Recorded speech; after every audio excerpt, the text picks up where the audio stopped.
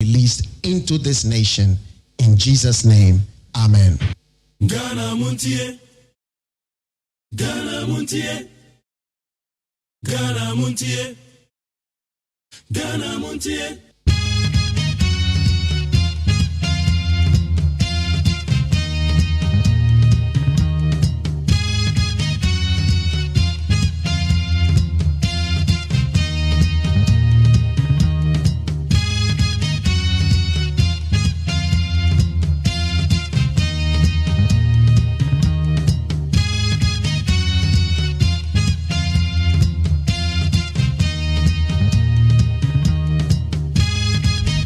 And none of us, you're my Ghana phone, you know, quite by the Bagana Montie so. Ever need 100.9, yet and I say, a soon a tono. Bobank handing in Patame sooner to papa. I'll try just and yes, I'm control.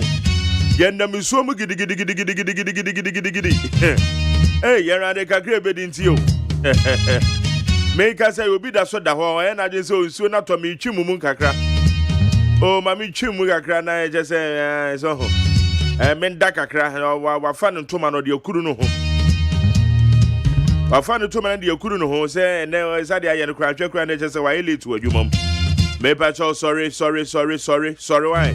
sorry so we ma me ka kire so wo hwe obre na no nsia na ba pa on sema no aduanan 640 de bi kafro nonum nonum na ba pa on sema no aduanan eye 540 ti ye exactly 20 minutes.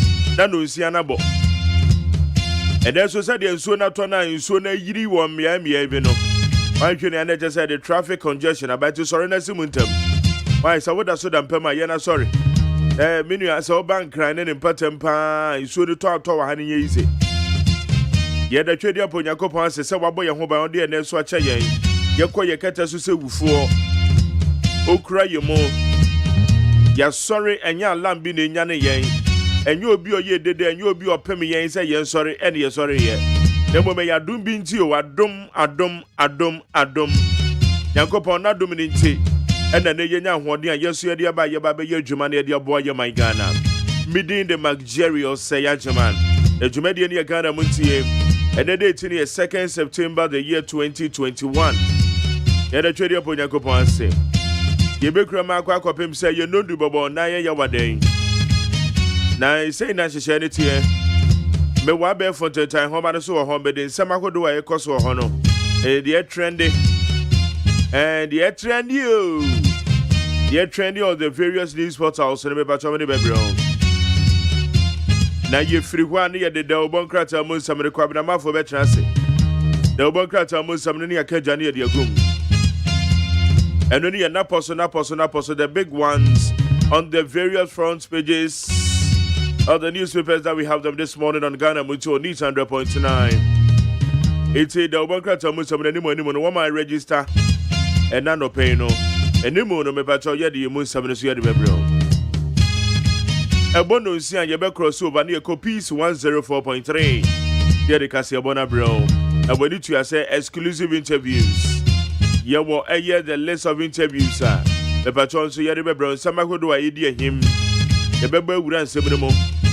Na ye juma dwen kire ye begina wane money ye besides him sending na the amount ye be besides him na the amount ye begina wane mo ya yes e juma the amount na me dia seda so be ma ye kwadwo da me ado abone takra ne ma ne ye kese juma de na nya mi guto na me di kwadwo da me ado ono no ye producer o gina mechi sanra so na ye abena frima abankro ono no you in charge of the social media handles in nyina me no ka say adwuma de na ye live ewo eye Facebook eye Neat 100.9 FM Neat 100.9 FM adwuma de na live wo ho saboko eye YouTube na Despite Media YouTube na Despite Media obe hu Neat FM obe click adoma no so I just said with them aya like the page obe like the page no one share. O comment bi a wo bi a de be fa 050-372-1744 050-372-1744 e when are the comments ni nyina be fa na makenkan na busuya media ma e wo Neat 100.9 so aya me jeja ho Bompire sa wepie.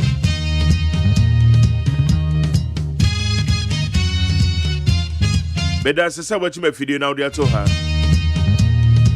Poswa na tie na ne pankwa na de bebrɛ. Ghana Montie so ni e wo need 100.9. Yankwa bevo de tan homa na so ni ahwe sɛ de ansɛm na ekoso e wo hɔ na mu mame kan o. Sɛ de nsuo na tɔ no. Sɛ oban krampata mu sɛ de nsuo na tɔ no mesrɛw. Baabi a obeduru na be nsuo nsuo na yiri wo hɔ no menya kakabe nsɛm enkonkofam.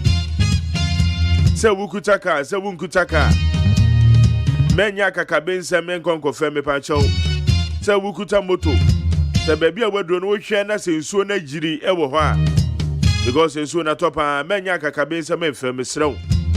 We na yafutuo na mede ma wo. Because said the nsuo na agu mu no.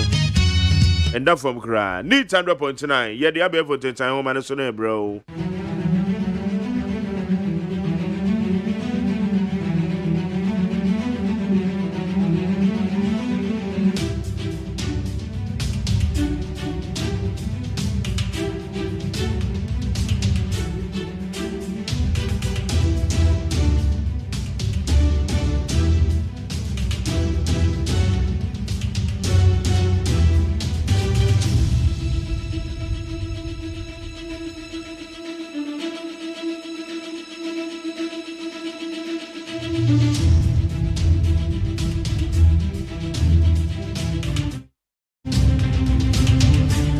Right, medical and media said that the my peacefmonline.com, my classfmonline.com, citynewsroom.com, my John Online, Star FMGH, woman the boy me abe fontin time home and sui. A samako do idea him or no, maybe Kaja Gumina media mount I would need 100.9 so. Yes, shall see ya. Chaos erupts at PNC press conference over General Secretary suspension. Chaos erupted at a press conference organized by the People's National Convention at its headquarters in Abavana, Accra, on Wednesday. Abusia enran yete say ye PNC for one more year press conference. Press conference na one year nyina ne fa one more General Secretary Janet Nabila a woma suspended no edine free a year amanyoku ne mo. Eno ho press conference and na no ba beye. One more yes na ye executives ni bi. Egbowura mu e wo ho. E chese na nya asem ketewa. Enra PNC headquarters Abavana. Enkra ha ya na nya asem ketewa wo ho. Enam so ma chese o ma tutu bia ma mo ho pa kwase anyina piem. Nkwa asem mo asem nyina piem wo ho. Enti eba ne sen na PNC amanyoku a e chese mo boabo mo ho. Yeto aba 2020 Munya be 10,000. Muma gum kura twamo. Gum. Ghana Union Movement. On for the first time our contest yaba. Nemo nya yakura no na PNC mo me ho hwe. E na moko ntokwa. E di ampa na asi e wo PNC mo. E na no page bedi ho komo. To whom MP's driver who inflicted cutlass wounds on MPP communicator arrested. The Suhum police has arrested Kofia J, alias Jamalu, the driver of the Member of Parliament for Suhum, who allegedly inflicted cutlass wounds on the new Patriotic Party communication officer for Lower West Achem, Bernard Kwesi Amwani, during a free-for-all fight at a funeral in Suhum last Saturday. Teddy Babeto John MPP for woman to go boom MPP at Chitafo Nibi. Syria College. And Chitafo Nibi, Ediko Bomu, a brown book a year was home. No, Anna Brantie ya. Used to say or driver MP, but MP na baby no one say on yana driver. In minim the entire trousers and a driver. A Brantie ya fan Jamalu. Jamalo said Jamalo, Koviaje, aka Jamalo, Okotre Sekai. Edikam woni fita ente enam so emande police fo akwa no because that police fo hwe no ma akwa no enti anosu mu nsem eno no. We are working to increase feeding grants. School feeding secretariat assures caterers. The National School Feeding Secretariat has called on aggrieved caterers to reconsider their threats to embark on strike. Minu yansem ni nyina ne se enra me de tudwa se eye yenu no mo no aduane edema ye mofra wo mo basic schools. Eye primary level basic schools no aye friend school feeding. Wo me school feeding. Wo mo kan say school feeding no say 11 cedi na aban tua wakwada bia ho no 1 cedi de to de. Ende me ba seda me ma no 1 cedi e de mpa na seda betim de ato. Na 1 cedi ne kura na ban timu 3 pesos. It is ka 97 pesos. Enye 1 cedi mpo. Eno no mo say won beko eye strike won be ye kire. Enam say sika bo ya ban tua ma mo pa de enye papa. Eno na school feeding secretariat aba bonti abeyi ano so munya botre. Adwobrewo. Wamugu so enye hyehyɛ. Se wo betumi atua sika no amana kosoro. Eti we ye nsɛm a eno so efira ye school feeding secretariat aba betodwa. Ene enya omo ye no omedi nkomo. PNC confusion.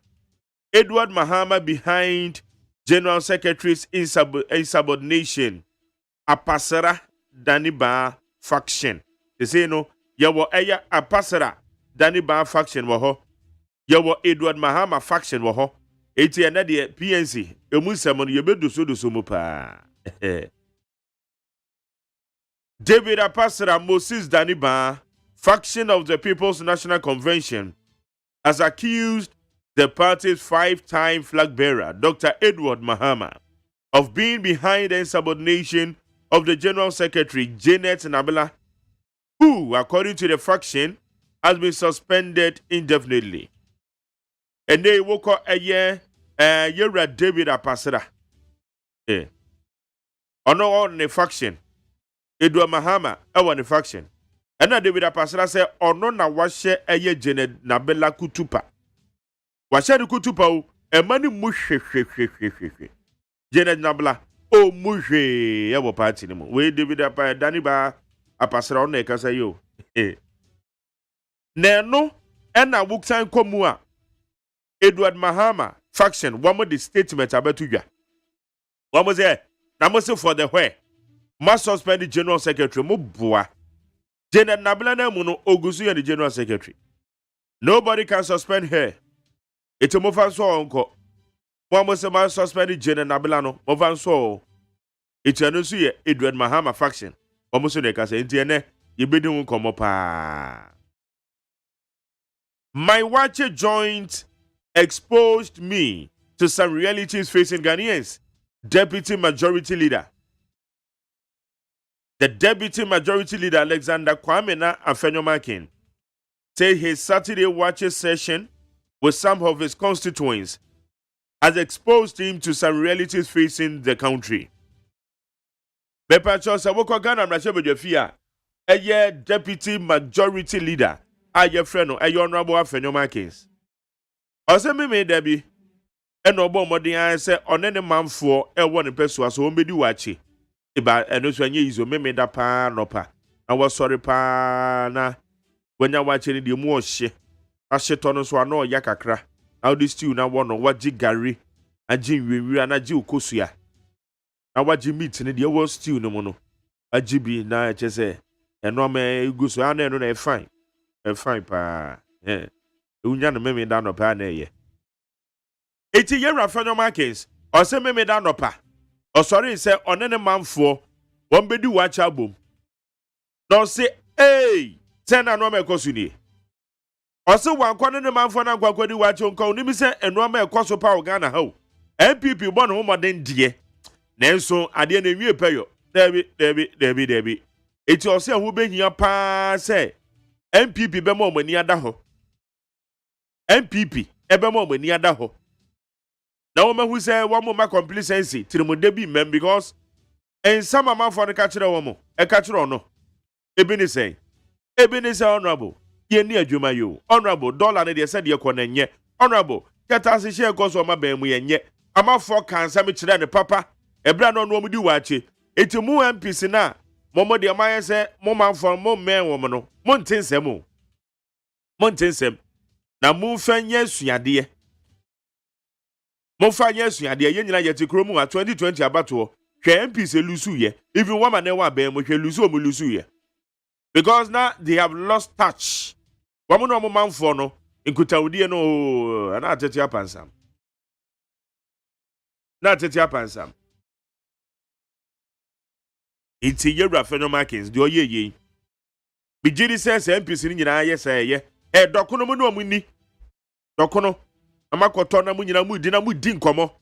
Na betensem. Wankasa wo betensem. Nti dia eno so aba beto dwano no. Special prosecutor calls on AG, says he is reviewing cases. The special prosecutor, Kisi AGYEMAN, on Tuesday, August 31st, 2021, paid a working visit to the Minister for Justice and Attorney General, Godfred Yobo-Adame. SP1, special prosecutor, Yura Kisi AGYEMAN, SP1, Oko ye Nini Godfred Adame, or say, Aye, we dear me ba besrao, besrao. Now say, AGYEMAN me be bono. Me be boy, AGYEMAN pure. Or see cases we will have a review. Eric is said, AGYEMAN to wo cases ben will review me. Cases will review me. Special prosecutor. Special prosecutor. SP1. Eric is said, AGYEMAN. I say what bay. Obeswa manfu agu mu amode amodi Ghana ska no nti ne samode atudwa no nti ene we dia wasomu a abusa me di Magerius AGYEMAN me dia sada bema peacefmonline.com na me dia sada ma citynewsroom.com myjoyonline.com classfmonline.com Star FM GH my news GH other relevant news portals me da say wo mo de bo am ya be for teta homa no so yi yede sama wo don yede bre wo neat 100.9 na kwabena mafo aba na che no so de ekogie na me bom pa pa se nso ni nyiri mfa no na nso nyame adom waba ba bedu aso bi kwabena brapani yes sir boko na nso erade adom yede nyankopon ase nyame de ache ye na ayi anade nkofo bebre pa amafo bebre yeah Atimota highway no yeah free of anchor barrier yeah ba no ade ba be senior plan no yeah went through best point no one highway no so highway no so pa na best yes point ho no I say nsuo to a eta ho ene echen river pra enya asem ketua enti me ba me fa ho me fa se wo mu a wo mu ba no dodo na yo wo mfa fom because traffic ade beba ina nsuo no eta wa minim se fire service for na betumi akotwe se wanum na betumi akotwe eta wa na no aye na anti eta wa na no awe enti the traffic ba ho papa na ena nso de eyiri enti the other side say no this a cars esoso and etumi afa ho wo matumi afam te say articulators no but cars nketwa te say saloon cars ne de won sa right ne de wuntumi mfa ho te say wo fa won sa left no enti na de enkofo bebre wo ho amafa so be hye okay Babana we de krata na kakra ba we de mi enu pe Eto mo nsuo di wo mo antumi amfa amantem asemo ye kaje ngum de ye abusuafo we de mi enu pe na wa ha aye telegraph na Ghanaian Times pe watra se enipa nan ana atoa na nanom wansia do e wo North East region wa bra ensu anu atin pa etoye their friend is a torrential rainfall no ebi atowo North East region enipa enkron na atoa na nanom e wansia do afei state media no na Professor Kakari etre se asasa ya di ya ho state media houses no asasa ya di ya ho na ni kwan se aban eye remote control ye pushinu anu anam ha ye pushinu anu anam ha media houses ni bebre no kura da ha kura wantumi nka enti akwaya nhwehwe animu aduma ene ye ekwam de nkofo yeso o mamen nkofo osu yeso o mo sere o mamu ayade yese da bi o man ni munya den enti wase asasa media houses no a eye ankrankra de se hwan de wo mu ni wo mu ho ye ni kwan se obi ade wo se ebeto wo no so se modia monka sama aban no enti ya ponche kura ya sesebo ya akokɔ kura ya sinantie sansam no ena papa ya trese yanti yehu efri sa wo hyɛ mu afei public lands and sasia ɛyɛ aban dia na private for ɛyɛ anu ɔmo akɔte obi akyi na wɔmo ogye ɛyɛ anu ɔmo akɔte obi akyi na wɔmo ogye no Minister for Lands and Natural Resources Samuel Abujinapo ɛna wo advocate yi wɔse asasi egyae sɛ asase ɛyɛ aban dia na private for na akɔte tankra bi akyi na wɔmo de mansoche na wɔmo ogye aban sase enti wɔde ne mfani abato anum sɛ yi a wɔhyɛ tete atade ni bi ɛda ha na Samuel Abdullahi Jinapo no anso wɔda Democrat Ghanaian Times yanim and what as iron and steel industries no ebekret more jobs edi amamebunu no a ɔka ho asɛm ɛwɔ ha na emra sebedafo mienu 2 MPs ɛna wɔmu ɛtare nyei mampanini na bedi etire ɛna sika bi ane yɛsi ntuama wɔmu no ɛno ho asɛm wɔmu ɛtalanye ɛwɔ ha President ɛna wɔbɔ Rotary International for abaso contribution a wɔmu de aboa ɔman afei ukwa voter regional wɔmu sɛ teenage pregnancy nkwadaa no a wɔmu nyenyem yɛ 2020 ebi akwadaa 9 years 10 11 12 13 14 15 16 wɔmu anyenyem yɛ ɛwɔ voter region 2020 nko ano ɛyɛ 6,000 enti ɛbɛyɛ kakra no kɔ no mu a yɛnya obi a wadi 22 ana 25 ya kwada ense nachi afei wasadi aba North East region one mu asɛm a mekae no watase nipa enkron na atoa nananom wansie do wa bra kanu disaster bi esiye ɛwɔ North East region we ye awrehosam kase pa esi ɛwɔ hɔ na enche yebeko peace 104.3 FM so akofa no nsia kasebo yebesa baba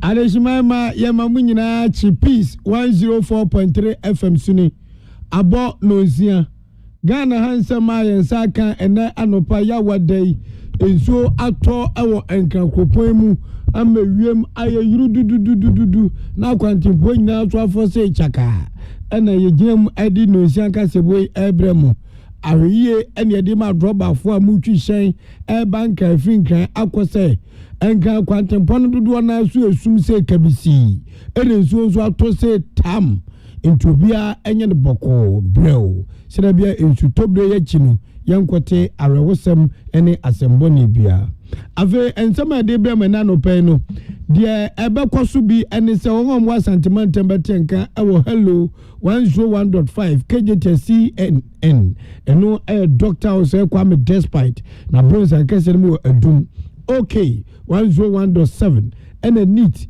100.9 mienu ke ho awabekan kwanta enkrankopam mu maamu wachichini benchen so munye na jamuni wa yedi ho eye Fila FM Tamale na ewusum wo Rock FM Takrade Dynamite ewo Takwa amanfo wo chimembeti enka na yebosome FM achimso aduo oti region so beti enka eye hin oti FM station enkwanta na ejigu mikire biyo no na Dynamite tasomo Takwada dande na chese beku enima after 2 radio bichim Jewel FM dia yankwanta Asta FM techimai Rich FM eno ewo asinfosu munsum ewo Liberty FM se wiyo so ena the beat se wi asawe so amanfo wo enzima etiene ewo enzima FM Apollo FM se yen enso enienie ti peacefmonline.com ghana-today.com hot digital radio London eho eyo himakrum amanfo anopai ensema ebano na adodanko agufo ado Ghana peace dia tudwa se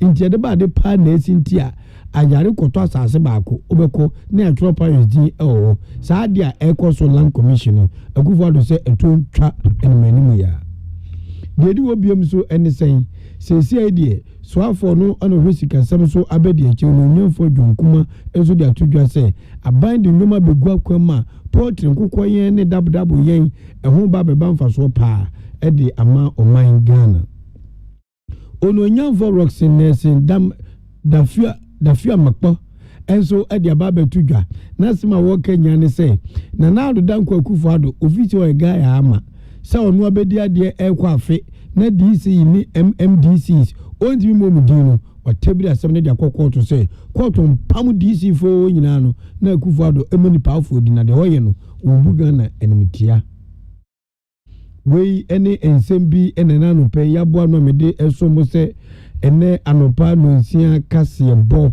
na ukopiem ewo Kenya deputy president awo ho chese mampania bedi akire no apozi for maako ahanu ene adunum enso 257 ena ebo no ho ban as what having get kura kipa kwe nyina no bobo no ban emifonya potwa we ene zembi ana no pen yede ebremu shele so na ka se nyumakuo bi eta yachi Kenya asem no mu ohwem papa KK Pipra Roofing Company Limited again KK Pipra Roofing Company Limited mo abonso ba ne meja pai enzo na start hwiegu no amanfo jale enzo no benyu no do hwe adepa de ofia oye adefon de munkanachi se wote se abo KK Pipra Roofing Company so a na ya anum ko ni di shasem ne kanu e benchensen papa de bodan so medan ye bompete sampete enzo to awiabo etimdi etima eye KK Pipra Roofing Company Limited se di enzo start ye jemu eye enkrane ne group mu amom di nnua agwam dan so mommo so dantema sema asem na atomo nanso senka otie yase na akoto nchense papa bi o KK Pipra wa benya kala wope yesabebo so pempan e amount arishma mamu fe KK e 0244 912 100 0244 912 100 and 0242 662 002 hwe mesi uko KK Pipra Joshua ne kwanya yira kwan enkrani so mu kantimpon baby a police barrier no won bugunifa KK dia dependable herbal home si ankanche Ghana for say enso tuto a ese utimi so efa ho adwen emmoa na from ntontom omo be pai nkosua no ma bewe mo se wa mo ho ba no mo rewa obenya 3D yade so ekum papa said the malaria eku amanfo ebibimemu ano so ampe adom for product TB amba adom malakio ebe kill malaria no ama ho ato obema so de umema sam adom natural man capsules for vitality and stamina bema bua wona ne kwa ekwanti ofi osi OSEI mesim krache shine your eye money na ho kope edu papa nanom adom natural tonic ni o eno eni adura no krenie aboa bi yetim so ahomacha no pawie no na yeba adwuma First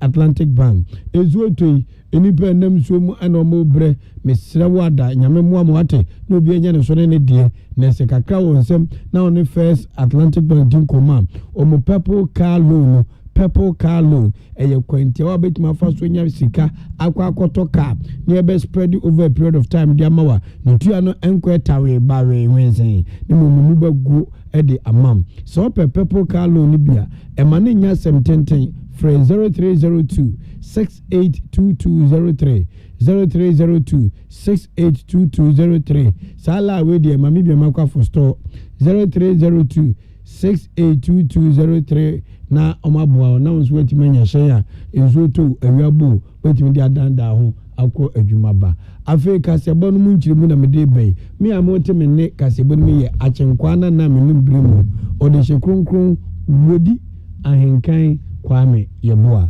afi kasebo no nchiri mu enie Ghana PSA yaman panina na adodankwa akufuado enra wodi dwuma bi ewo Jubilee House a chese na akono na efe papa abejoko nipa makoma kwadu nunu eye 25 member ombeye ensase ho adwuma ewo oman Ghana omiye Lands Commission Board womu no mbabeda ensase semne hu akone aba nyina na Ghana mampanina na adodankwa akufuado sewa pani due mante ampa no kreni enra ensem papa ndi tudwa no na ehu ehwam papa ɔsi ɛno ane sɛ na amen yɛte Ghana ha na obi atime anya sika na akɔ akɔtɔ asase yɛatɔn ɛde ama Agyare Arafat nanso bɛkɔ no yɛsi agogu a ɔwɔ enswom baabi ɛfɛ number 1 ɔno no ɔtɔn asase ne de ma ɛyɛ Agyare Arafat ɛnso Agyare Mfenko Lands Commission no na asase ne din no yɛatwerɛ obi no ocean dim na ne ba ne sɛ ni ɛno ɛne ade na adedan kwakufoɔ do ka sɛ pepe no asini pen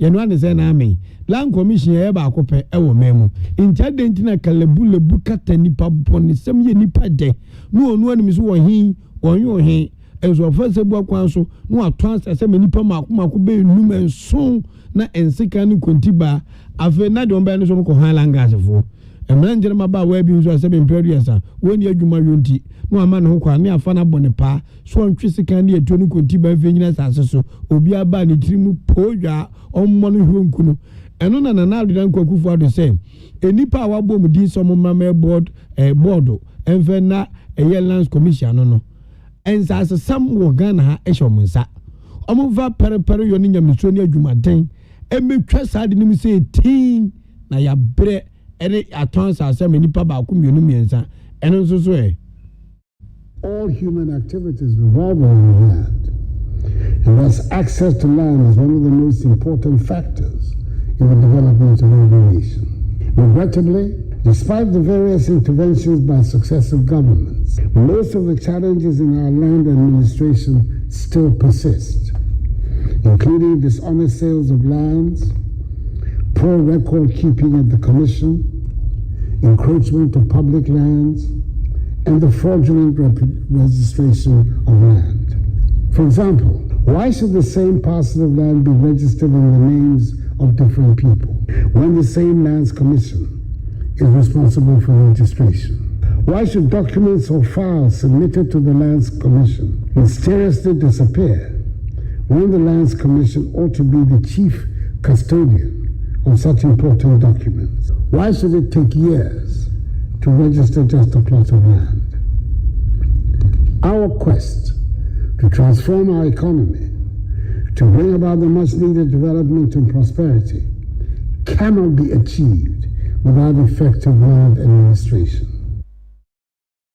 Any amuti ye Ghana mampani na nado dan kwakufoɔ do se no ansa na ame so obi abɔ mmɔden abɔ braka bamu asisu akoto proto ba akopɛ wo register asafo chesenyo dia wo register asma chesenyo dia chese se ngonwuna hu wo bi ze fe mo hibru ni wakotwa siye no atonfa na no anu opani a ono nso na wo board chairman a no Ghana mampani kan na dwenkyerɛ mo se eno ane tan sa asema dane man so twe krom ha twetwe ase kan etuo nipa bia wudi masasi na mu fei nyambetuam adisa awu injoli towura Alex ni kwaite kwenu anim se papa ye do betima ye bia wo na opani so no yi a de mama mpani ni.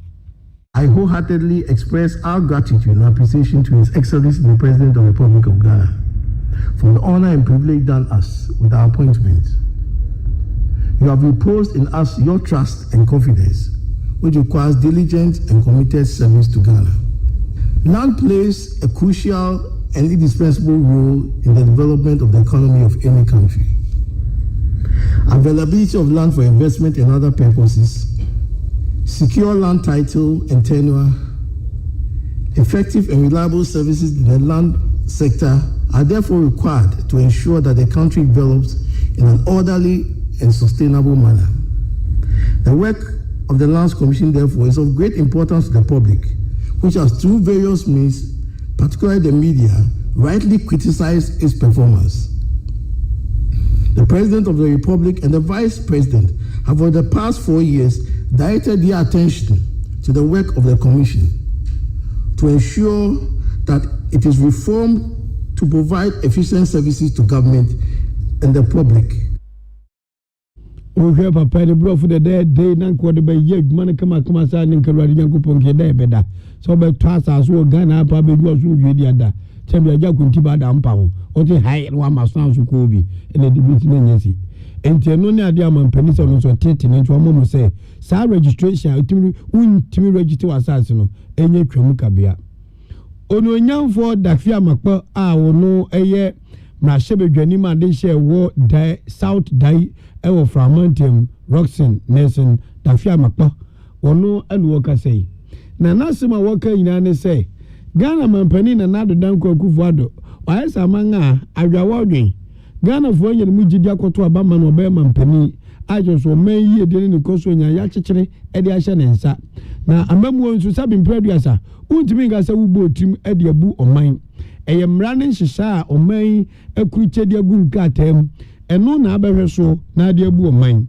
eno nti papa ne se de mampani ye no so mampani woni ma o kama na tese ne ho ehi papa Ghana mampani na kufuado no ho ehi ye papa anu wo yi a che krom ha e na sa read nanim na wo kwado oba o si wo de Ghana fo nya mu gidi etu abama se mampani do mama kwado ko court supreme court about atun baby say papa what do you you want to say mampani I just was soon you dey won say can say tam I would you bu me na emra ko na do ba bedi ade se mampani 1992 constitution SS ni people say obi abedi ade so awie pe onya boafo no mbe adwuma eno na fe ne mensin ka chimpanifo sa mensin ka chimpanifo no omu na Ghana mpuntoni ni ye die nyina so ma batiri so nanso akufo de bedi ade de tosum yenu kwa de ne ejai watwi na ni kura onte kwa say yem obi nya DC anase MC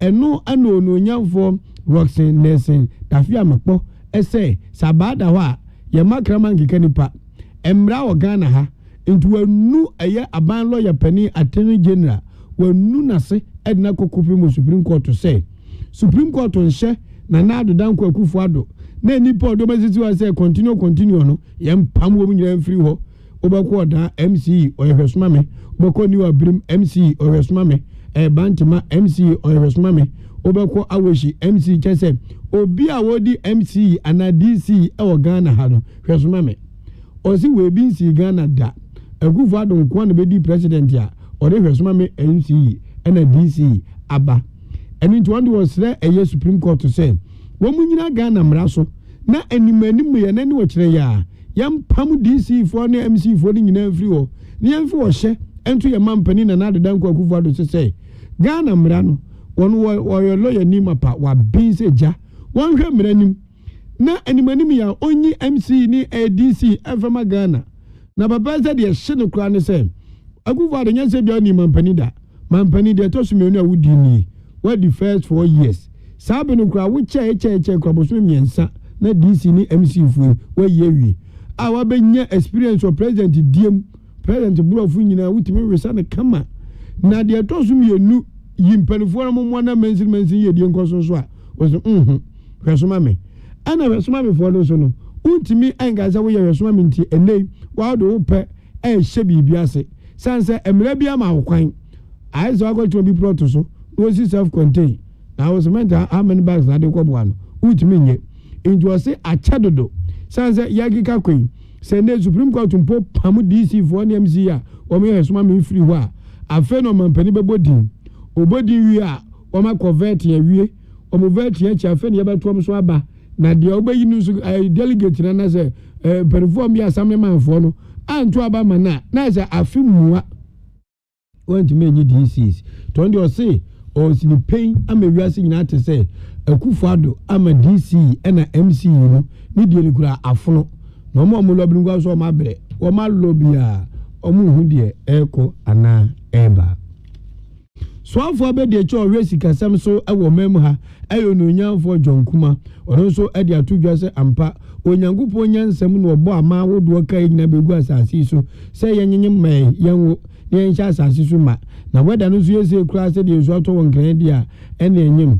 eye simple kura na nipa wonyi oba wo no no zampa asudie kese eda wo so se oba se kura e ba asase so no ombenyi aye kama na to da bi so ma ye timu no enkwa ni bi atrope enkwa ni bi timi nya kwotwoko bo se de timi eyimfiamfia na esi so na nyoma ebo amankwa ni nyima mo ye fe pa ene se calcium ni protein ebe kom ni paduam na calcium ni protein no so ebi won krantiem ebi odabonam ebi akokonam ebi won kosuam ebi aduane galim na oma wezi ayetimi no enkuko fun agye Ghana Mountain so abo na tula bi na adadwo atimi se no ma we kwampo ye ha pa ene se ha ne de echen otwe hunwin na ya akrado kra atimi so fo Ghana ha no nyina wi e ha ne se yetimi kra enkukofu efri amanfo aman so se akokọ no pete o pete ba se o pete maame so o pete nana se o ya akokọ ba so ya akokọ maame ana na utimi hu akokọ bi sere na do bi plate so yam timi jo place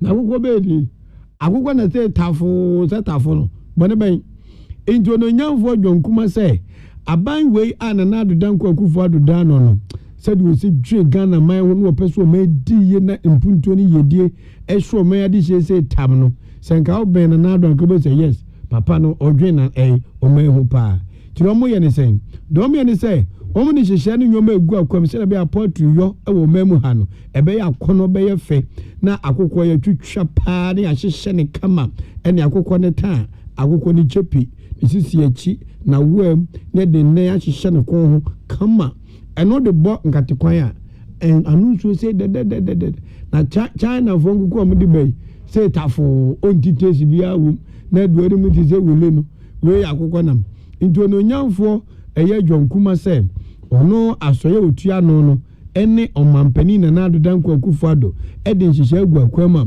poultry farmers afedi packaging a ye ba be yo wo memu ha no eswani sese kadekiro no gidie mapa so me yesa adwuma we a ebeboa ema poultry yo aya akono ewo Ghana mining. Ghana Export Promotion Authority mpanifo so ede ababe tudwa say ene Wamu any plant protection and regulatory service directorate omo ehye asoya ehwe aduanesem nuclear nsem so wo memu ha no ye map bia beboa amomahu enuane aye dua wo memu ha de betimi de akwa amonone enhihye ne nyoma ewo ho asabe mpraduasa enkwese de Ghana nyoma kodu amonone European marketer yeti da bi Ghana ho mudi sudi agum temo fanko na mamu kodi mu sudi Ghana dwongo enyoma efrefrem no enye ene nipa panu anya Bible nsese boni nyina nti eni sika odasani emman se enwo ayaye ne fefefe nwunwehwam ewo kwai kede impotem ho no ono ba kotongo no na be hye enkra ha wonu opese enwo ani yakọ se Yesu mojanti na akwasi se nduo bi di agum entu ba kọ no maami a we aduane gali osanwo ibia eche Yesu moja se ko se nipa moja adaya odi difo ase bi hu ahwan edi agum se tam na akwa kopia manane abrofo nso ombezo munyinche omu de omu ntse bibia kabo no entu omu ko nom de fan video so ewe de anwumu nie enwofo sa de aden enwu na mudi aduro ani se twon maboka mo san fenko eno ne ade a aba wei empese ebetu yentinu opedi efe ne dwomenu oya Ashanti Regional Director of Agriculture Reverend John Menu eno de atudwa ache Samson Kwame Nyameche say sa dwumadi a Ghana Export Promotion Authority eno omo ye no ba be so aba papa omudomani ebe konwoma ye dua ho se bobi ankodua ade basa bi keke na ema meye o haw emfe mayen na ekwafo so ani beje sanse ekwafo ani beje ni say emam free seedlings na say seedlings eno agwagwo ye eduaba ye dua na sa eduaba ye dua ebi yentute enwoma bebre ewom na sa seedlings na ye de be mo no nipa ebe monitor agric officers na amubamo mani akun se nnuaba ye dua nya no ebe so se doso amye nya nya biadi na nka tetekwa na nka mango bana so okọ mango dua ase a obekọ no amuku adna no akabi opu adna no akabi akanchet na no akabi ye na nanom nyamna na kwa sapo wose di ampo adna no akam enede ntidi no bi ezo nei enoba ye dua nyina fochefoche na him na ase ahye enti opani ene Samson Kwame Nyameche ebonkomo injengo twetwe wie sisi aban bai ode nhihye bebre aba ewo yekua adwuma no mu na nhihye baako a na eye planting for food and job ne nkrabata baako ye planting for export and rural development nti echrense ye enioma ibetimi edibi akwama no ne na sa adwumadi a yedi ebeboa ama yebenya suehunu enioma ede kwama no ne ba bi efiba na afei so yɛbɛtumi aburukyire adwaman so ɛhɔ hyehyɛ ne bia yɛbɛtumi ama yɛde nneɛma kɔ aburukyire nnɛ no wontumi nsɔre asa na wɔde nneɛma kɔ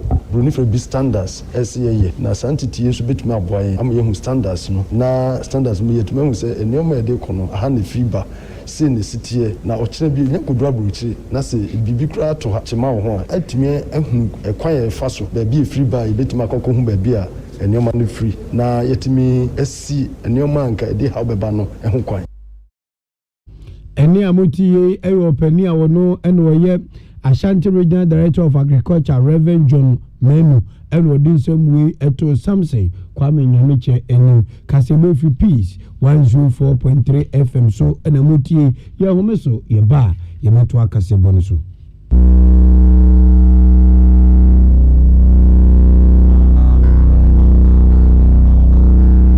Peace FM. So wakoma ho hyehyew ana ebo periperi de broni kan hardware no a ɛde ne sɛ woyɛ na sɛ woyam so atim so wo be packing a farmer Martin Silver Salt techira kwai entem ehwie nsu agu glass mo ate Martin Silver Salt no ba ko ano na wo de agum wo be hu sɛ ehuru wa glass ni mu na wanom Martin Silver Salt ye won orange flavor ana ba ko so ye plain wonu mu a ho beto nemum edi nanu na ho ntowo a ko hu doctor Amanfo, the Amoka Freddy's Corner Home Appliances or the Abba Freddy's Corner Home Appliances Center. Home appliances are a ye papabia, a biwo. Brand Ben Aupato, Samsung, Nokia, Media, Apple, Nasco, Infinix, Huawei, TCL, Skyway, West Point, Sinis, Nina Iwobi. TV, air conditioner, freezers, fridges, water dispensers, and Nidia Kekeka home. Nia ubenya good warranty dear. Ko Freddy's Corner Home Appliances ukokumemle. CCTV a Boama monitor of properties and business at anywhere in the world. CCTV need a hole. A detector, clear pictures, Wi-Fi connector. Ultimate connector my phone. Our monitor baby a wo wiasibia. Freddy's Corner Home Appliances Abeka Freddy's Corner a Joshua Hodwa or ton phones and a home accessories no. For 0544 959195 and 020 7937323 and now so Boko Komemle City Light in Chehwa. Na ya can discount any achadia ubetiasie. Freddy's Corner, home of authentic home appliances, phones, and its accessories.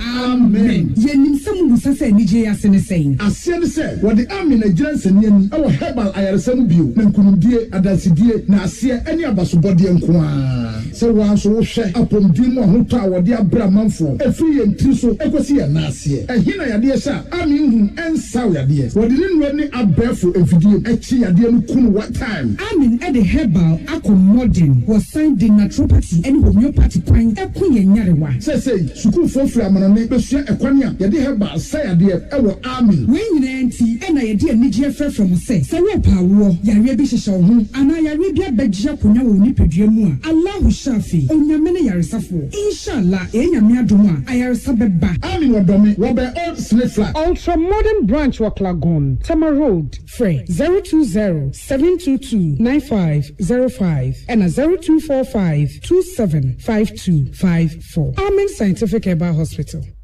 Peace FM. Tune it in, turn it up, Peace FM, and rip off the knob. Afe yadmu kopiem ewo Kenya Montie so na nka Ghana ha kebega ze ebia His Excellency Nana Danko Akufo-Addo na bedi eche His Excellency Dr. Alhaji Mahmoud Bawumia ne wanse menkeken na su Kenya memudie ye vene His Excellency Deputy President William Ruto na William Ruto yi ena ne ho abasem asema abane say enipa ba akufo minim se Heaven Gate ye betu aso no abambofo a ebo ononkwa ho ban awme police officers kagana ha enka IGP dampare ujinem Ken Yeboa Director General CID konoju jinem kufudo achemo action man mu nyina jinem George Alex Mensa COP komu nyina jinem enipa maako ahanu eni edunum enso 257 and ebo deputy president no omampino be de chino omobo no ho ban nim boni a wadi watasi nim boni ono gwa wadi watasi so a approach for maako ahanu eni edunum enso na Interior Ministry Secretary Ifenfed Matingi owura Fred Matingi enu kwegyina ewo parliament na no wese ne brofo enu odi tu dwa enu awukuo ya se enei police unity no oman sakraye amene deputy president awo Kenya no abambofo ahwe ne so no yasesem na akwase enjiwahyew kakra ama eye Uhuru Kenyatta awo no Kenya mampani na nkasa one na bedi akire ndiye huani wani oyasuro ya na Uhuru Kenyatta no na kanana na yesinko tai na mampani bedi akire chise ko no Uhuru Kenyatta onya di president ni wie aise Ghana ha bi pepepepepe senge bia na ado di president ni wie a no Uhuru Kenyatta first ne de no person kana bedi akire ena eba brawili na yenim se aduani gale hu se su contract bi hu ena ezi omuntem asai ono madani akurafo na Kenya memu no mumra no utimi enyi mampani abedi akire edi semi na mvanse bia Ghana ha na anu bia akani jeja asem no Ghana ha de ndie za nete na uko Kenya o mampani abedi akire ne eyemra utimi nyina di se me na me president masake no dabi adu onu angasa resign se migina bia so mampani abedi akire no mediato ano Uhuru Kenyatta aka che ne mampani abedi akire se first no kota na gina se dia se munye ejikabe anko no se se me aiza ponchere ne siakoka eyino enche udi ade ahwintim kwa no oba wadi mampani abedi akire no tasty power on za ade ne edewu obi be se o se edepra enjo on resign na resign kina nesa asanti aizo o yeso ya sa anhwa mamome ho ban ya na akwanyamia na oyimi ede free ho na de ababede ya ne se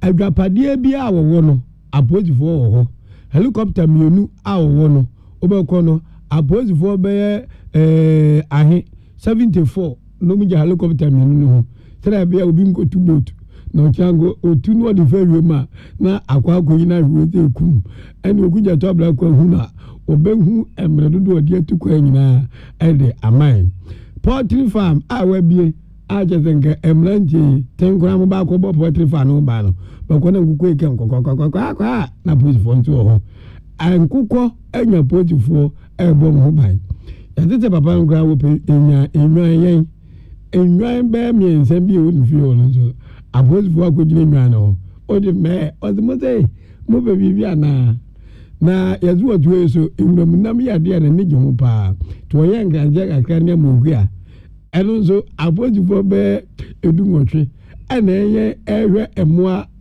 akrantie ere mo hu a ti mo hu anu mo ye hi wo gro mo de na wunya independent kura na aposifo mako ahanu ene edunum enso 257 na brebbre na Uhuru Kenyatta na memo tu se wi na be independent se wum ena yo ba kra soja for Africa na tamu meboa na mombo me ho ban nje nei amani afri Kenya eba ne se mo mampani abedi akire ekuta abambofo 257 police officers and portrait ne nkokọ ni nwan enkrantie ne amohua ne awu awonye omofi nyina no helicopter ni nyina no approach for no jande se ni agye se otuwe agye nyame okunu se ni poda se ni paso betimi abekunu die ebe de ede amma aha emi egina ne de anopa nsia kase gba ye bo anu peace 104.3 FM no esi dependable herbal home amu nsampa enduro bejiwa atrema kopebi na bobo 0242 223 555 KK People Roofing Company Limited a dance body omno mukrono 0244 912 100 0242 662 004 and this way chocolate drink what the lady and wapa e bobu bobia no pay the ohia and so share First Atlantic Bank everybody nyankopon people experience what would you rather go and buy your car with the Purple Car Loan 0302 682203 within the or the Shekronkron Achinkwana Nam Bruno Wadi Ahenkan Kwame Yeboa Ghana Montie Ghana Montie Ghana Montie Ghana Montie Utie oha echi ponkno Needs FM.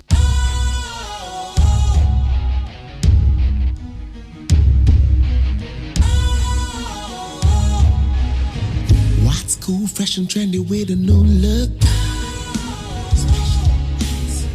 Makes you feel real good, that refreshing vibe. Satisfies you right just the way you like. Do you know? Do you know? Do you know? Ain't gotta do it alone. Specialized makes you glow. Anytime, anywhere. Specialized feel different. Always think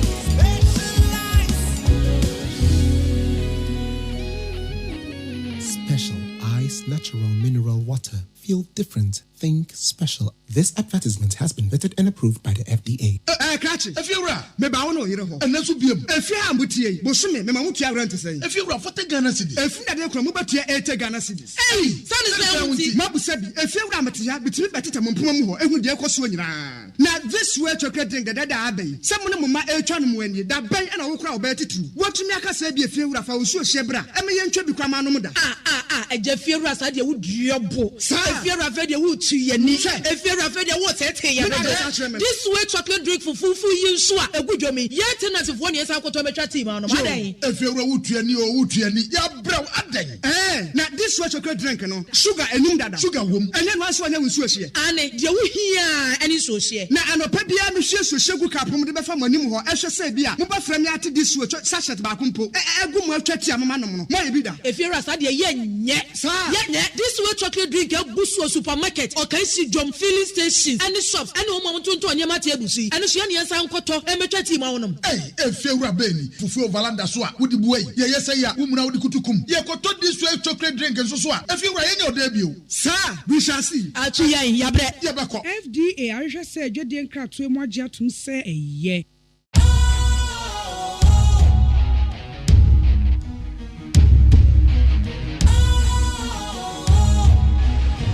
What's cool, fresh and trendy with a new look?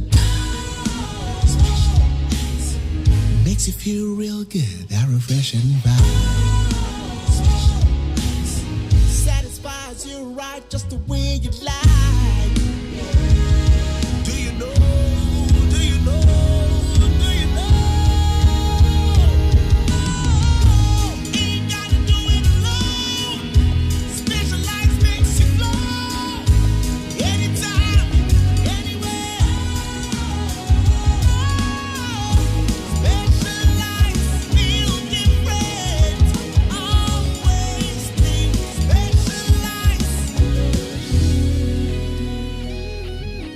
Special Ice Natural Mineral Water. Feel different. Think special. This advertisement has been vetted and approved by the FDA. Catch it. If you're right, maybe I want to hear and that's what be if you are Mutie, Bosume, Mamamutia rent to say. If you're for the Ghana city, if you are from Mubatia, 8 Ghana cities. Hey, Mabu said, if you're Ramatia, between Batita Mumpumo, and with the Equasuan. Now, this way chocolate drink that Abbey, someone of my Elchan when you that bay and I will crowd better too. What you make us say, if you're a Fausu Shebra, and me and Chubby Kramanoda. A Jeffia Sadia would job. If you're a very wood to your niche, if you're a very water, this way chocolate drink for full use, a good job. Yet, as if 1 year I could to a team on a day. If you're a wood to any or wood to any, you're brown a day.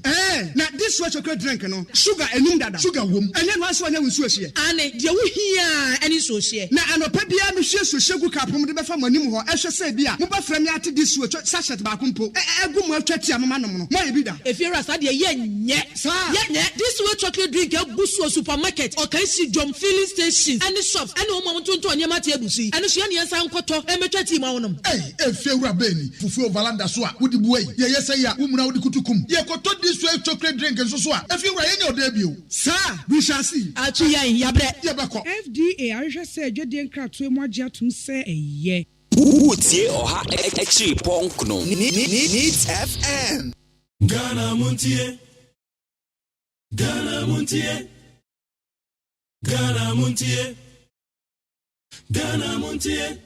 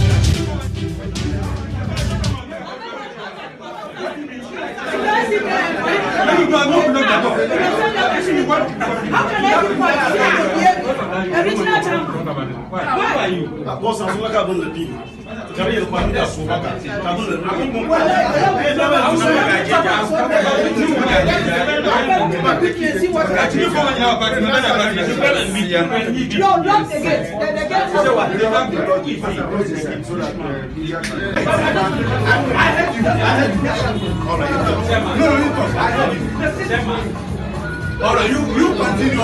When we finish, Janet is coming. She's also coming to also deliver. She's not coming here. She won't come here. It's simple. She's coming right now. So she will not come here.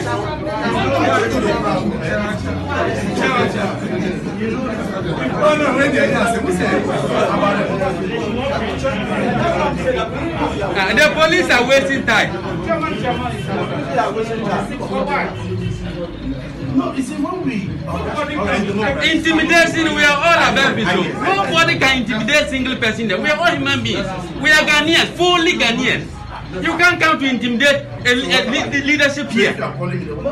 What sort of life is that? Are you bigger than all of them sitting there? What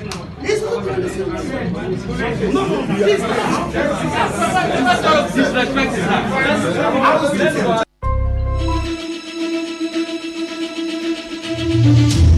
All right, I was saying, Makwabana, and Nia went out to Kwasiani Jimmy for a Bemunano. And yet, Amanyoku and this and MPPO, a PNC. People's National Convention, and one more press conference and Omokakoye. Nature say, one more suspended, and Janet Nabila. And no more 7 PA, and Tokwaben, the Kusu Abane saying, and none of Pebble Remedy Ajichiramunina. Yamwa bed the Bagana Montie so we need 100.9 Casaboni Diricani at Abrawi. Babanaman for are you ready? The Obakrata Musamano. Ye Baba Bobram. Midin the Magerion say AGYEMAN Kojoda Miado so aha. And ye interviews I would you winning in ano. Ye Baba Kajanagumacama. For what you 0500372 1744 05037211744 and crying in patterns with the insuna topa heavy downpour heavy floods. It's baby I will want a situation at the same 05037211744 05037211744 Kwabrame Mwakwabo Abraham Joso good young quite another one crater most of the as well. Ayo Abusuafo the Bokata Daily Graphic anim na me wey what the Professor Kwame Kakari ya waya chairman ma board of directors ya World Graphic Communication Group Limited nimfoni abetua na papa ya sama awaka ne se esasa ensamtrafo ti wo mu ho said ye be ya politicians no en control ensamtrafo and ensamtrafo no krampa da ne politicians adia ye tuntum pa wasi ye fita adia ye fita wasi ye tuntum entin samtrafo bebrenu a aye hypocrite womuntumi nka nokre womunsu abeka nokre kakra no womusuro esanse woni wa akokasa konfo sekọ na obayare a wode nakwahe ena ensamtre adwumakuo ne binum so wo honom a wankasa wonuanom no wankasa beton adanti ne wamu nyina di ntura na obeka nokre enti wo de dabia da wonko a na woda watankuru wam aya atete no hawo a ekoso wansamtrafo adwumakuo bebremu ena adwuma awuranom de nso honom a politicians no tutu wonum se koliko se wanya asomasi amfiri wo eto a yade baba ba to so akura wontumi ntua se wampam wo benti amfiri wo se wanka ntra asomati so wanka nanuntum se wanka ntra benti so wanka nanuntum enti amansam trafo adwumakuo bebrenu a akwa ye adwumakuo a no kura ka no ayade enso wase asase wo muti wo mu ensuo ato your friend is at torrential rainfall. Our northeast region, a tiffy mantam na making. Nansuo no toye. And she amabia, woman din name, assessors and nipan bi o, na no swadri, and tia nipan kron, and na ewo, wa bra and subransem atoye, our northeast region, etifi mantemu asam ana meken wasai de Samuel Abujinapo honorable why minister for lands and natural resources nimfani abetua ana papa yi kasa na ne kasa mu atere se ensase ya aban dia ya ankrankra bi sa aban sase dia ya de omu pe no wase ebraso obi a wonim sa asase bi ya aban dia ya wakwa akwaje abosu obi atu esanse omu baba gini nyina na de aban pese wode ye no wode aye purpose wa aban ti asase ne de to wo no enya se ne wurafi ebia na hoboa ne ntomu na private individuals no akwati tetenkofo achi no wo monje sansase no eno na Samuel Abujinapo kire se sansase ni nyina wo mu eba beti e de afiri wonum nsem a minister for roads and highways Kwesi Akwata wada hanum se ya wakasa na wa inspect damage site bia insuo toye achi wanum nyina se wanum kura awo karariga wanum no wagina wa inspect ye ya watese insuo no ato ama the problems bebre aba wanum a epaya bo awa sentimentam no wo sra ban se ebetumi a anka wamu a tete baby a wamu aya kwari no wamu ntunkwa baby ba te se basafa 500 meters ya wamu mai baby a wamu paya bo no esanso wamu paya bo no a etumi woso asase no etumi pai kobo obi etumi pai kokum nipa enu nto mba srese wamu a wamu tete mmia wodo no a aya wamu paya bo no wamu ntum nkwa basafa ba se ahanum 500 meters said the abaya enkofa we ye nebia emma jumedia wamudi ye emu nsem bi na the Bokata Daily Graphic ade aba nim ho na Ghanaian Times ye nim ha wade aba no wata say the same thing ensuo toye ewo etifi mantem enam so ama owura John Alasa Kwaku North East Regional Coordinator Emma National Disaster Management Organization NADMO and wa confirm wasemi ade akyere nsam trefo se ensuo bi eyiriye ewa kyere pone district wo ena bi nsu eyiriye ewa Mogori Mamprugu ena ni nyina wo Mogori Mamprugu district wo no mu a na eyensu akase mienu ena yiribom na yiribom na tiba kuronum enti ensuo de say yensi ne kwa ba bi obenya bia no wonam eno na nam soma asai ajapade adan ene no baye bebre ema nipa nkron afam wato ananam wansia de ya afa wasade aba Ghanaian Times yanim ha Samuel Abujinapo was minister for lands and natural resources and what say Ghana mebunu dodo na benya adwuma ye ewo iron and steel industries baby ya nade enti womu asesa nadego ediko baby ya nade no womu ba benya adwuma ya emebunu bebre na womu befa womu womu akwakonya adwuma emra sebedafo mienu and womu di asem kwada court say sama mpanini na bedi etire yire sika ya de baba mu womu no enya ade ayi womu anika enti Supreme Court betena asem no so mampani na wobo Rotary International fo abaso se ba wo man mpuntuo ni ye die mu a wo mu abomode panti mampani na nado eda hanu a Rotary mpanimfo wo mu so da hanu a wo mu tapita kama afa ukwa voter regional 2020 nko a ebra lockdown ba ye COVID-19 ni pempie ye nyina ye nsa dem teenage pregnancy a wo mu record ye edutem kwada womu nyinsan ye every 10 years 11 12 13 14 15 16 ni 17 okeka wonum nyina abom a enipa enyem ye ewo honom nko a aye 6000 ana womu nyinsan ya wotre se ayawra wosam kase pa ewo voter region wa esesem penimfo tunwa namon na womu ye hu bibi afei Jumedia bi ekoso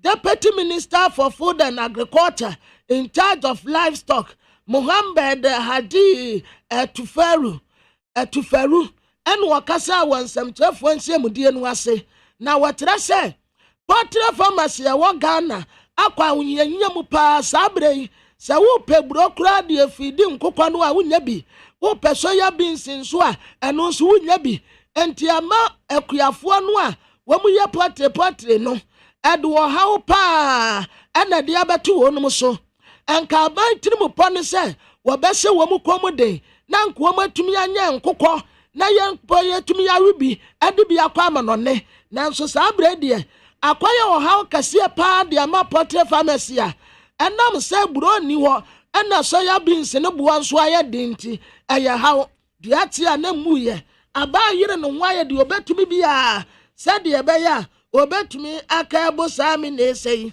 afei National Association of Gold Operators Ghana ɛde dwumadie bi na wɔn inaugurate community mining site wɔ Kede. Deputy Minister for Lands and Natural Resources George Mrekuduka and waka kyerɛ mmabunu ne sɛ obiansi wɔnum kwan sema mu wɔn nya galamsey nanso galamsey yɛ bɛsɛn nsase mfudie ne agyapadeɛ deɛ wɔsrɛ sɛ wɔn ntu wɔn ho mfiri ho afei the chronicle nim ha mmarahyɛ bɛgyani a wɔgyina ma adehyeɛ wɔso ho wɔde ne mfoni abatoa yɛfrɛ no Kodwa Asante no wɔkyɛ sɛ saa basabasa yɛ kɔ so wɔ so ho ayi ase ɛme yɛ tin brantan pai wɔ bitrim etite tase kan no wɔbɛsra posifoɔ sɛ wɔn mu nom wɔ so kɔnkwasi aseɛ sɛdeɛ ɛbɛyɛ nipa bɔnfo edi saa nyambra nsɛm no yɛ mmara ne wɔ mu bedi enti wɔsɛ mmara sɛ badwani no ɛpɛ sɛ ɛntanɛsee ne yɛ kɔ so ɛwɔ hɔ nom no wɔn mu ntu ho anamɔ sɛdeɛ ɛbɛyɛ a nokorɛ ɛbɛda adi mampani Nana Adeda Akufo Addo ɛne wɔkyerɛ sɛ nsase ho mansote ɛyɛ adeɛ bi a wɔda wɔn na afei nsase ho registration ɛntoro asase baako ya register ma nipa baako watɔn asase ama nipa mmiɛnsa na bi tu nnuro na bi twense kan na bi falan gas na bi tata nkɔfoɔ ɛyɛ adeɛ bi a wɔda wɔn na koraa enti wakatere Lands Commission Board no sɛ wɔn ntu ho anamɔn saa mi na ese no ɛtoɔ ntumi nta afei Koko Board ɛna koko akuafoɔ wɔn yɛ pension scheme bi di ama wɔn sɛdeɛ ɛbɛyɛ a wɔn kɔ pension anaa wɔn kɔ korabɔ bere mu a wɔn nkɔ yɛ mmɔbɔ the chronicle tira nso wɔde aba ɛna wɔtera sɛ FIFA World Cup 2022 qualify no asaase bio na saa FIFA World Cup a ɛyɛ 2022 no yɛ kɔbɔ no wɔ Qatar enti wɔde Ghana ɔsanyene captain Abrantia Andrew Dede Ayew de mfoni abɛtoa Senegal foɔ nso deɛ da ha Sadio Mane ɔno nso da ha Ivory Coast foɔ Serge Arerere wɔno nso ɛda ha ɛna Nigeria foɔ deɛ nso yɛfrɛ no Kelechi Iheanacho wɔno nso da ha South Africa deɛ a yɛfrɛ no sɛ Pese Tau wɔno nso ɛda ha na wɔtɛ sɛ nnɛ akansie no bi bɛkɔ so ɛbɔ nnɔmmiɛnsa Kenya ne Uganda DR Congo ne Tanzania Niger ne Burkina Faso Namibia ne Congo Madagascar ne Benin Algeria ne Djibouti Egypt ne Angola ɛna Morocco ne Sudan wɔtena sɛ Awurade yɛ yadom a September da ɛtɔ so mmiɛnsa akansie no bi bɛkɔ so ɛbɔ nnɔmmiɛnsa pɛ Mozambique ne Ivory Coast Zimbabwe ne South Africa Mauritania ne Zambia Nigeria ne Liberia Tunisia ne Equatorial Guinea Cameroon ne Malawi ɛna ɛbɔ nnɔnkoro anwummere na yɛ wɔtena Ghana yɛtena wɔ Gua Cape Coast agoprama so ne yɛ ne Ethiopia foɔ esi akan na as usual Chronicle at the Proverbs chapter 11 verse 3 at the Abba. Okay. The integrity of the upright guide them, but the unfaithful are destroyed by their duplicity. Integrity of the upright guide them, but the unfaithful are destroyed by their duplicity. Okay. Kwabena meda semayense komana senian kwa homane so na enra eye PNC headquarters e wa Bavana. Edien NAC wo ho. Ebra na eye party executives ni bi. Eba be press conference. Ni nyina ne fa eye the suspended general secretary your friend no Mame Janet Nabela name the on say Oguso a general secretary na ekoba say maintain me ho ase penchen esi ye ewo PNC headquarters ye ne Greater Accra regional chairman edema eye PNC bala me kankan ewo ahoma no so ye ne ni nkomo bala machi good morning. Uchi no betima ne kakra. Yeah, me said I am, but me manage. Yeah, manager, would they said you can be a brofuni do another afra. Okay, good. Na bala PNC ade na ekoso en ready na see.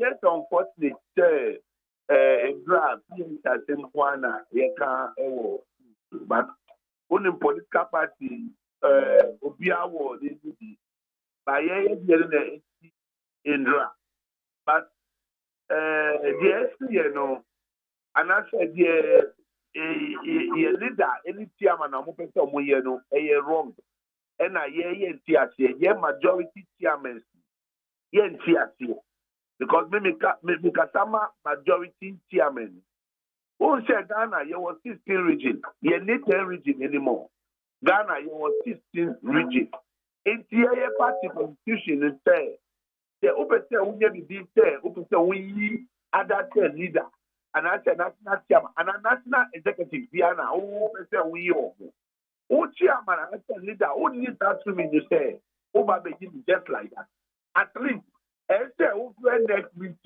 next meeting also regional chairman and regional secretary no call but regional secretary for no need vote only regional chairman now vote no yet me come.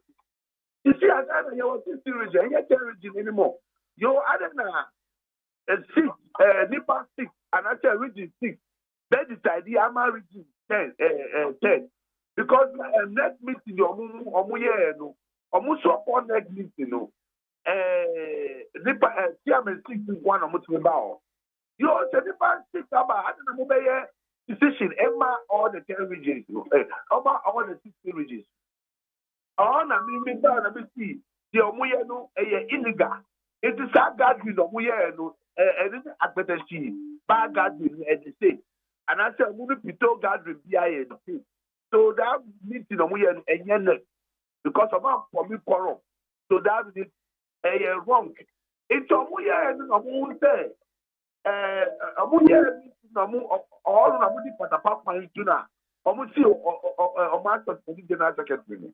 Me no, I'm not against I'm not against it. But I'm not papa so say that I'm not to 9 regional chairmen. More than half of the 16. No, I have no problem. But I tell my now point to and I'm the year time and I'm and I'm maybe Greater Accra regional chairman the party. Yeah, and the rest of the 10 regional chairman, all of us said no, we are not in support of it. That's our plan. Okay. Into Momo statement, must sign Ambo de Beto Abonteno. More major issues, and say a neck meeting na equal so 28th August, Mon recognize it yes our meeting, Yes, sir. Okay, good. Now, what's the work as the majority chairman? What does it mean? I don't know your info. Yeah, what I mean is that Nipa 6 and I say regional chairman 6, Per party, yeah, regional chairman, you want to be leader, you want to be chairman or leader, you want to be national chairman, sorry, and then the leader and then the general secretary. Because they are about together now, you better make leader. You better be national chairman or even the general secretary. It is leader and I say general secretary. Leader and I say national chairman. No, Mudi ye Senate Lydia. Then Oma ye. Well, the Senate people not tell me your crap work. The best thing is that put a munya abutwe and a move for the next meeting. It is about the next meeting now. A polish shot crap work. So then can I say. Omo push to view and I say omo read it and maybe from that time no go down commit nanya nipa bebre say omo support omo cause But one yes, and I pro even with that no that can say next year invite onu Janet no. They the kata. Yet see onu no worry because I'll get my balance. And a moment to be on the side of the story, and I'm only suspending. At least yes, at least yet I think previously I said when I think before I think no your man fair hearing. You see, on that I'll get to say their two so. Then I'll be powerful. And I'll look for kind say, and I also guy at that time at that time see or you're arrogant. And the way he talks to you, and anything, but in this case, the petitioners no muti, meeting the way, no, be about meeting the way, no muti hobby. That guy did and next, sorry, next month, no much. But one of the petition no muti hobby. And as woman, the more my friend, I see on no new way, Nikasa, and I would you. So that is wrong, and we are not accepting that. So I may become a majority chairman. Me na me come on because Montie and assembly na net that was Accra and Now, which of the meetings that we describe as a beer bar meeting? Oh yes. Me bow. That meeting no. You can call it a beer bar meeting or even a draft meeting. Because anybody now will draft no more. And Omudim don't be candia. Because Omudim, the constitution said get more than half of the number of the chairmen. So yes, the case that you go and call malposition from the main what the constitution can. Okay. So then we call it a beer bar or a draft gathering. Okay. That is a moment. In some of the cover by the genesis of a year the SC a year suspension of the General Secretary Janet Nabila. Near Yebisani say a dear important and now one must see Janet Nabila. Thank you. Almost both subordination and then the other but it's broad. That kind of so and it's a drop on her head. Maybe the and brother, the bank telephone the accusing of. First of all, they are claiming about money. Say it can be by FAEC, after election, there will be some returns from the Electoral Commission and whatever. So they are return, how many years? 30,000. Or is 30,000, almost let us one fund two party accounts, but there are two northern regional accounts, northern regional party accounts. And all you that can to Omumusina, Mamino HS Cano. You, it is somebody would start them say, any bar. Sanka, Samutama regional chairman, say, yes, can buy. Mamina test Emma, all the regions, they are 60 regional. And I mean, greater clap, we made on the 2000, they are about greater clap. And the rest of the regions, one more would be. So in this case, I don't know about you. More fast than buy international in their country. And I'm not the Omo accusing no. Omo I wait to Omo that Nidano. Then our flag bearer. Why well? Because what say one. Whom are you referring to? Yeah, Papa Apasara. David Apasara. Okay. He is the leader. You know, but the chairman on the young Conquo, yeah, David Beckham on instead of you the chairman now to Manu on tonight advising. But so that is the only thing. But on Sona, and so Manu on man advice. Papa I say 1.7 million Ghana. At the end of the day, I have 10,000. On two and a PNC, campaign for me, we have a campaign. I cry, organizing the Fabra, at least before Mukata. Oh, sorry, I was no. No, for one Ghana. Oh, no, see, no, for one better campaign. And I was 1.7 million Ghana. Oh, no, Yankashi, ye di and then all maybe at the beginner you ever share maybe a share continue because maybe every chairman 16 years 3 consecutive times and every election I mean winning some of so it means that I have more experience and the percent of presidency. I think 23rd of this month, sorry, last month, I guess 23rd of party accounts, the leader David Apastara while he has withdrawn 70,000 from the party account. 28 na would hear next meeting. You want to see our work for 70,000. Then out here. So it means that on that channel and on the bribery 6 regional chairmen, and is there on here. You have to be the next meeting. 70,000 is the next meeting.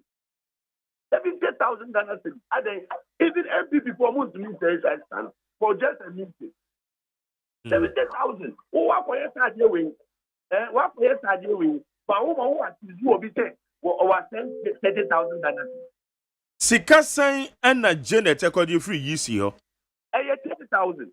Okay, so 30,000 and now it's meant for what? It's a return. It's a whoop parliamentary candidates now. Yeah. And we do some dodo numbers. Percentage be a woman return says he can the mamo. Yes, okay. Now the second Sikano. And then and more regional chairman and walk as a walk around Saka Bay 2,000. Yes. Now then one ordinary to me, Janet didn't to me in Sikano, rather than say you were leadership of the party. She is the active administrator of the party. It's the party doctor Nima, a free general secretary of the party. In the Basana, we do as a regional chairman, could you imagine the whole election equity when 1 month GFC party? So the only that's going on the mind, yes, you better for the 20 score. At least, yeah, my nephew, Papa, but what I mean like any pure tabi, any amount of fire. It is about distance canal. Then on the 2 party office now, that can Ira. So the 2 party accounts now, national party accounts now Ira. And I said because the card the 2 party when any other say 1.7 million Ghana cedis Ira during the election. And a campaign be as we campaign here. And here be an you see, so every party has its internal issue. Party be one internal issue. It is a chief administrator of the party decides to Scabia is a co-partner, even for one country. No more for you, Sascano. It is a million Sascano, and every poor original chairman. No more to work on the 20s, party not penny. But I'm for we, I could just come, then nobody yet. I wish somebody had campaign 1.7, and I didn't know less than 9,000. See, so what she did, I didn't see wrong. Maple, big man. But the person said they say Janet ebo the leadership na manie. Say ne san kesikano the moment dia what decided so person oyenie because they yet say Janet need to me the to me a year normal without the consent of the national chairman and I said the leadership of your party. Big man. Yes, big sir. Man. Yes, sir. About time for forward. Now say Janet Odigi I said one man and your radio at them. On internet, and secondly, to that communication directors, any the other positions be Janet or the way you are mutu because for proper issue omunya communication director. Our finance finance the officer the and I also have two about my constitution. And the communication director, yeah, appointed him. But who appointed him? Fine. And our positions be what our appointment. The usher comes to any some deputies no. Yeah, but two about then can say if you know inform yes or no. Yes or no. Now you say yeah, when the man about and I almost after that now because I'm not trying to say on the content. And see, when the man about and I election. You see, all this is just another issue. All the assembly PA. It's all the assembly. Now they've done against it. This is what I see. So there's almost against the same way of the 2 years. you know. But you guys as exercise station, form a quorum. After forming the quorum, and then your decision is, it's okay. But you guys have to form a quorum, and how can you take it off? What the problem is? Yeah, now forming a quorum, no, muhia numbers saying to form a quorum. 9 out of 16, or better still 16 all. You see, you should get 9 out of 16. At least forming a quorum which is set at least 9 out of 16 regional chairmen must be present. Or indeed, 9 chairmen on the record that even the 9 chairmen on the record, they were saying that they are not even aware. Like me, I'm part of who were saying that I'm not part of the net meeting. So which among for me quorum? If say 9, they almost sign letter the imam on the for you know. I don't know all the regional chairmen 9 or man sign 10 or 10 no amount for. Just sign it. So if it's not true, the party leadership would say, no, this is impersonation because you cannot sign for someone. But yet they were quiet because they knew that it's true, that they couldn't form a quorum. But there's that card almost say, for 70,000 extra account. That card almost say, no, so the Mupaya Patapa, or Maya Patapa, no, it will hold. That's it. Which is not going to happen. Okay. It is a say more regional chairman. Ediana Mobeya Mo party Yakamo performance during the year 2020 election. See, Motana Homa Ghana Union Movement Grabi Kamo. Na enedia air cost maintain me who ya suspended way more a year the rest of the 9 regional chairmen. Modi statement about Mother Musasha here. How are you going to resolve this matter? Thank you very much. Thank you so much. It's just unfortunate here, as I say, see, and a political party is to see, even Goom, the old country, my became among us, more problem overcome. But it's normal. But you're very sure, from next week, the way forward is that thing. Yeah, you have prayed another next meeting, which I knew that the share was massive. And I better assembly. Yes, in the Obiao, your leader, your staff, Chairman, General Secretary, Obia. That's the way forward. Saturday, we go by number.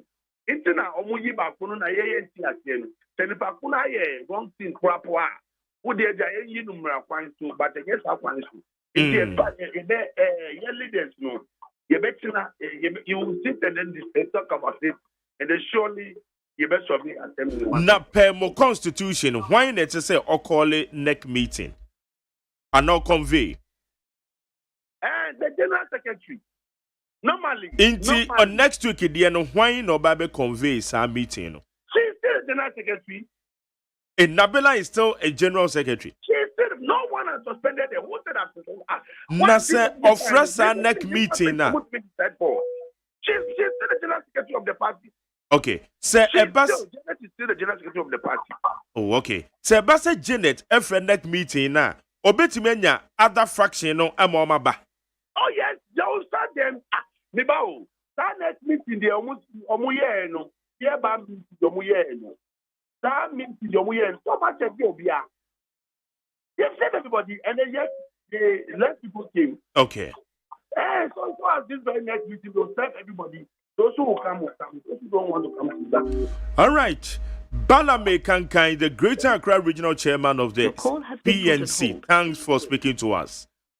Yo, Bala, and Yaneno Edin Command. Balame Kankai, the Regional Greater Accra Regional Chairman at the PNC. Norma Ekoso, ye PNC mo, Mesa Bonini BM videos and so.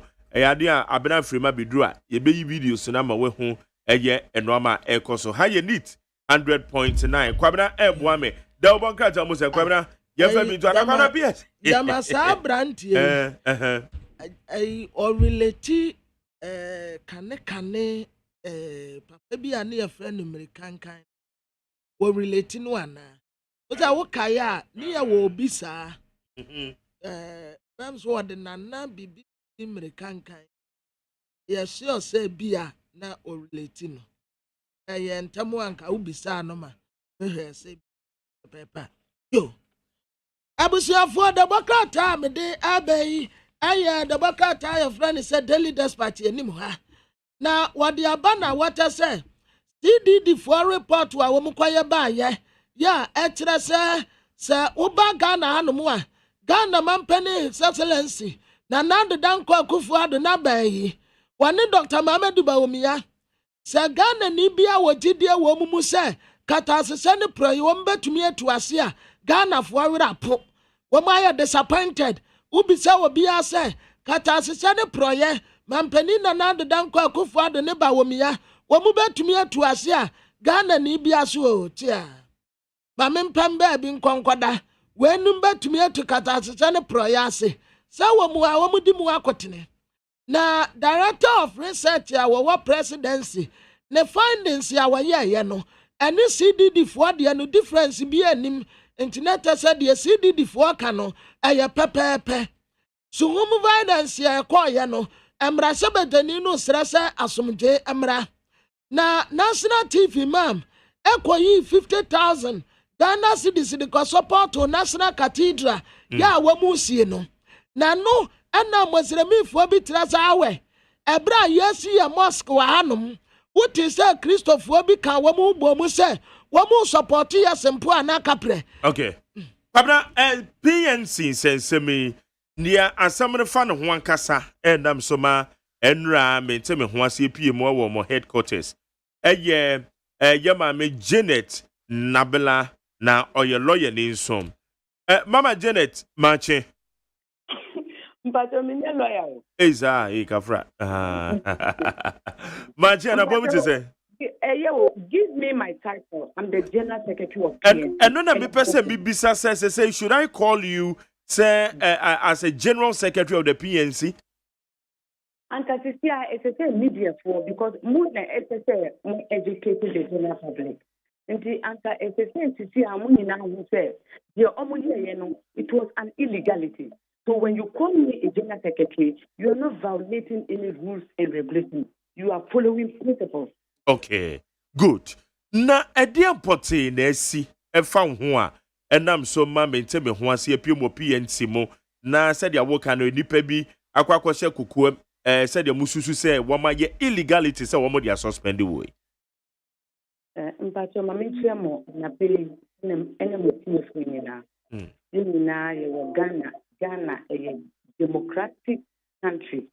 In fact, would be cast in the Juma. There will be a Ghana. This is one family has two. Now one family in Juma. There would be to Juma. Then there will be no problem. Mimi Jina way me a law-abiding citizen of this country. Now me wa political party here. No political party for the same Pemia. Let me say oh me today. Say no grand is grace. Because onyankopon na yi leaders nti onyankopon yi wa nipa na obi wo na nipa na no di be ka che o se wonko nti wo organization no mo see yo kwa don't take it the wrong way onyankopon na ndio oye but so wo institution and a political party na party ni yi wo chairman ni general secretary omo ni power na person will destroy we image because Oba ye bibia enya wufu a wuka kire omo a omo ka se omo yi ofri ho a maybe ombenya chance so that ikaba ombedi ni nyafonyafo so that obi nni ho a obeka kire party for ni se omo ma yika mu hwe so that this money we can use it judiciously.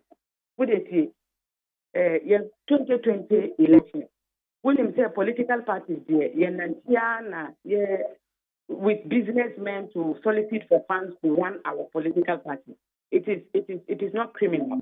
It's fundraising for the elections. About 1.7 million. When you say 1.7 million, I was the pivot. I was at the forefront to get the money. When you say that 1.7 million, me even me as a general secretary, me administration, one city,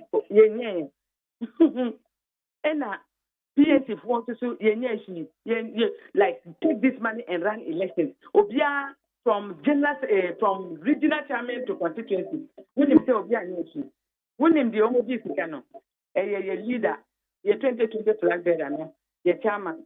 Ena nipa bi mo no mo nye elected to pra odi omo ka omo ho. They say Hajali na maham Hajara.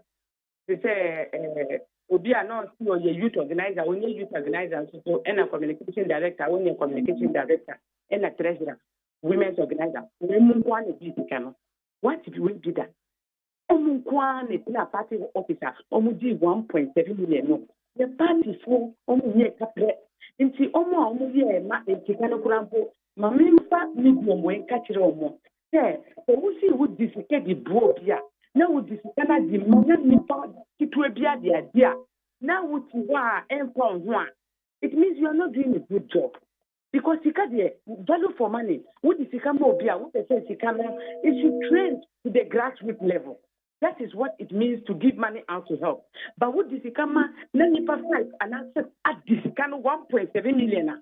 You see, I made you what you say. Oh, mommy, account, almost me, mommy. And I said, who the man and just recently, about 2 weeks ago, you a fundraising, I 150,000. Me no money be the canon, I got 2 year bank account. And see, now the entire union, she says you can say. As I said, your party officers across the country, all the regions, you need party officers our regions. Apart from that, constituencies they rule. Internet try there, you bet ya kitten, and shake it, into this kind of 2 year on Wednesday. Thursday, not as I say, you nipa me, and yes, yeah. Thursday before me, almost family calls. Almost family calls, almost all my theater. And I'm saying, that was the last time I'm going to call. Me call back, me will say, me call withdraw 25,000. Mr. Call, and we will withdraw 43,000. The patient normal withdraw 70,000. When him the omudi you can hear. Omudi, dear. Omudi you can make a trouble. I'm really reporting you to. I went to the regional police station and told them that some people have stolen money from our account. And they've not told me what they are giving the money for. And I will let local do a forensic audit in the account just to know what is happening in the account. And I'm of 70,000 now. Almost the bribing national chairman so that so that we see the right thing should be done. If I'm not there, the right thing will not be done. But then, meeting, no, they could not form a quorum. We have 15 regions in Ghana. The constitution of PNC says more than half of the regions should be present in your meeting for it to become legal. Reason is that we are living in a democratic dispensation. When to me, when the constituent be in court begin to cast a meeting, when they say only 5 regular chairmen. Or see on your 9, yeah, Mundi almost say, Budino, original, or Honor Baby say, Wabo region, Pon Beba, the Cateramo say, and yet a mini prep, no more support. On your only 5 regions. When you have 5 regions, you can't form a quorum to do any meeting of the day. Metia say, Omuka say, you're destroying the ye churo de si media de emfa ho omuti say eyo wu party chairman ne churo ya omobejia di say ye no kure munchuro na omuchuro krata no demand all the media stations say oma suspending me was they don't even have the onus omuti oma frame me disciplinary committee na men call ye enye ne kure omu frame disciplinary committee apasara no 2020 flag bearer no onu nua na ye disciplinary oyiye onu na yi no say on be ye disciplinary committee this osa ko fa mi no ye pre ya mi fa general secretary no training chino of fa no ka ho omo time no 3 and odi omo ba say omo ye disciplinary committee members and na mi chiro mo omo say natural justice I deserve a fair hearing in pacho nipa we no due to this and this can you change them omo bua mi kura na omo di case no di call neck. But when you say, and say, oh, my is non connect. The Constitution say, what was disciplinary a reporter, a standing committee, and can't say, one fan connect. Number one, the going to neck was even in a Asata. And almost actually letter, mommy say, according to Article 57, Clause 7 of the PNC Constitution, na omudi me afre ho as a general secretary when him say that clause no any your constitution so Ube who say about communication director is not talking about general secretary. And so what should you know? So illegalities, no one in a hurry to remove me as a result of the criminal charges that I wanted to level against them. Okay, I am real. Me Kasei and I pay Ghana. This is a country that in the 21st century that I'm living in. In the media for almost person or Montini Kureno, almost the almost suspension kata.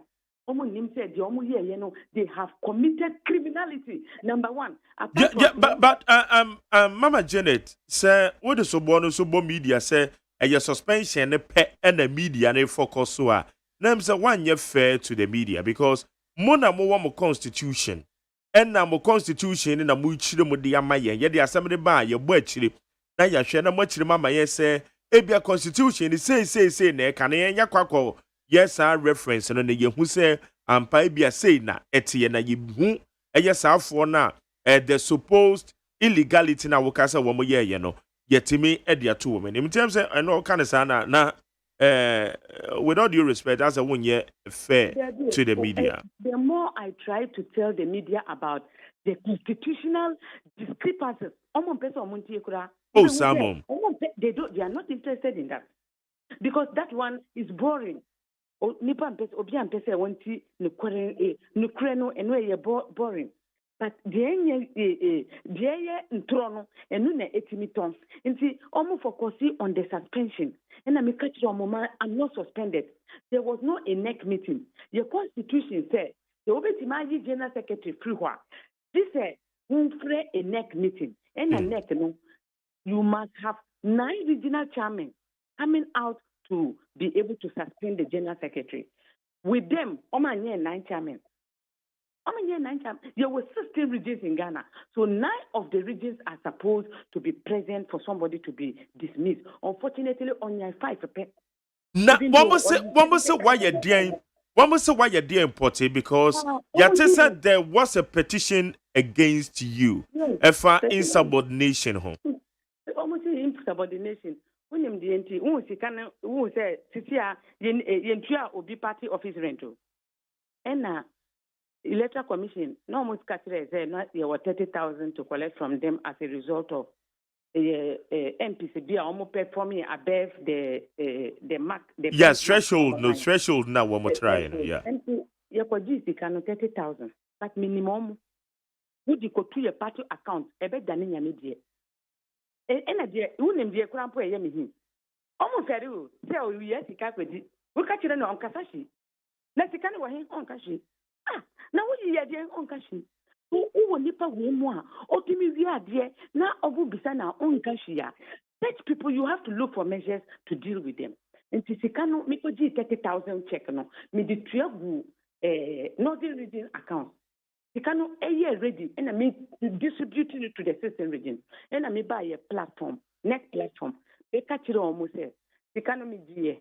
But Obia GB into regions in the Mombra number catching, which is saying Omokaye and a year calculation 30,000. Use it and put it as deposit for your party offices. And now, saying Obimu 1,000, Obimu like 1,500. Those things. Into and Obimu 2,000 and Omudi 2 so. Into when but Wadaruma, Adena Wako Jemo Party Sikana, and Sana Bear distribution in Pono. One more party chairman, Amaniana, the leadership of the party. Me catch it on the platform say, electoral commission say yembe check. Into a check now. Then ye nipa muka about party offices no. Yem fesikano momo. Me kasa pe. Me say so ochina me chiro letter krata for momo say omo fesikano bride so that ye debate. When him say around 9 o'clock, ye party chairman 2020 flag bearer, no more electoral commission. Any letter, and yet general secretary natural letter. And I mean who say agenda bit. And agenda no and you say who president they be a sika to a party officer, almost disikane bedli as a general secretary, as a same keeping records. So that auditors be bar, na me dia ma auditors. When him say the other cast, say or your treasurer no or your nunya. The 2020 flag bearer onu nua na ye omo treasurer so on your treasurer electoral commission say obia they don't even have records of him as a treasurer So when you now plan for Kahua, say no, because 14 members, me throw class, I'm a Ghana for say, almost party executive members. Not treasurer wake up. Treasurer now, or no brother. Omuya both account holders. They be a Toma, or no brother, no anytime, no man for Yisikano. Into that account, and your PNC account, a Pasara Daniba account. Na accounts na Okotuya 30,000 in 2 more our northern region. No. Who are the signatories to that account? Northern Regional Chairman and the Secretary plus the Treasurer. So you made an arrangement with them. Say who be to Sika say your 2 accounts no name be disbursed. Yes, me cut it. And Sikana here already depend on Muji Sikano now distribute here to the other regions. Okay. Now, as a general secretary, at the end of course of party more be raise a year 1.7 million Ghana cedis. Na one penny for a year with chairman and one make who bet me spend this Sikano without one kasa we a chief scribe of the party. Obe who be afa home. Me prefer Ghana for Nanti say you can't about gender discrimination and disrespect. We ne baby American. We ne baby who would be who will say Legona, Omokofa, vice chancellor, or your bar, Omodi Omoko court. And yet baby auntie, we say we are oba. It doesn't matter the type of job you are doing. Omuhua, Omushe said, now we crampo yedien, on the minyan na Obama yediomu yedien, a whole lot of things. Me apasara okachire Atik Mohammed said onudie oba as flag bearer obeyi mi obeyi it's not agenda na starting na wo starting na ye campaign no ena me koka you name say Dr. Mahama na ji omo ba ye titi omo yiye no ena me koka chire Dr. Mahama say apasara na wudi ba no oye concern no a whole lot of things one pay ma sem ochi oba ena doctor say ye wudi monko ena ye koye wo di eba onu on respecting bam onu daniba eba sika se ma wo mu a me ena me ni suro sa because sika enya wo die na wo di wo si omo ye dwuma bia omo me no wo sori a na mo be vote ma mo vote ma omo a o ye teacher kurampo a vote ma no o ye nurse o ye carpenter o ye shoemaker vote ma no but wo jo obi onye shi wo bi sa na o si me into exporting and importing. Who the name say it's a scam. Name say sani pan who vote manwa. The cabe two democratic account no obedi sikane nina because me daily bread me girlfriends are obesishe and the bibia nina was a party account na so the America me ask them to Ghanaians and say the who say who vote more bia ni pakuno ye carpenter mo vote man he has a livelihood almost see me a party office de bia party office one mo mi kat one back party office so me to me so na pen kotina party officer e ma mi kapre nti na general secretaryship work no enye party office dumadina ewo ye party ni na mi ye mpacho ye free 2020 elections ba ya wati chairman leader what to say o ma ye bibi that on the newspapers everywhere organization of 29th anniversary and things me na mi ye ni na omo nye for the party. The omo ye ni say omo ti say omo be call from one place to another. Omo sorry no ma jari no omo nanti from one office to another. Sire sika ni part ni rent awie ni addition ni ba we school fees. Omo nanti a wo di omo pick school ministry sa obi a ni mo omo our ministry so but PSC for omo ni mo omo adentra we a party leader and a party chairman. What did they from ministries, government agencies? Omo di omo ni mo papa, but we party kurampo poor omo ni mo. Inti, sir, we say one of the statements they made. Omo si yaya member party office. Party office, Jumano, it is not in the party office. They pay me party officer, me ko meeting. I'm going there for a meeting or somebody have called for an appointment or something. But me tina ho something I was secretary say on tina ho no share. Ko MPP and NDC office na kwahwe say ase du nketia ene jombo edu omoto na ho na wo ne adwuma bia ye na wo sori a wo ba be di nkomo na wo okay iti me pa cho say ya ye ken one more appoint a new general na acting general secretary say won so boye the general secretary as you claim now eti de ye bisa ne se kwan ben so na bofa so ye adwuma because ya te se next week kura mo ba be ye next meeting enti kwan ben so na mo befa so operate Who say mystery? It's laughable. You say apasara no and yes see ana starting the problem so Volga East Oko say obe ko contest as after Volga for no you name say no ye empty or Volga Central.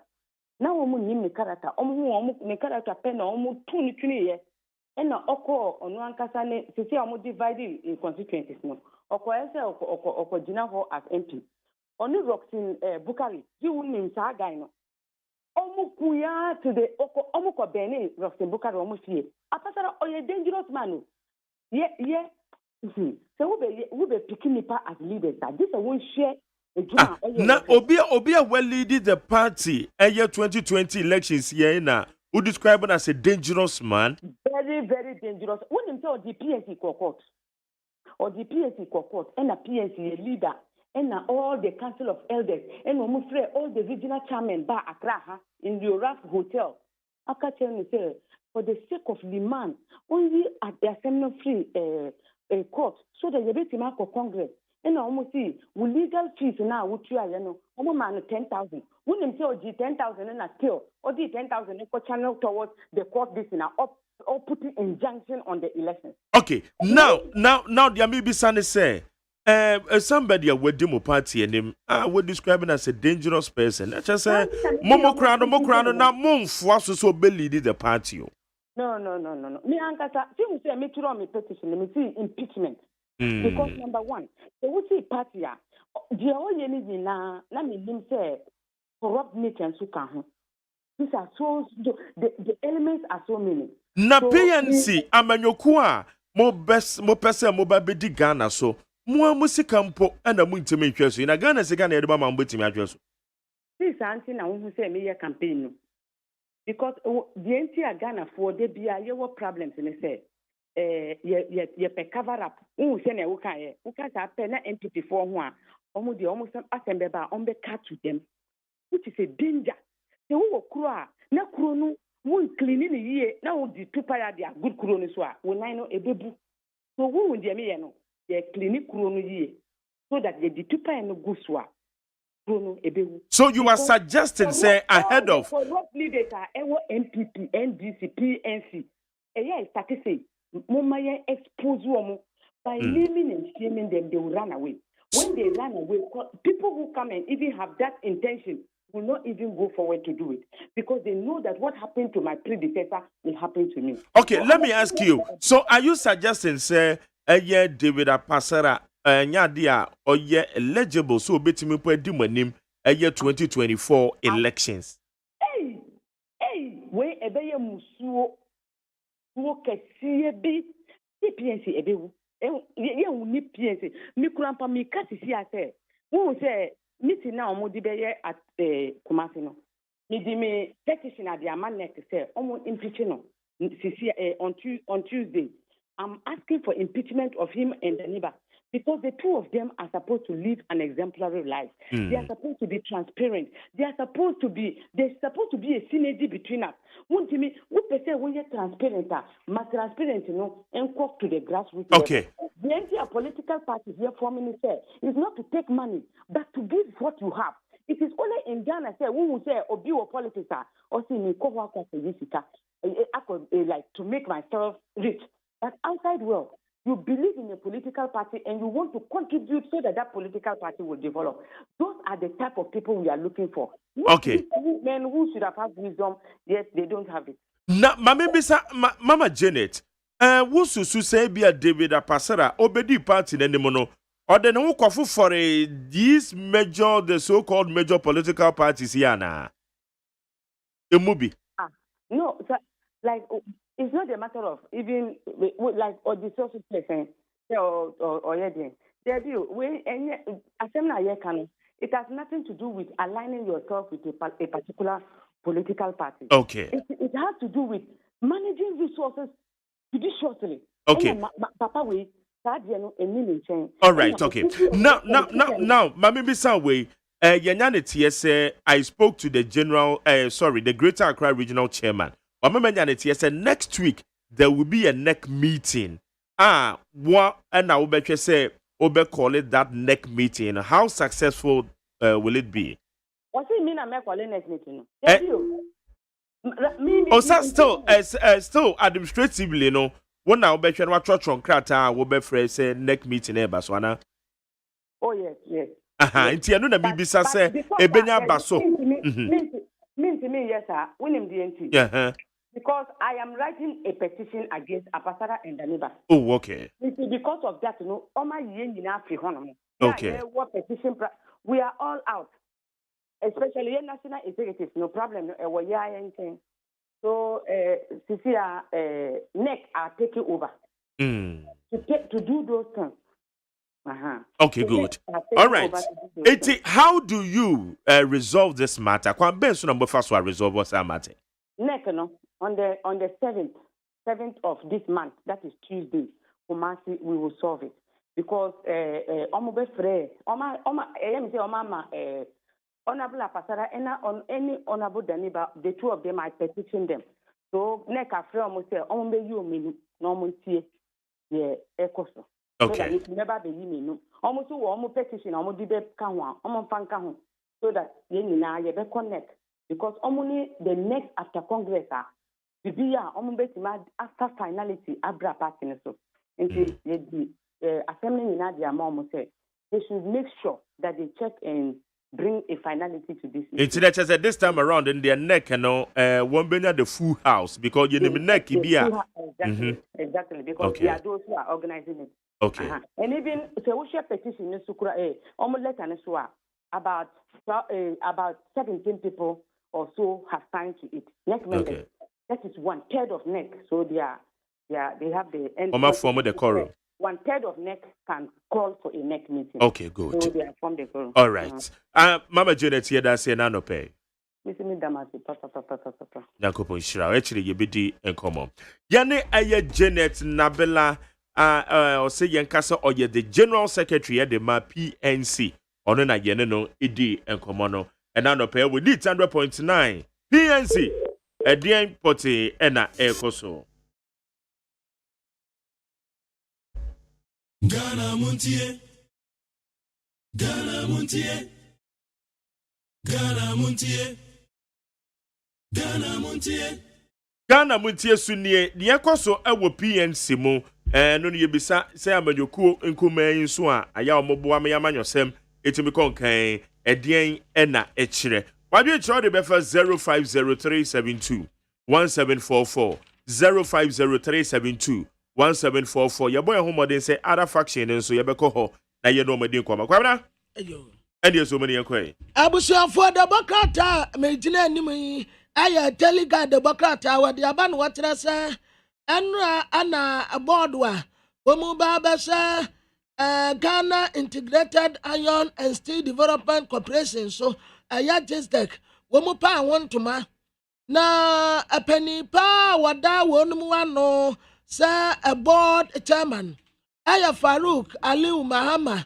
woni ya kane vice president Alhaji Aliu Mahama wasaya mrasebe jonima this year we yende ne bano no ende wanu na ya chairman board of directors Edema Ghana Integrated Iron and Steel Development Corporation the friend is just woman ka ubia ya kwabra bonsu wajwo chief executive Edema Gisdek George Mrekuduka ejiremu ama Minister of Lands and Natural Resources Makia Wachiribefi wojiremu ama Minister of Trade and Industry Martin Kwekwa isi or representing Minerals Commission and a board no so ewo KF Amwa Junior Esquire wadaso and Esquisi Madam Hanifa Yaya woman nyina ejiremu ya president and abu womudin se womun kwaka board no ho womun no grati wonum kama and this yamanyo ko board electoral commission so bo se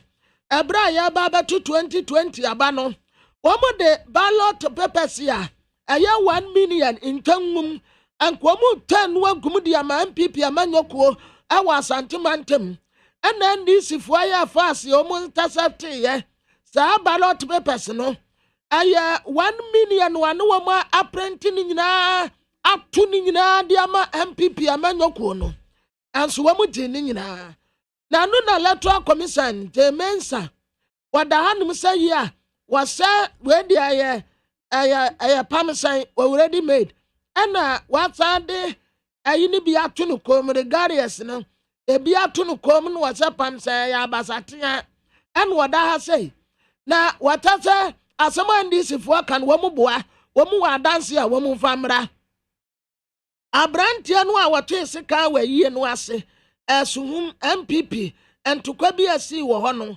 aposifoɔ akɔte no ofia gye yɛta afrɛ ne Jamaro wɔn wɔte sika no a no wɔde ba no aposifoɔ akɔte no Ghana yɛasign copyright protocol enti attorney general wɔda hanom sɛ ya wɔn handi over ɛde saa signing of protocol no ɛde ama wɔn kama the Democrat your friend said daily guide anim ha wɔka ho asɛm Asante Regional Security Council and was so about the cramp down traffic irregularities. Aha, the Pamatel traffic ya Samuel Mekaye, your best MTTD. Well, Monsa Bekanjan say ya, to any reform war. A can we be in Quanabiaba. Traffic in Waba Piswa and Nadia. One more quite to my baby panty, to my 1 penny for.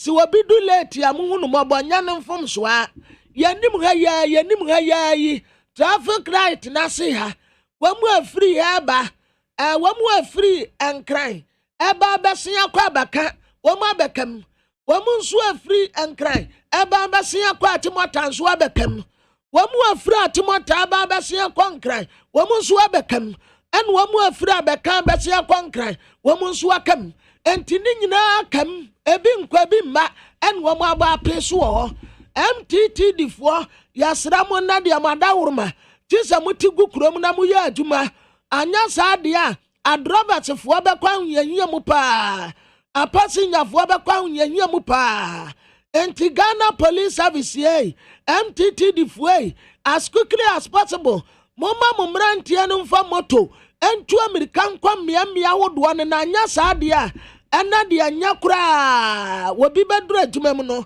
na breko yasra mu adawurma muntu American fama yai aha beka jansi ya de na mekai atemu papa temu aje Sodom and Gomorrah enti yasra mu muntu nwana mo emfama yen kakra anu adin na CDD for report wa wamu de batu no ana watre so MPP womu ankasa no womu problems ya womu nya wo 2020 no womu ane kreti ye anya NDC bia amode bo NDC amode se wa batom MPP fo no ankasa ena bia internal wranglings ena mentime nwase wetimi wakame weda ha ena kreti problems kakra bi di ma womu but wobi ka say NDC amanyokuo ena kreti sa problems no Adema omu MPP a it's not true.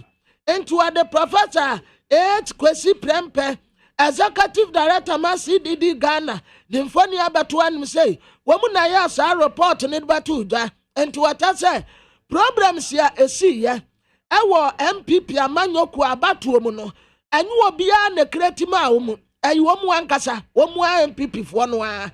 Ene kreti sa problem no.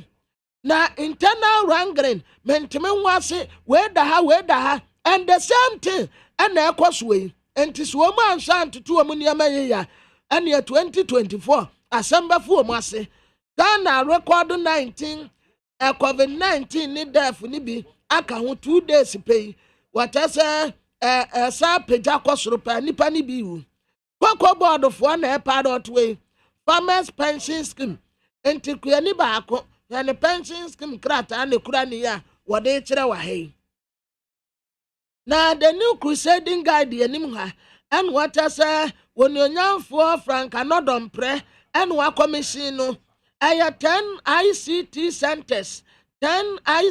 centers enti wa commission kama ewa ha ana posifu akwati wa hini bi enti wa di Isaac Dibuate emfoni abatu ase wasi pupulampu waye obi a wono agba no ho nsafo hene se waye wo hene aposifu akwachi no se wɔde mmarahyɛ ne nsɛm akɔtiri dan bi ato agu na abranteɛ raza akɔgya poku ɛna wɔgya aboa yi wɔkugye tɔ abrakwa ɛnura no wɔkugye tɔ abrakwa de bɛto dwa sɛ pampani na nado ɛnwo ɔno nkwampa ndc amanyokuo ɛna wɔn kyɛ sɛ abaya aba bɛsi kɔ nyinaa wɔ Ghana abakɔsɛ mu wopɛ deɛ wɔyɛ corrupt paa sɛ katasesɛ ne proyɛ gya no sɛ no koboa yɛ mampani na nado ne na bɛdi ekyire Dr. Mohammed Bawumia wɔn deɛ no koraa deɛ ɛnyɛ corruption ɛyɛ chronobotively broad day robbery ɛna wɔn wurɔbo Ghanafoɔ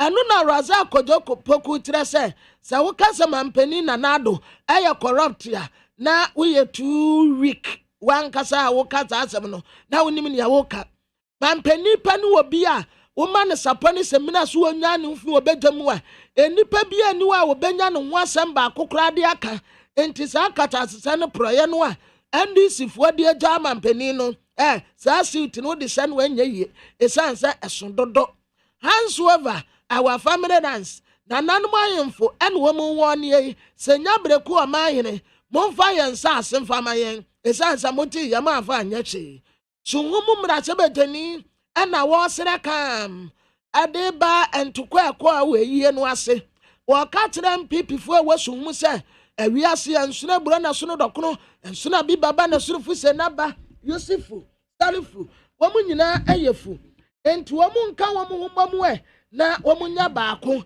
sɛdeɛ ɛbɛyɛ a 2024 wɔn bɛtumi ebreki saa agency no na afei wasan de aba Democrat the friend say inside the Democrat no anim not ɛsi wɔn yɛ worried esan sɛ nkwadaa bɛbi school nnuane ni hɔ enti wɔde not general secretary ɛyɛ Ghana National Association of Teachers Thomas Musa ne mfoni abatoa no wɔtrɛ sɛ nkwadaa no bi school no wɔn aba na enokura de ɛyɛ baako pɛ woka no anopa bedu awiabre ne wayɛ free aduane pa school nkwadaa no bedie no ebi ni hɔ kra nti aban hwɛ ɛne ɛda sɛ school no ayɛ bie no wobe postpone no akɔ anim kakra anaasɛ wɔbɛtwɛn so kakra ansa na ebia wɔbɛma nkwadaa no aba wɔn aba na akɔkɔ board ɛna wɔn nso ɛyɛ report bi a indati board ne sɛ 23.96 million Ghana cedis wɔn hyehyɛ a wɔn hu afari hospital no Dondamani Muhammad esiye na saa hospital no yɛtrɛ sɛ ɛyɛ Ultramodern hospital pa ne sa sokura ebi maada enti wɔn jai hospital na ma na aworoto ana ɛyɛ asɛmbisa na obisa afei mamemfa de bɔkrata no a yɛfrɛ ne sɛ insight no ansase na Ghana National Association of Teachers ɛna o express concern yi wɔtɛ sɛ senior high school ya wɔ Ghana mantem dunsie nyina bie school ya nkwadaa no akɔ but ɛyɛ den esansa nkwadaa yi kura a wɔn firi wɔn mu a wɔn ama kwan kɔfie yi aduane a no wɔn bɛdie na ayere paa de ama wɔn enti saa bere yi a wɔnum nso akɔka ho no in fact ɔpɛ sɛ wɔka no kura kyerɛ Ghana mpanimfoɔ ɛmu wɔn te aseɛ ɛnyɛ ade a wɔbɛtɔ asɛnsa no wɔabɔ no mmerane ɛyɛ den paa sukuu nkwadaa na aduane a wɔn bɛdie ɛyɛ den enti initially no wobisa wɔn mu wɔn sɛ there is nothing like that everything is okay everything is okay afei di amene wɔn mu everything is not okay bibia anyi okay aduane asɔɔto food shortages ɛwɔ schools ahodoɔ no afei di amene wɔn mu masters yɛwɔ school wɔn mu de wɔn nkɔtɔ gu fam ɛsra aban sɛ wɔn adawuruma afei di complaints no ɛso wɔn nya aduane ni enti wɔn sere o mpanimfoɔ Minister of Education mu amumate nkwadaa na bie wɔn ba what are they going to eat enti wɔn sere Thomas Musa na dae wɔso wɔsere sɛ wɔn nsa kwan pa wɔn bɛfa so a nkwadaa no bɛnya aduane adie saa anya saa de a ɛbɛyɛ de ɛne yɛte sɛ school no wɔn saa postpone no kɔ anim kakra sɛ de ɛbɛyɛ a aduane ho asɛm no bɛkɔ akɔda baabi ejo anya sade a wo mu be school aduane a wo mu bedie no ebeye den ede amankwada no na what the Bokrata your friend is a daily guide that a friend tosom yensa and this yamanyokuo ade nsem bi atuja na sansamo and this yamanyokuo eka ye no the Bokrata trese NDC director of elections Ebusefri Yankra and wakoka wa GTV breakfast show so ebrada no anopa na Ebusefri Yankra samu a waka ne say 2020 abano enwiem sa yasi abatuo bi aye wiemu a 2020 abano de etopo ni nyina dutem na omunim se awiem bekoso but se awiemu we pa de na anu atin to extent se uso anu anya yie ba kuni e wotum mra kiresie baby a wo kire ne se ebra ya beto aba no ene wo mu kwachi ballot papers bi wo kwan so a no wo mu de kwa santimantem kropon kumase na sa ballot papers no ne ya to aba no eye ballot papers ya tintim na no wo matintim ballot papers no nko 1 million ya baby a ya tintim ni nyina so ye MPP de no ene wo matintim enti nko mu kwa kwato agum ade ama mampani na nadada nkwa akufo ado ene wo mu intercepte ye enti wo mu intercepte ye wo mu ti no wo mu tase ye sa wo ne konkonse ne fudu ama ni kan wadi nachi anka mudi wa nyina akosu agum na ebra wo mu di asem ibatu gwa no ena electoral commission etrese NDC fo kasa dodo wo mu kasa too much abatu ba kwa ya to ye eti wo mani subiri ena wei ya de we tete wo bi a ya gbana sum won se ya power sum fra wani a won se den hu se wan na bo wo na no me wa fa ko fie no wagidi susu anu wagidi nkofo susu na wodi iska no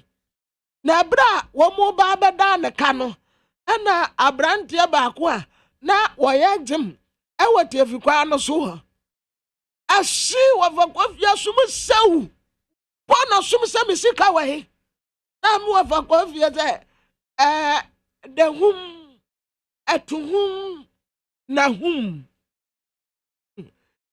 the hum to whom na hum and what to whom the hum to whom to whom the hum to whom the hum dana ba ko sa na se bo fom sa papa pena NDC fo ye the best Supreme Court wa judge fo eduru ba bi wo mu sa asomasi eduru ba bi mampani eduru ba bi na bedi akire eduru ba bi polling agent enti wei abatu ya yetu yomulusu ye ya de akwasha electoral commission ya ti ballot papers da ko ya beda ba sori apen wo mu de akwasha Yesu da Yesu Kristo kura ka ho en wo mulusu ye enti abatu no wo mu de asan kofo asa the same thing enti electoral commission trese asam no anya no kura nti obia emmo entungu enye wo mu nkuta ballot papers bia ya no wo mu de ko baabi ayen kekan la keke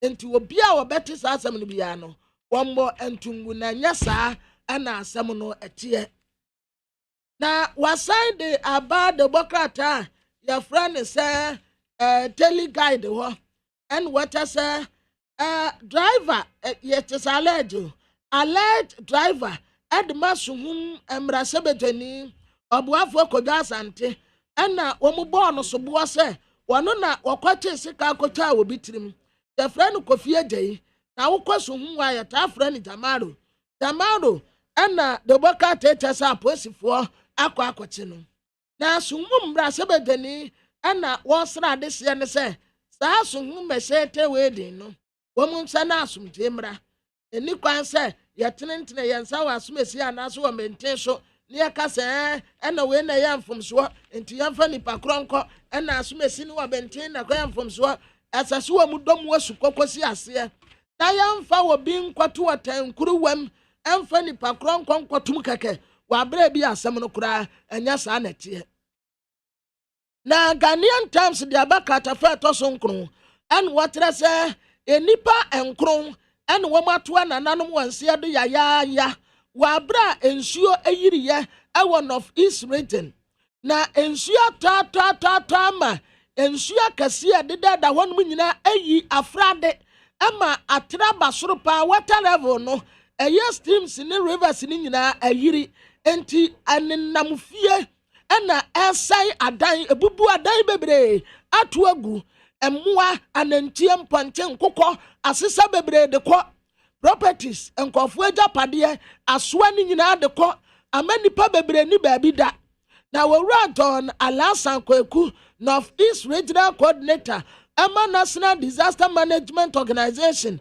ɛna wɔ confirm wei wɔtasa nsuo akɛseɛ bi ya etam efiri ɛyɛ trepɔne ɛno wɔ trepɔne district na baako nso tam wɔ Moguru ɛno wɔ Mamprugu Moguru district wɔ na ɛwɔ na regional nadmo coordinator ya tretre mu sɛ nsuo ni yiri ya nti wɔn de nsiama ayɛ sɛ ebinom aka nsuo gya nti yɛmfa wɔn mu mmerɛ nti wɔn ba no ɛna wɔn sɛ nsuo ni bi ebubu ba na nsuo nanu ɛdi pɛ nti ɛba ya pɛ na nsiama no ɛde bu mu mienu apɛ na nipa deda ɛna nsuo no ayira sɛ wɔnim nsuo dware sɛ deɛ wɔntumi nyare ɛno na nam so a nipa nkron ni nyina ɛkokora ni wɔn mu a ɔka ate asefoɔ ho a wɔn awu yayaya na ɔbɔkrata Ghanaian Times ɛka ho asɛm a wɔkyɛ sɛ saa bere deɛ North East region ehia mmoa papa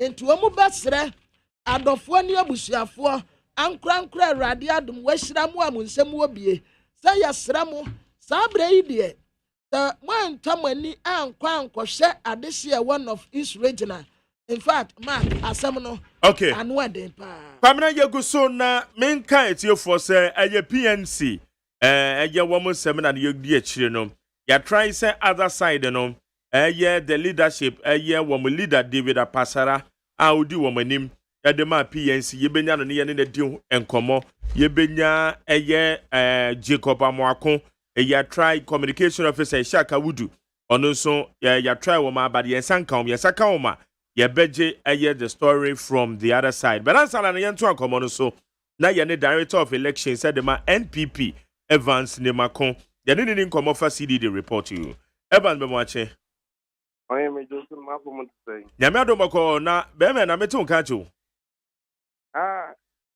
eso oba de adama okay ana ma hwɛ bi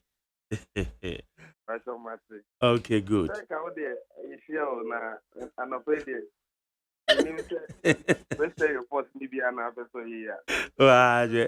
anyway okay good Evans another pay your friend wana ye bisa CDD reporter womo de ba betu dwa itichiri wefa aban commitment to fight against corruption temoko edieti aketase hye Ghana for woman no kasa ya across the country woman na woman dwen almost 62% ohamu nchichemu aduosia mienu woman kasa ade no woman hye hu ne yie as a party etimo se join my na wasina research the mechanism the research there the ebasa auto boss no ahwem na wahwe brea research no start here any bra ewie no wahwe niema researchers no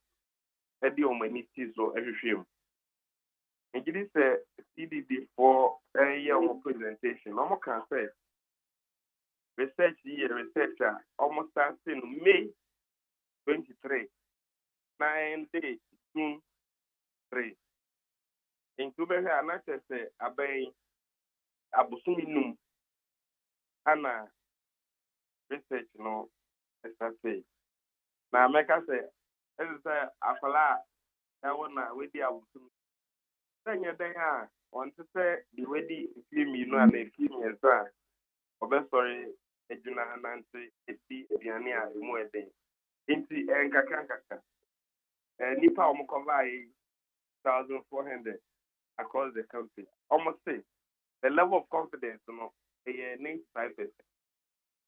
and indicated the margin of error no plus or minus 2%. In the new patriotic party, you want to say a feedback a buy within the first 5 months of the president or the government life. Issues they bring almost some of provide, but what you say, then sir, say amount for say the abano aircon capacity for it. Say the elections not a coin. Yeah, almost every parliament. Any impuntu a almost say a buying a dinner need to go now to Anamo. Now, a research there. Now, almost yeah, no can say as of the time I almost yeah research no. Now it should be April. In the no, they inform me amount for the founder responding the issue. Immediately pass even though across the country almost you need 2,400. Meaning say you were captured. Hey dear, then Kaono a capture would have been different. But Nihin I is taking a feedback abba. There be no meaning to say a fact get any point. Abaya was supporting all anti-corruption agencies of Kumham. Any new patriotic party about another dango kupado dalo.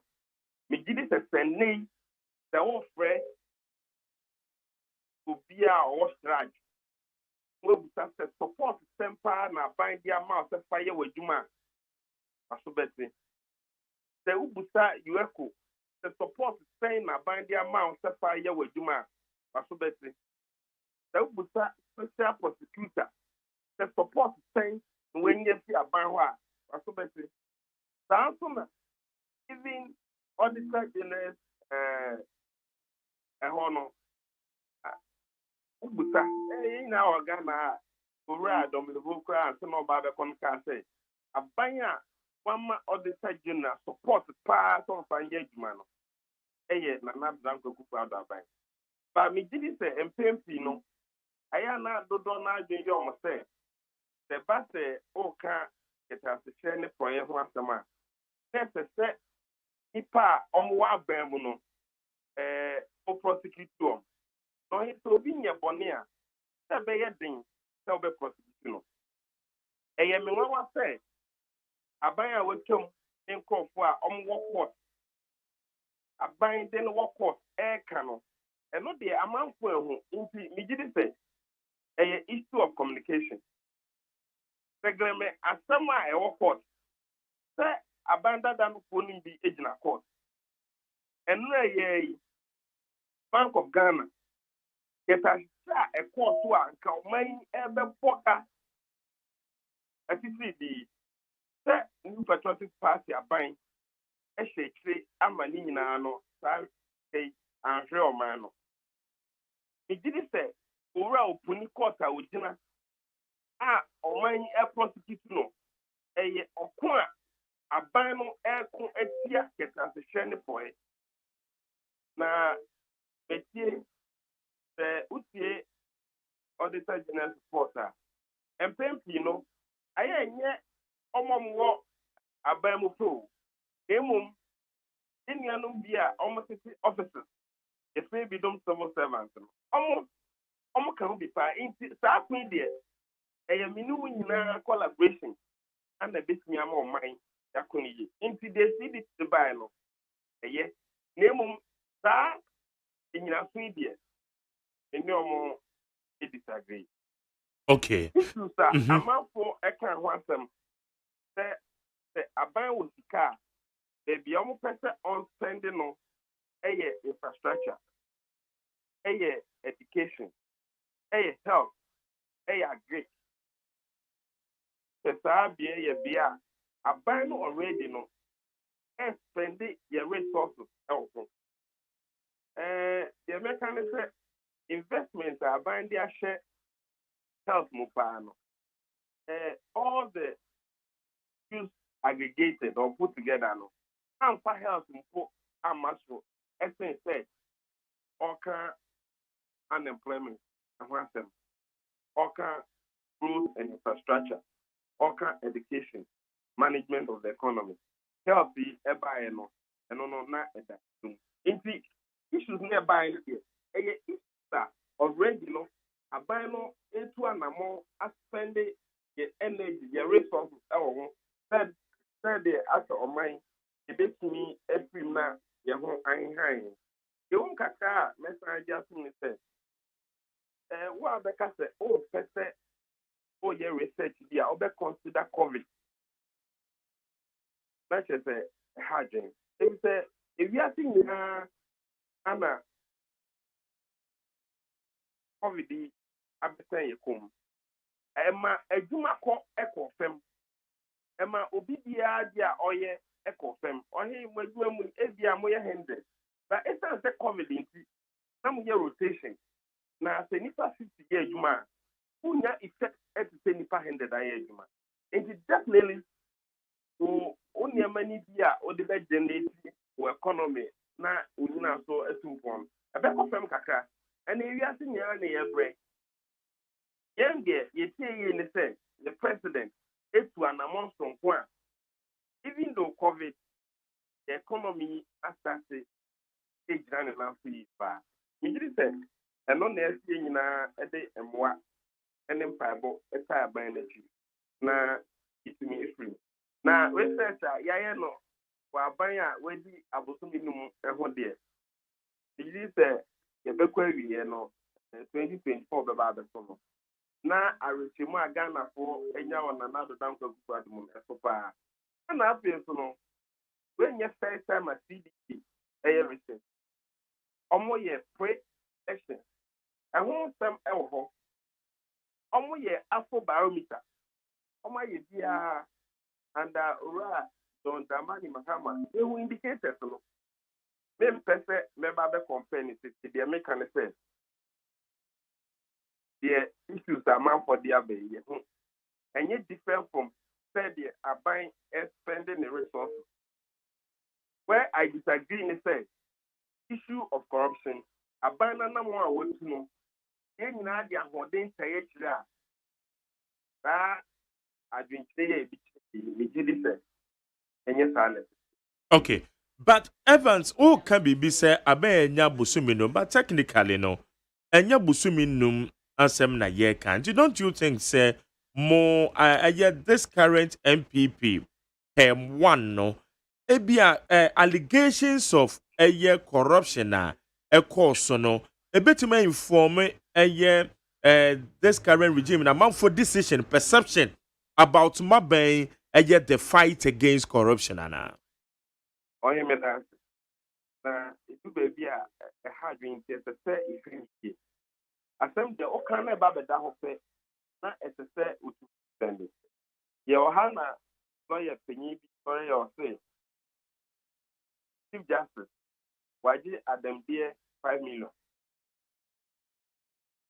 yes say obi na account say no kwese nye no kwe na amount for the nam and then lawyer no go share judicial council that's what I say inti enye mere allegation e ya sama obeka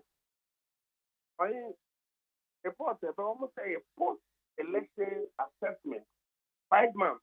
So who's the main kind of say that nation? I say elections no, you in December 7th. Yeah, now soon December 9th. Government take office January 7th. And if your government form say obey ministers. These ministers were it take parliament. They don't say and so na omuwie versing. If you so form are being formed. Inti that will be for what say why ni kaka and the COVID no man to pon. And I say, what did me take it ever corner ever here? The American say it's set the poem COVID a critical issue. The whole cocktails one fat and no anya issue. Why now near no a better talk now the American 2004 people yeah respondent to Makasai. You were not captain. I wasn't captain. Hey dear, then can you captain me and can be who said yes. Now the American said Unless you are telling me say and you know correct say abano ama auditor general enough support to investigate your bosom. Unless you're telling me say that enough support, even NCC here, a better or mano your civic rights. Unless you are telling me say abano enough support. You make an sense. Abine ama support. Na se abaima supporter.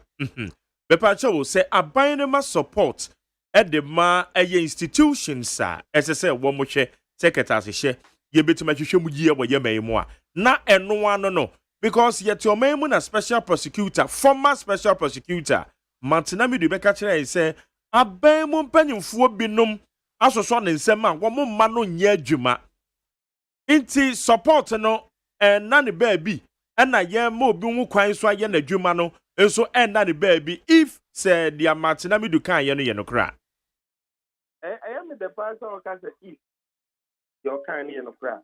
Now, over Domino, so they all can't say, Abaya Wama support the institution, a new patriotic party, and also, I'm saying, that's you know, and yes, what kind of people, what you want to say, not said you'll be control, Chief Justice, or become it also said, despite for a branch of federal area, no, in here. Na onina so bia na ne kwan so ana in the sense say they make an say yin nyina na say ye boa I say police here we almost say collaboration with the citizens and the me nyina abba say yi yema enten awo mrakwa mu no efri ho so na fighting corruption yes the institutions that what the mandate to work and our own support to woman and yes you're okay, that's it. When you support, there's still 200 more than one to be a one and I say, I can say, I touch man. Now they make an sense. They must right.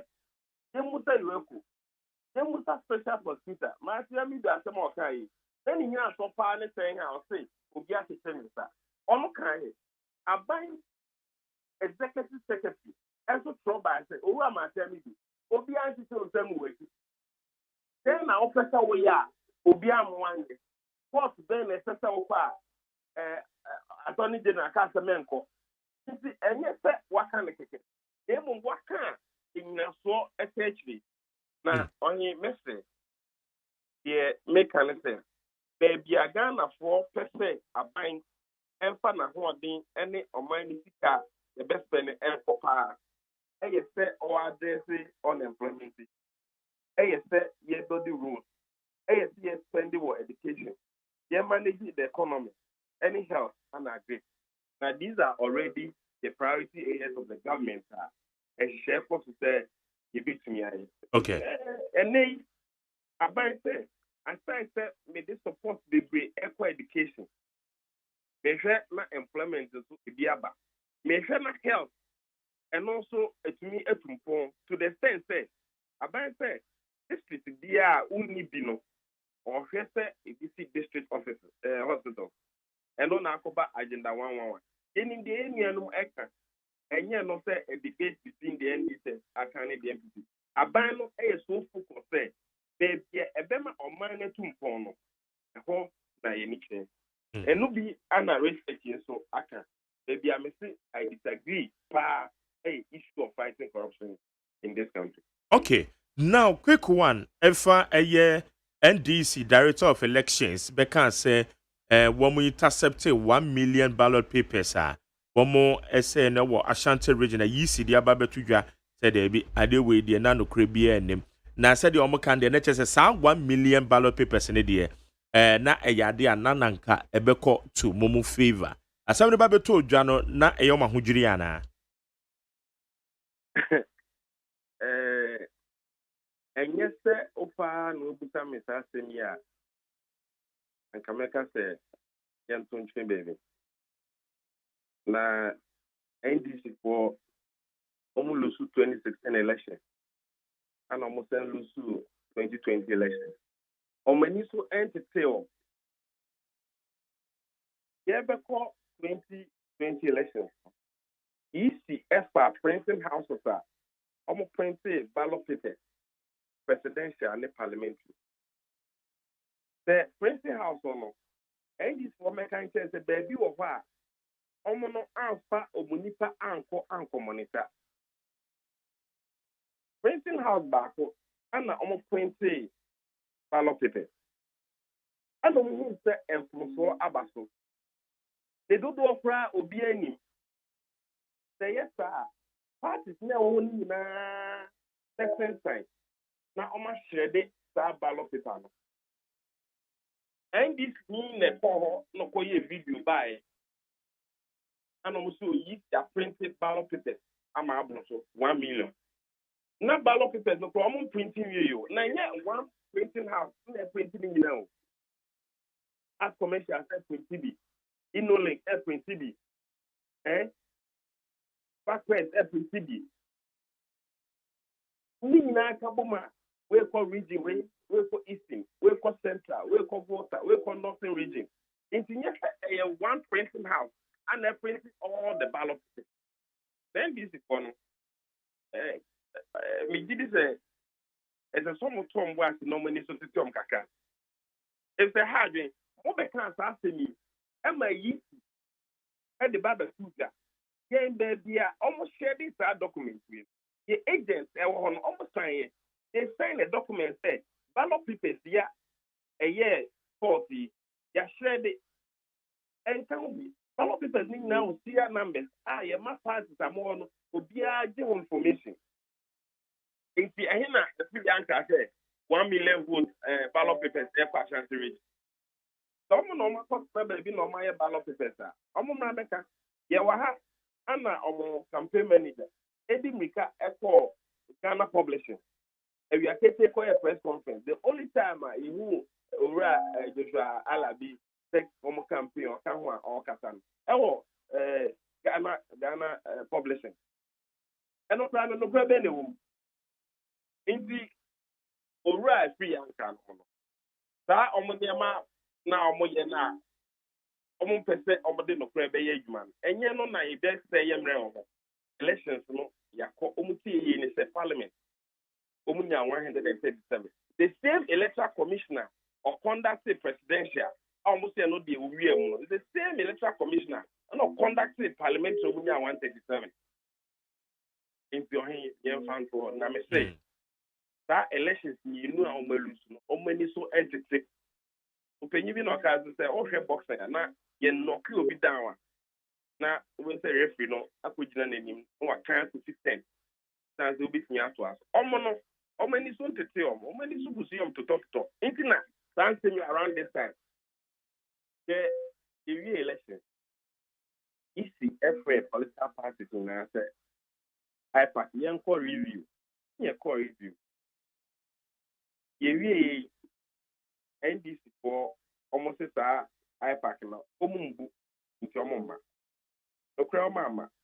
Ye dear review is by. I ever said that at the back. Ne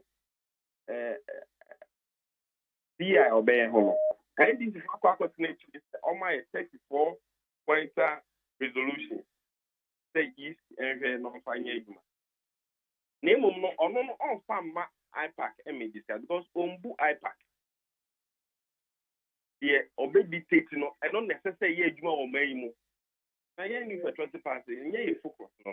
Yeah, dear, the constitution, no, any actor, they conduct elections, and a year, man. Okay, and some people can anything. I send no more the buy, okay. Over a fee anchor and a sign the buy. A buyer, but that hobby now what me, now what me, son. And I say, already see this here, and Nana, almost chairman of committee almost see former chief of staff under President Mills. After that, lawyer opinion. Somebody buy another press conference on the same issue. Somebody assemble any attention of the people. Okay. There, you now got to answer kind of, and not there. And this is for saying yes, more. But more kind of say about collation of resources. If you know any, they all act in no more can say a very regional coalition. I region or number of constituencies. That's the summary. If the any it's not so much that's how they were forced to except that any action results in basic constituency are beginning now. If you regional yeast office now by yeast central coalition center. And then a Baba share acting a official. And this was almost to be the union back on. What for election? What of them? Even though Bon was for him say presidential and parliamentary, the way are there for same years, who accused on their court, Supreme Court, and paying for to do 7 as Nancy. In Rabo Assembly, when yet 2012-2013 presidential petition, and not there, nay 5-4, when there 7-0.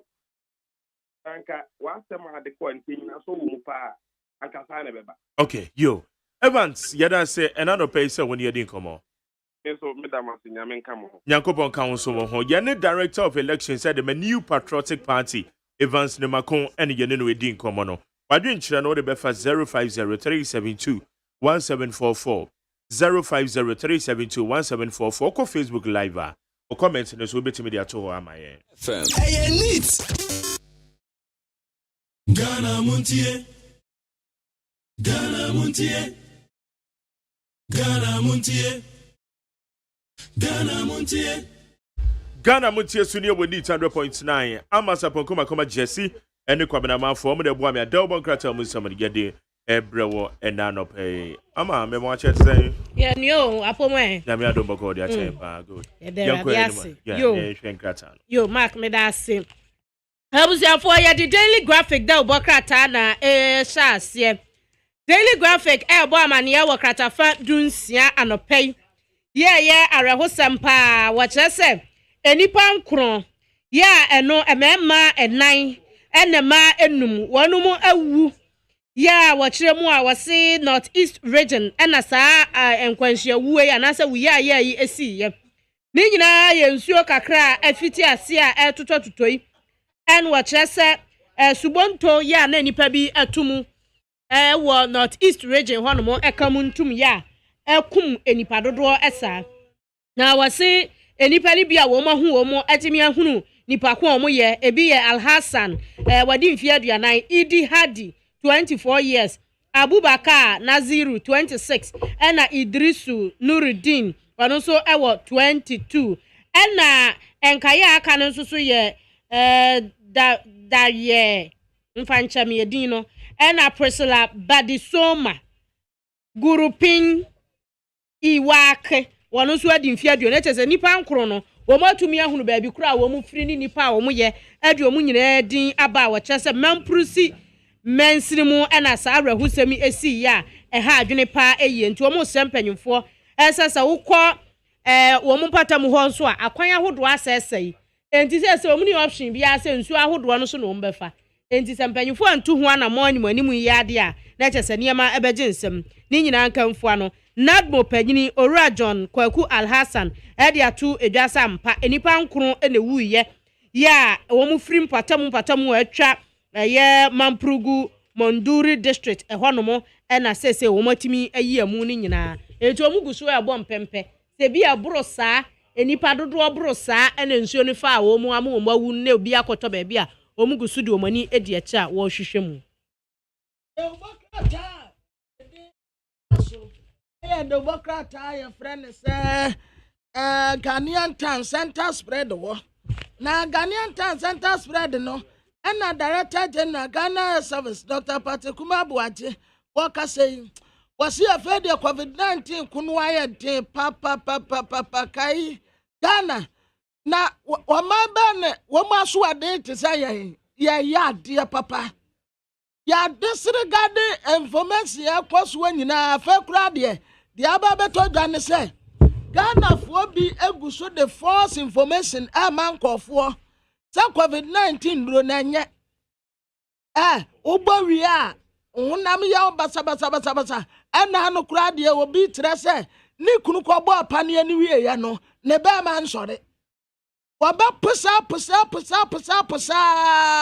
enka no humpa na atumi agina so enti covid-19 duro no anya ekuta problems bebre ana ampanso sansam ya nkofo kan edi nkofo tirimu dam ema covid-19 duro na abai but who katina obi so nkwowo covid-19 duro nipa kro achia wade covid-19 duro ya dai nkwowo wodi a party tiri ne nsagu nati nkwowo da na no na Dr. Patikuma Abuaje kire se that's information no koso a ha adwene pa enti wo mo sre anya sa natie ba pania no ba ahwe nyawo ya wankofo mu kobo ya eda so gina so ebia na nipa kro no awa yare ne yade dada ena kwa epania no akwa ka ho bibi ena pania no kura mpo enkwa ka hwe obi a wabọ pania ni bia enya sa complications no enu nti sa misinformation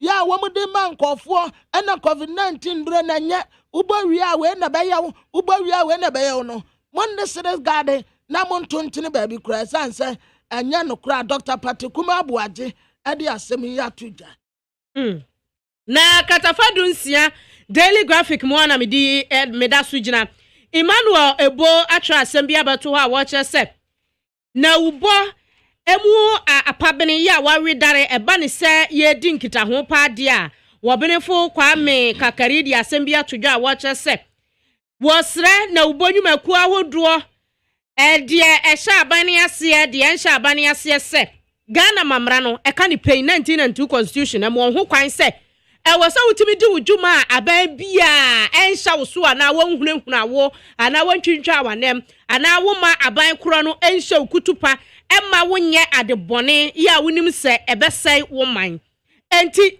wono de waka nyina ne se ewo se na ubafo ehunu saa mamre de kafa wo mudwumadie ho na wodi ne yie na aban bia betra o man adwa so a de wo hwe se da ubo adwuma no ubaye ono aban na adwuma ma no na chese wono de opesa moye no ebia newspaper de asma aban ne pesa ba abonte na mo twro ensima opesa wone mo kana woni wo mo ahia na wo mo aboboso ti se bia wo kire mo si bia ti se bia se morning show hostufu a Ghana na wahia wo mu ene we se na mo nkɔ no na watwi asem we na mo nyire mo ho mo akira sa niema no wose wote ne ho ase aya na enye yie etu ande de wo aka ne se sa ba bi ehye media na se da ubu adwuma ekuo bi emom ya aban na adwuma se wo mo de wo to wo se wo mo som aban na emom nyi oman no na ekɔ ne sa de onfa so bo ma aban no sanse wo da ubu adwuma no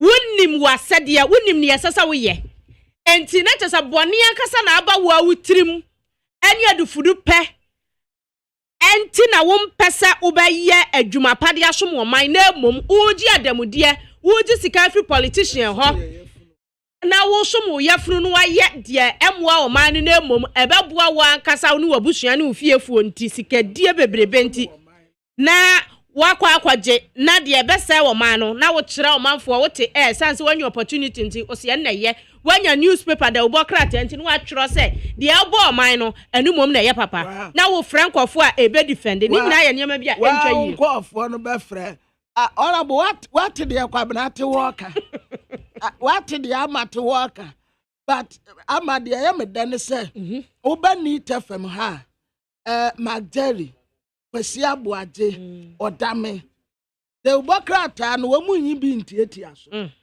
de bi ni nyina gu ha enti ni nyina ye kan da ya wudo ni nyina ye kan aha de obi anyi de obokrata bi amfa ne na ntietia so se ye be kan we but we de ye nkan ana wo kan so a wanya me kwate aba me twa so me yese me yose dabi obema wakan ye wie kama enti wasi na ubo adwuma ne ye de ye ho ni tefam de ye de ye ho ntima ye ma ye ho kwan mankofo enhom ye so wa kwagye kan no kura ni ti ha de ye so ta wokodu anu wayi ni mirika magdari Kwesi Abuaje odame wo mu awa adakabre de wokrata ye be kan ni nyina obi anyi bi ntieti aso wo fam ni nyina gu ha magdari ubaba mu ho mami keka messages kakra The one kind of the sa pepe yes, professionalism.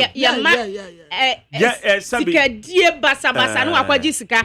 Na bia mfa nse se ne wabai. Se bia bibi nkoyi o memu ase so ka na aban bia ma ebia adwumakuo bi sika ana nkrankra bi sika no abetena ho oh eye papa no afran kofo be o sisa ne mani nyina nya enti wo de so ohu saa ama media house ni bi wo ho a enya media house o eye political party headquarters ya nest ye wo mu ne se ade no kra no se obi mpo na ma osika na se wo yo bebede na kanokre sa wo de kanokre de nipa na ye na se obeka na wa ye de na waka but then say kwesa no fa so more politician what about media houses no what don ho say utimi kanokre wa adwuma na ene se wo be ye adwuma asomo man wa amasa wo be soma nkrankra any party ba na da ne party office na aya party headquarters ya nest krabata Pabra ma make kan messages ni kakra mra ha ye need 100.9 baby on the fire no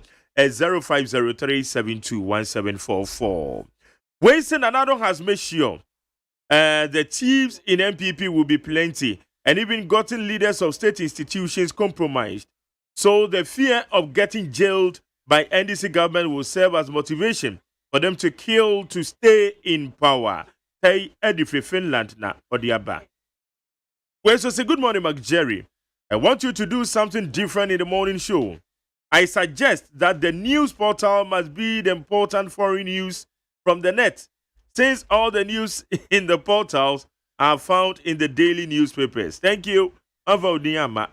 Also the suggestion, no, yeah, bad. And you're bad.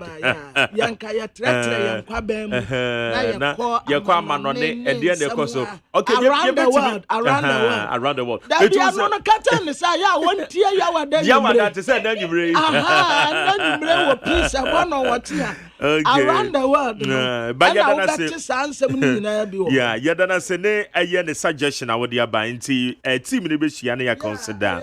A very good idea. Bia say ya local ones no kra na the foreign no mienu bi say okay yenhwe eye amaya hono so nti ya bedwen ho na so ya de sai nti ya dana say ene ne suggestion one fa ne di mpo anka ho one fa ne di anka ho excellent ya da se pa nyaminsra all right when see this report that tells Ghanaians that they don't trust President Akufo-Addo in the fight against corruption. True pa very authentic. Where you ablade, if you kuma zango, hadi, and not the free buyer. Where you say OPK go so, or send another one MPP government should scrutinize the CDD research and make corrections, but they have to put good measures in place to fight corruption than what Mahama and NDC did. Inti way so edie in Citizen Shaker Achemosena say, also good morning MJ. Please, the picture below is old barrier of Kasua Road. I nearly knocked a child begging on the main road. I suggest these children should leave our streets now. And you say, okay, Enra Daily Graphic at the Betuja.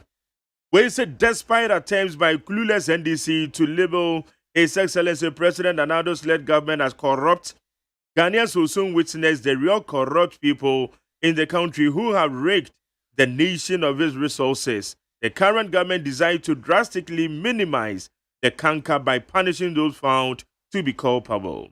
It is Sule Sunyane KTK. Teacher Kujo Edifiti Obodoma Dentase. ASEAN people should have been jailed corrupt former NDC appointees to shut Sami Jenfi up. Mr. Sami Jenfi, if MPP is corrupt, like you are saying, what are you waiting for? Go to the special prosecutor with your evidence and stop the treetop noise. Thieves, Ghanaians, NDC will be in opposition for 80 years. Where a teacher Kujo, a dentasi to Abodom. Yawuza de Friswame. I say Ghanaians shouldn't forget that under John Mahama's regime as president, banks were charging interest rates as high as 32%. But today, under President Akufo-Addo's government, the lending rate is as low as 15.97%. And this affirms how better MPP is when it comes to the managing the economy. But Yawuza Diawu Kendi, any loan be your whole. Say bank lending rate 15%, Pacha no machire why. Menka say e bia you we dey ba aya chire na ye nhwe ade. All right. Ejabata adenta. I say our kids continue to write on their bellies in class while Ekufuado fly the world with taxpayers' money in luxurious airlines. What this nepotistic, nefarious, vindictive, and tribalistic Ekufuado is doing in this country. Where you're from, Ejabata adenta. Now we see Ejaba MP Kaswa Adam Nana. Also McJerry. We are here in Ghana and we are seeing everything the government is doing. The corruption that the CDD has said isn't today, but the only government who is fighting corruption is MPP. Simplicity. And I said, Where's McJerry? Thank you for the good job. My name is Komensa Peletu. I'm watching you live from Akwesi Huesuja. Congratulations to Honorable Brian Champo Abeti MP for Nkoko Akwesi Huesuja Road. And also cheer all workers of Despite Media. Thank you. Farouk Edifitema. Also, CDD's report in 2016 stated 82% of Ghanaians had no trust in ex-President Mohamed's leadership. This year's 62% report is vast improvement over JDM's time. Farouk, all the way from Tema. We see under this government, most of the journalists don't say the truth. Some are on government payroll, and others too were controlled by their paymasters. Eriko Konu, La Paz, Kwabena, no, Kawa, Wodena, Wochiremon. Misko Swalele Kaswa, OCMJ, what an opposition parties we have in our country. While the NDC is spewing lies and propaganda, PNC is on the other side exposing the antenna wranglings to Ghanaians. I think they should all join the competent team. NPP. Misko Swalele and Wakadi say, where's the salam alaikum everyone? Or say, you go listen to NEET FM. Brofu broken penny. I say, you go listen. I say, good work. Hey, you guys are doing good work. You are fair. Where Isa Edifin Sound Zone go into Kwabna, Isa the boy about to say that say, Ujai, na ya ka nkwadia ni ya ka wodi. Ya ka wodi. Ya, ni kwan say, yes, sir. Yeka hadia ni eja hadia na we de munka we ma munka we de munya we de na wasesa na wadi biase wa motuom we ahai de ye gboni nyina so ahai fairness truth ade ma be kwa ba de somra mene maka wusi akon mark ewusi akon the National Youth Organizer the ma People's National Convention PNC ye no ni nkomo mark memo ache. Where do you name sick? Now, I want to say about the chairman, Yankopon Switcher, Mark Jerry, now so your market we see. That's right. Now, only the meaning of Mark. No, I, dear Yankopon, didn't see you. Medase, on Yankopon Shirao. Amen. Also, you will move difference, American explanation, and you want the UK definition. UK definition. UK definition, the leader of men. That's right. And American definition, the evangelist. That's it. Yeah, software. Yeah, and you easy cry. But that's all. And then I'll show you anyway. Okay, my question in common swim. Mark, na PNC, Ediabenesi, and Ramo press conference, and not more percent much the Ghana for Ediabadi. Mark, my memfa kwenye su na minchia ni tetefu nyina. When you were checking ni benchemu, omanya dadie do mafidi atu need. Say needing so there. It is one of the networks that we are very, very fair when it comes to issues of national discussion. Mudemuntie bako afenu bako enjani akano. And it is also developing the democratic principles and processes in our bon buying. Ghana mu ase de be yakab memi ke bia memu no betumi enya ne ntomapa efra se o bisa se edebe na ekoso PNC mu a eyensem kuma bi nsem kakra bi na ekoso a ede mentim ho ase bi na aba ne aba bede benwa so a yenyina edi ho abobu ka ho nsem na PNC se de mu nyina mu from 1992 a yewura a wonya no be called the third Republican president Dr. Hillary Liman and then upon for no. It was formed on the basis of accountability which of course your motto no service with honesty. Yeah, the awesome pa. Yakrojin and I the ma Ghana for. And so if things are going on, that's a nyama a quick year in Tampana, see if you're not your count them and sana it's me agin them. Then Naka Kreni and PNC Amanuku organize near Feno NEC meeting, National Executive Committee meeting, 28th of August. Not Hall. Now, as part of the discussions, I have here. Now, the Juma to be this now committee of the party, so one more share. Nanka, one Mundi Juma, and I'm doing reports about it. Now, Juma at the moment, Obubis as a Juma Bayan. I'm saying, any Yura, and I say, Yanya about Janet Asanana Blast. You see, I'm an Okase, Party National Sense. There, one Yina BMC or the General Secretary of the party. And Kata it in Timiano.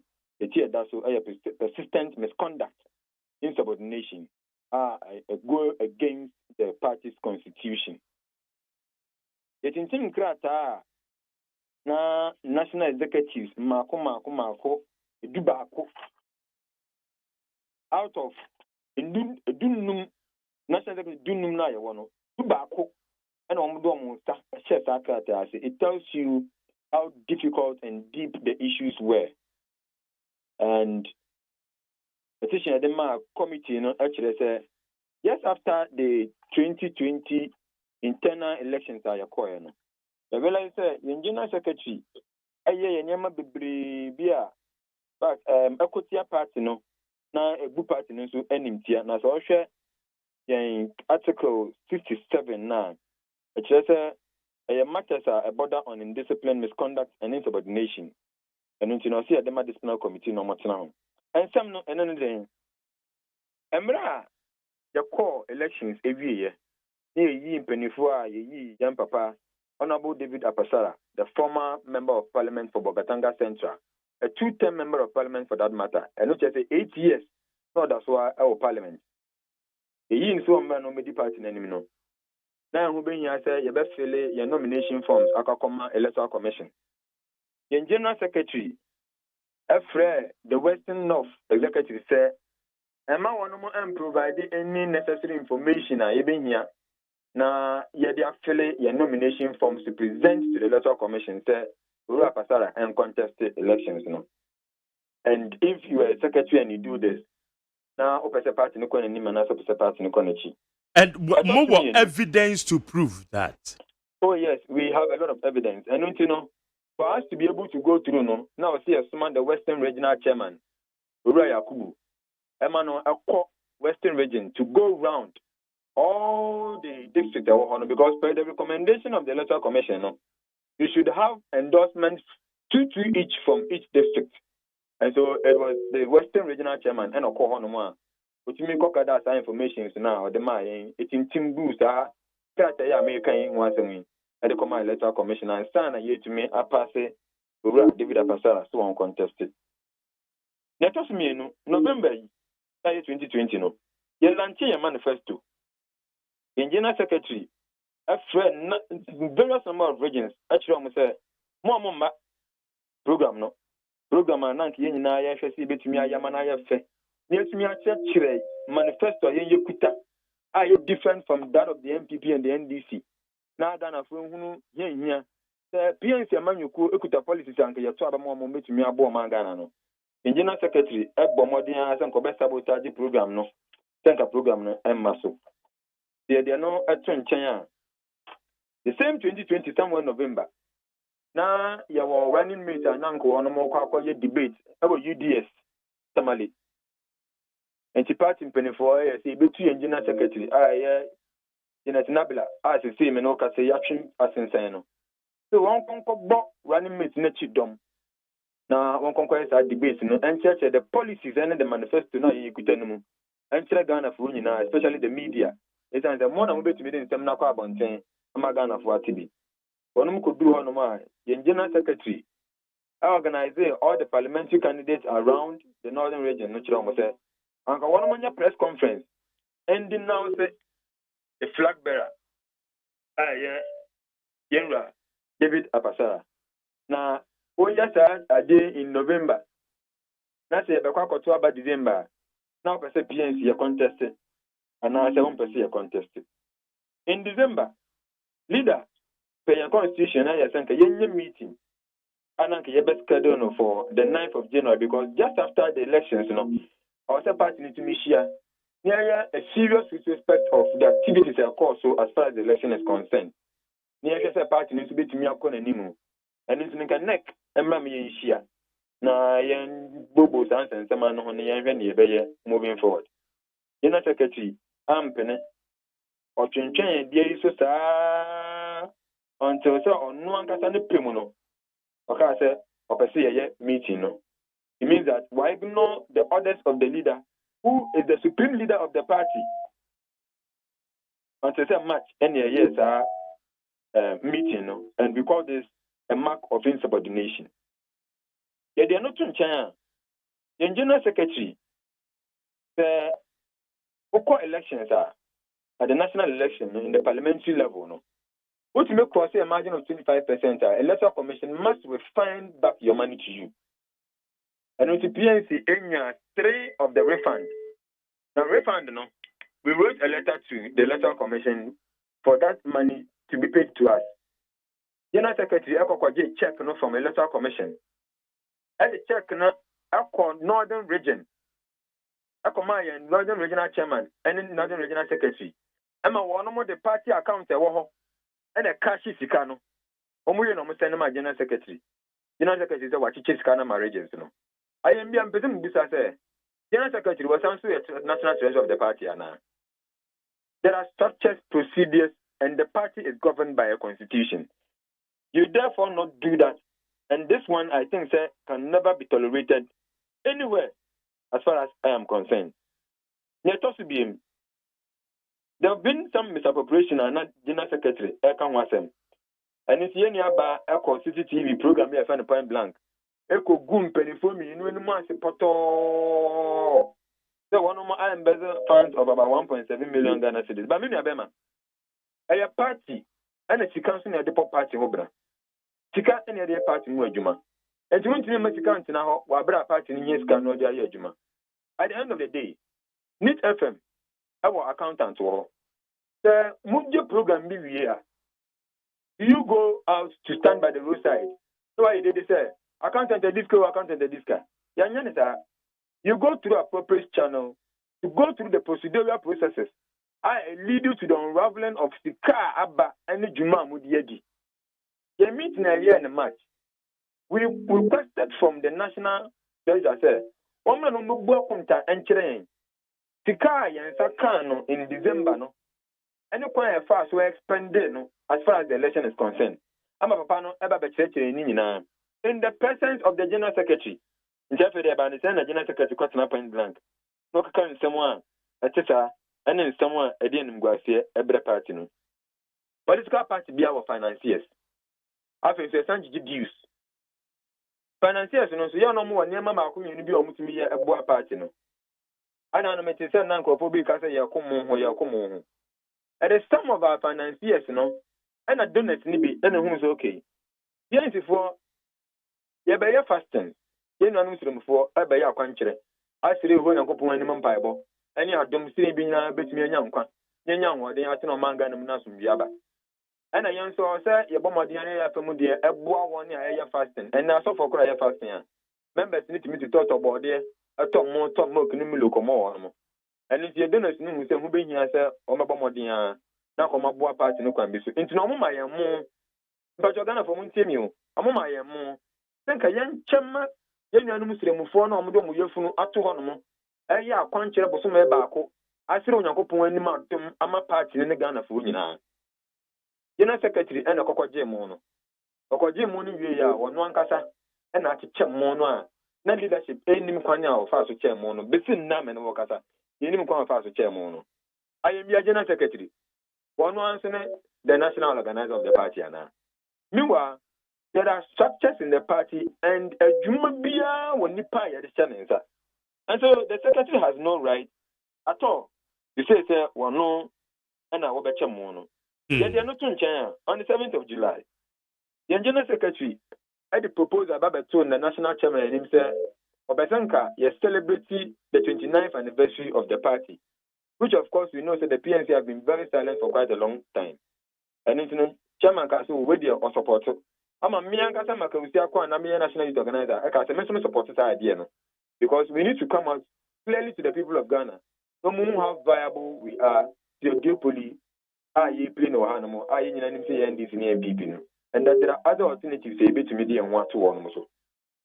And see, I'll see a year anniversary celebration. Now, Momono, by consensus, we need to agree. As I say, by Yanasi and yet. And see a share, national leadership. No more kind of say, I no question of see. Now I'm looking at the position of the party now.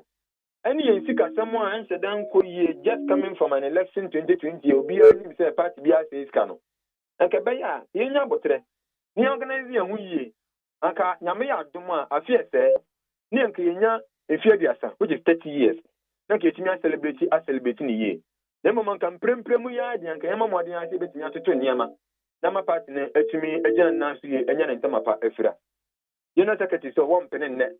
No, a penachina. It's only the CEO of the party. Kamini Abema, a CEO of an institution be our board. And they have a board chairman. And a CEO be also our one more reported to, which is the board chairman. In the case, you're not secretary, say all reported to be a. And don't know what precursor organizes our 29th anniversary celebration. Yeah, party penny for being one more with the 9C program. Nase. If I told General Secretary or CEO, what was our way? Okay. Mark, all right. Wabu Bosopa within 14 minutes here, Media Maui. After my bisa questions in Ibia. Mark, answer na ye beto ba na General Secretary, yen ya mo ho semano. Ede na mo ye de fa ho.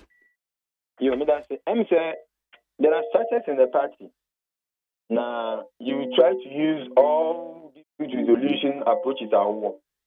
And then, your national chairman and the national leader, over David Apasara, who is the leader and then the flag bearer for 2020. And Yenra, Honorable Moses Daniba, a former member of parliament for the Sisala East constituency, 82 and among Echo, Dr. Mahamaho. Dr. Mahamiri, one Janet, a year Juma. I want to on Tiafrawa. And Kawana and Kasamayan.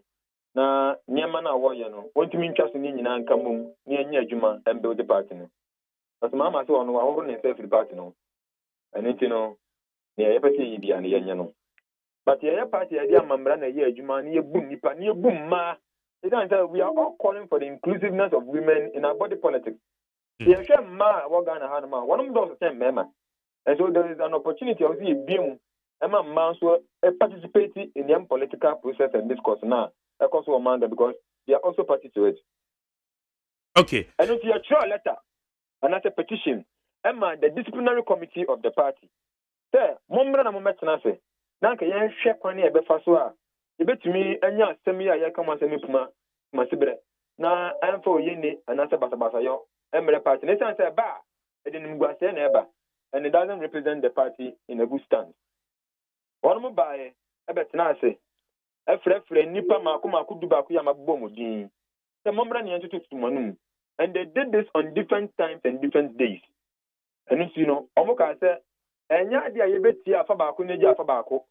Omoyasa no Mama Tantin and Anyajuma. And he about Fred General Secretary Amanaba. Abba for Council almost send the General Secretary invitation letter. General Secretary Amma and so kind. On movie and almost so I didn't let Nibi Emma Curia service said, Come General Secretary. As I say, Ebia movie aqua 1 year letter no. It's clear service and Fanco. The letter no call General Secretary, the letter Nishimu, I can sign this letter envelope back. The Macria service guy is on General Fanco baby or the letter in free buy. The way in Guasem, I just one for boo. I'm a disciplinary committee. Disciplinary committee are neck and I say I confirm one almost on Mumbra and Medijuma and Famayano. What woman in TSA? Committee so there, the Jumashan to the report never. And apart from what they did, they have to come up with a recommendation. Our recommendation naturally say, either say, you better dismiss and now said man indefinite suspension.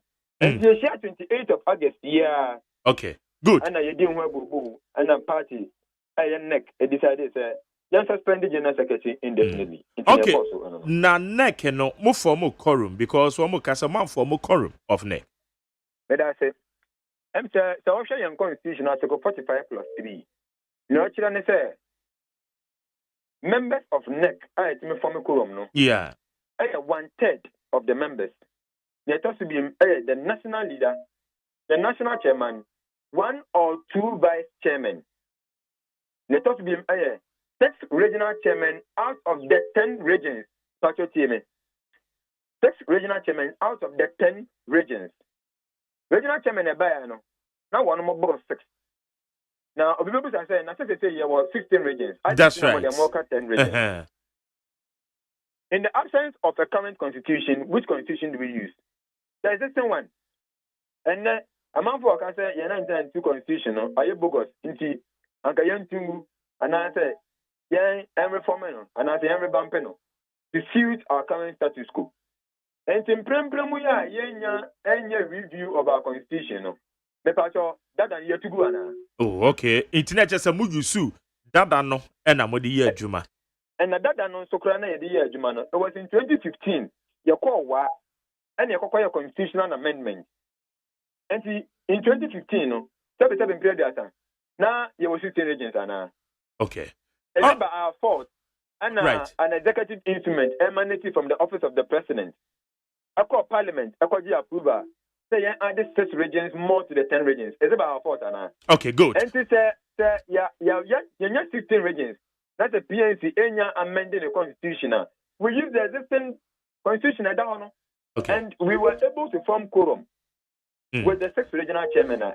Okay, now, my Mr. Way, I no crasa, muyi 70,000 at the free my account to mo. And I think the most one generated man say. Mu yusu sika rough ewo PNC mo main account no mo enu nti no decide say obeche sika no ode sika kwakoto eye saba northern region account mo na where disburse sika no but answer na member question we sumpo no mo to me find out from the regional chairman no say obi answer kan sika yo em say ye pekwan a ye fa so ai general secretary disburse sika na me ka kire okran ha beka say the general secretary, or incompetent. And then the would seeker my region to do a particular job. Do you send it to one person through the mobile money account? Now, general secretary, I have China and say, you seeker rough no. On the national treasurer, no with me check. I can cash through the northern region account. No one can say Chicano. Is that what is done in institutions? It is not done anywhere. There is a national treasurer, you compelling to read a report of the expenses are passed in at the neck. And these are the procedures. So you don't take a unilateral decision, because but it still doesn't answer my question, say, mood to me finding out, say, Saf for no chase Canada will be answer Canada. As we speak, there are some of the regions almost some of the regions. Yes, regions do what saying. I cannot mention names specifically, but what is there were regional treasurers, there were national treasurer, your constituency treasurer, your ward treasurers. And it's who send this particular regional. Okay, good. Mame and okay. Now, no cressa 27th. Muko withdraw 70,000 from accounts. The party no crepa. What there? Okay. Say there are various regions that almost friends, almost party officers are expired. And into rent expense also mukoye payment. And se sika da account mu na se party for so munya officers are. The party de ben here. I see you scan no. Near start to say payment. And you see, the strategy we are using to do this payment in the history of the PNC, Tika and Shada member account in Muda under the watch of the former leader Dr. David Mama. But under the leadership of Honorable David Apasara and Honorable Moses Taniba as the chairman of the PNC, Tika Egu account in Mu, the Mumbusa General Secretary. She was then the former woman organizer, Anna Dr. Mahama, and the leader of the party. Sir, Tika Mamma Gu party account in Mu, to make question Dr. Mahama. Enti enne sika ba be good party account mu. Na se party treasurer and national leader ejika no including the chairman. Ne ye bomodin say ye betimi etua party offices renter. Ne pato ne boni ayaye. Mo bomb secretary na mane. General secretary aya na adwen say ame no ka say wadin se akantam. Na enya de on party executive bia betimi aye adwuma including the chairman and then the leader of the party. As we speak.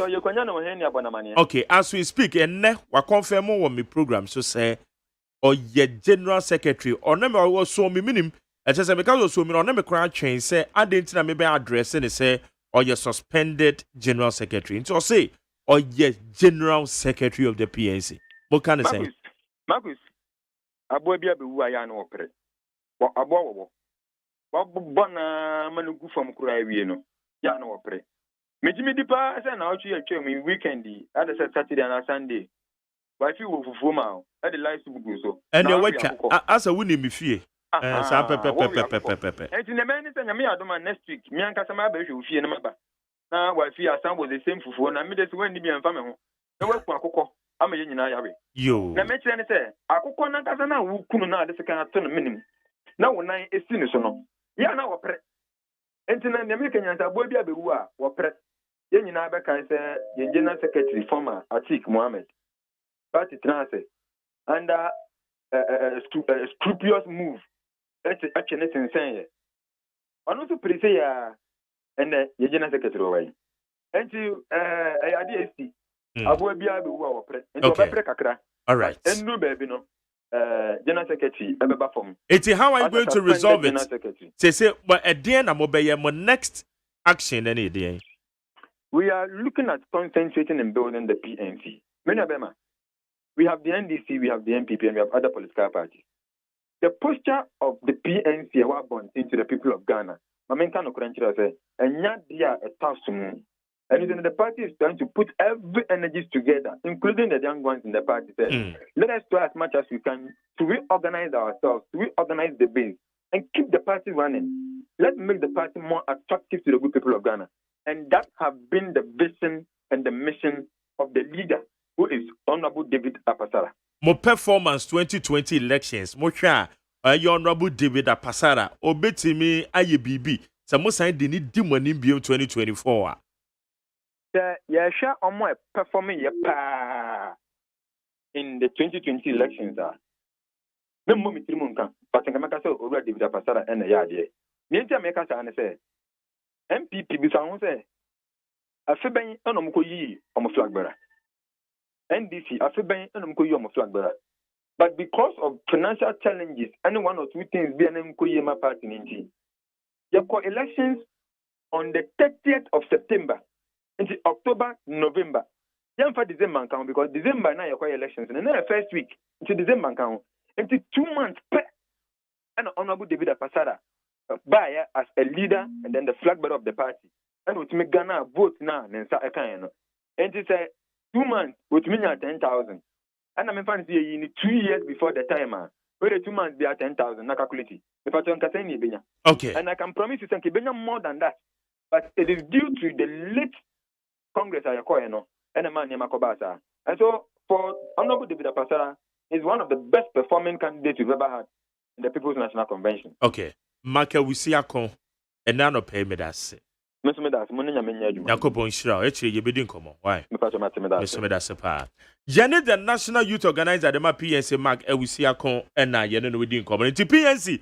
I feel someone Yakoha, Aquaha, ye beard, and so I'm also watching 70 years. It's also a 100 children obey to me. Eddie, but where is some of the one, your baby the home come with neat 100.9. Utie oha echi punk no. Needs FM.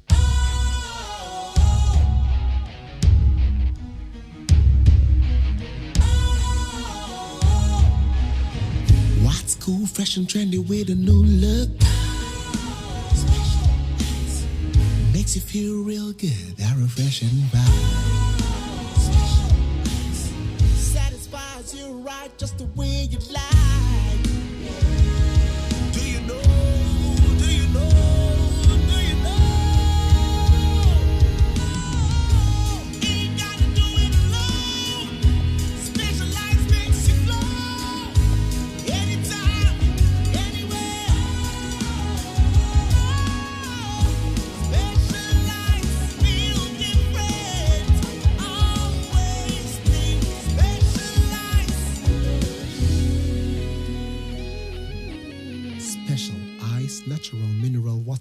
feel different, think special. This advertisement has been vetted and approved by the FDA. Catch it. If you're right, maybe I want to hear and that's be if you are with you, but some me, Mamma rent to say. If you're right, for the Ghana cities. If you are from about your 8 Ghana cities. Hey, son is Mabu said, if you're Ramatia, between Betty and Mumpumo, and with the Equaswin.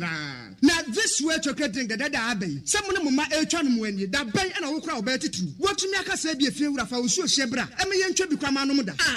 A Jeffy Rassad, you would your book. If you're a very wood to your niche, if you're a very water, this way chocolate drink for full use, a good job. Yet, and as if 1 year I got to a team on my day. If you're a wood to any or wood to any, you're brown at day.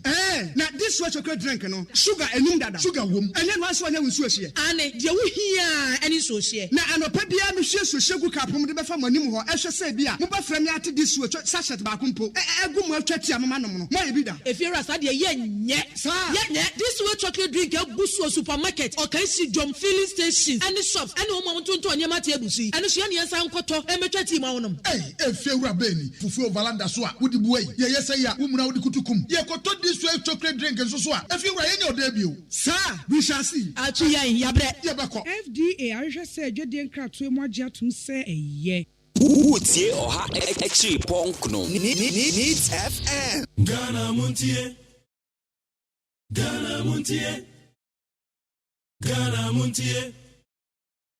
Ghana Montie. Ghana Montie Senior we need 100 points na bedu afon me hwa no me so no sukusu to na wo hwa yanim ha amasa dia traffic na chia enya asem kitu o abi na wusu wo besimu na nso ato ati debi na me kra na me na mu 4 no 9 no kra no dia egye wo kwa mu kakra no na me se ei we dia from ahmachini besi na ano be hyepa nti enye easy kra Majari yes drivers so mo ntu o mo boase yeah ebi ensuo yi a ayiyiri teta nkwanjenga driving basa ahmachi nyame nko a sa ai enya asem ketua wonnam ensuo no matobo na ensuo bi eta akwan mu no menya wadwen se wo fam hurrafo sa de na nya wahu enye ube hu ana atwe na akwakopo bi de na the problem but because ensuo ho ode ama sa wo drive na car ne fam a Aja would even forward drive cry just a car I can see him. What the firm one? Must I say young no? Because barrier once I would do Taifa Junction hono. Once I offer service road. Maybe for main road. Because I had any boo. No, you better yet me out shots. I did. I'm a engineering works, you know. Na ye say yes you were engineers were memo. Yawo me ne bi na abosia ni nti na ya China fo na ama ye nkofo a mbe ye kwan na engineers a ye wo go o memo ya sem keto because na me ne bi nti a aya na ekopa sa se nsuo to a etimi tata kwan mu sa se majority o ye niska enna obi ama abosia wo se wode ne nkofo na beba be ye kwan no e dey na woka unni onyi a o mpa ani fa kwan aya local content wom ye engineers yin so eboa e ma ye adwum ani o mu so mu nya ni ye local content wom me twa mu Sir Solomon Asante MPP Greater Accra Regional Deputy Communication Director Beba Kwaku Wusuba na hene oye National Communication Team member the mind this me twa mu se won ba be come ama making messages in kakra wa beba we say good morning fellow Ghanaians and thank God for another blessed Thursday morning. We all believe in the President and Adodan Akufo-Addo that he will give us the MMDCs who are ready to work for their people and not to themselves. And this has shown how the president and his ministers are seriously working to build Mother Ghana. Osuchia Ignatius Bafo Ebua. Medan say any message out there, but now again. Okay, Erikus Ayefia Pre Ahifia Nimu. We see fellow Ghanaians, NDC is exhibiting what they know best, which is cheap propaganda. We should treat all the unsubstantiated corruption allegations against President Akufo-Addo-led government with the contempt it deserves, because they want to make the government unpopular. Yawasankide di free taifa. Teacher constitution di free yamwase. Also, Nanado's achievements are causing confusion in the minds of the NDC, PNC, CPP, and even Mamia Kwadonko. This little number of people who met yesterday in PNC conference couldn't control themselves, and they are always there telling the president to fix the country. Also, Ochia Chairman of the home. Mukala Jonah said the answer carry. Also, please tell the PNC leadership not to muddy and add up their problems to that of Ghana's problems. Oh. Why can't they manage a small party like PNC? Tell them you can't blame politics with a topa and get positive results. But I even have a problem with the PNC and their current squabbles. But I say, Mukaila, Robbie Fashion at the Freddie Champs in the Hotel. Also, President Anado is focused and won't disappoint Ghanaians. So the NDC should continue in their propaganda and lies that they used to do when they were in government. Regards to Dr. Kuma, Deputy Minister for Finance, where Kweku appear. Where I'm appealing to the government to take the CDD report seriously and address the concerns of Ghanaians. And the MPP as a party also should take their share and make the party strong, because upon everything, the NDC is still the weakest political party that we have. What in the free Denmark on the Sudi DNA or Paris the free Suhum, or some disappointed in Suhum constituency chairman, Mr. Frederico Fosu, and Honorable Kwejo Asante MP. Up till now, nobody has called me. I beg my party national executives and the presidency Protozua is innocent about the issue. We are your party or the free Suhum, or Parawi he was over free. Ebenezer the Frequabina Walter Junction.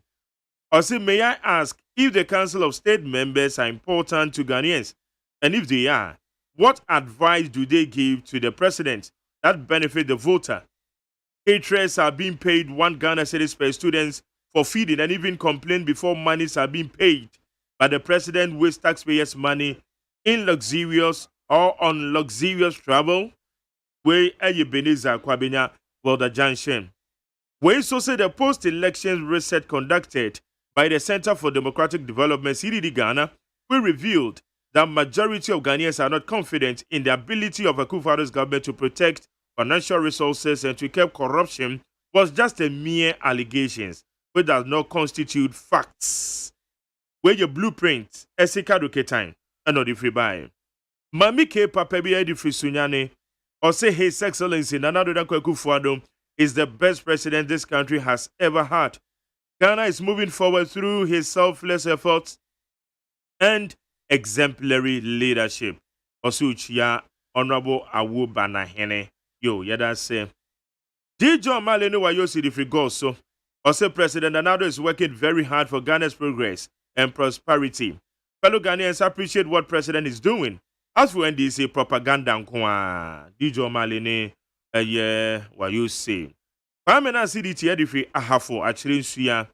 But the majority of Ghanaians cannot afford to give them 4 more years to cover up and enjoy their loot and share. Akufo-Addo Bawumia government will be accountable for their stewardship. Ghanaians have never forgotten about the Ameridio, PDS, Australia, Visa, Bust, etc., etc. You know what I say? Noah the Ark Builder. I say COVID-19 is still with us, so let us all adhere to the safety protocols because it is a killer virus, which is very dangerous, like NDC.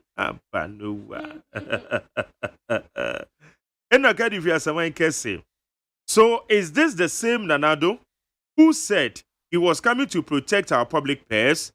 Today, the public purse has even gone missing under his friends and family government. Indeed, Ghanaians have trusted this MPP government at their own risk. Osuchia Madi Jibril.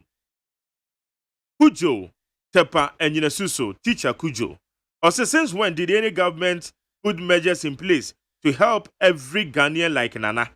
Even Nkrumah did not achieve that feat.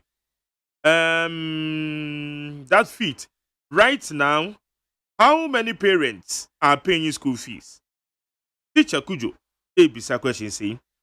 We say happy birthday to Francis Botia Doku, alias Cafino. Hey. Yo, ene Cafino. Abele di Finungwa, osi widi wawada, yama happy birthday. Mustafa Lowa Menya Krobo. Osi the economic hardship under this government is unbearable, and the government is not taking education serious. Now there is shortage of foodstuffs in our SHS. Over 2 years since the new curriculum was introduced into our education system, no textbooks, no teachers' lesson notebook, corruption has turned a beauty contest in Nanado's government. Mustafa Lua Menya Krobo. Charles Nyamidi Frasamai Kese. Or say every wrong the MPP condemned in opposition, they have come to power to worsen it. So it's not surprising to be faced with current mess of a government. Our security is in tatters, just as the economy. Unemployment highest ever.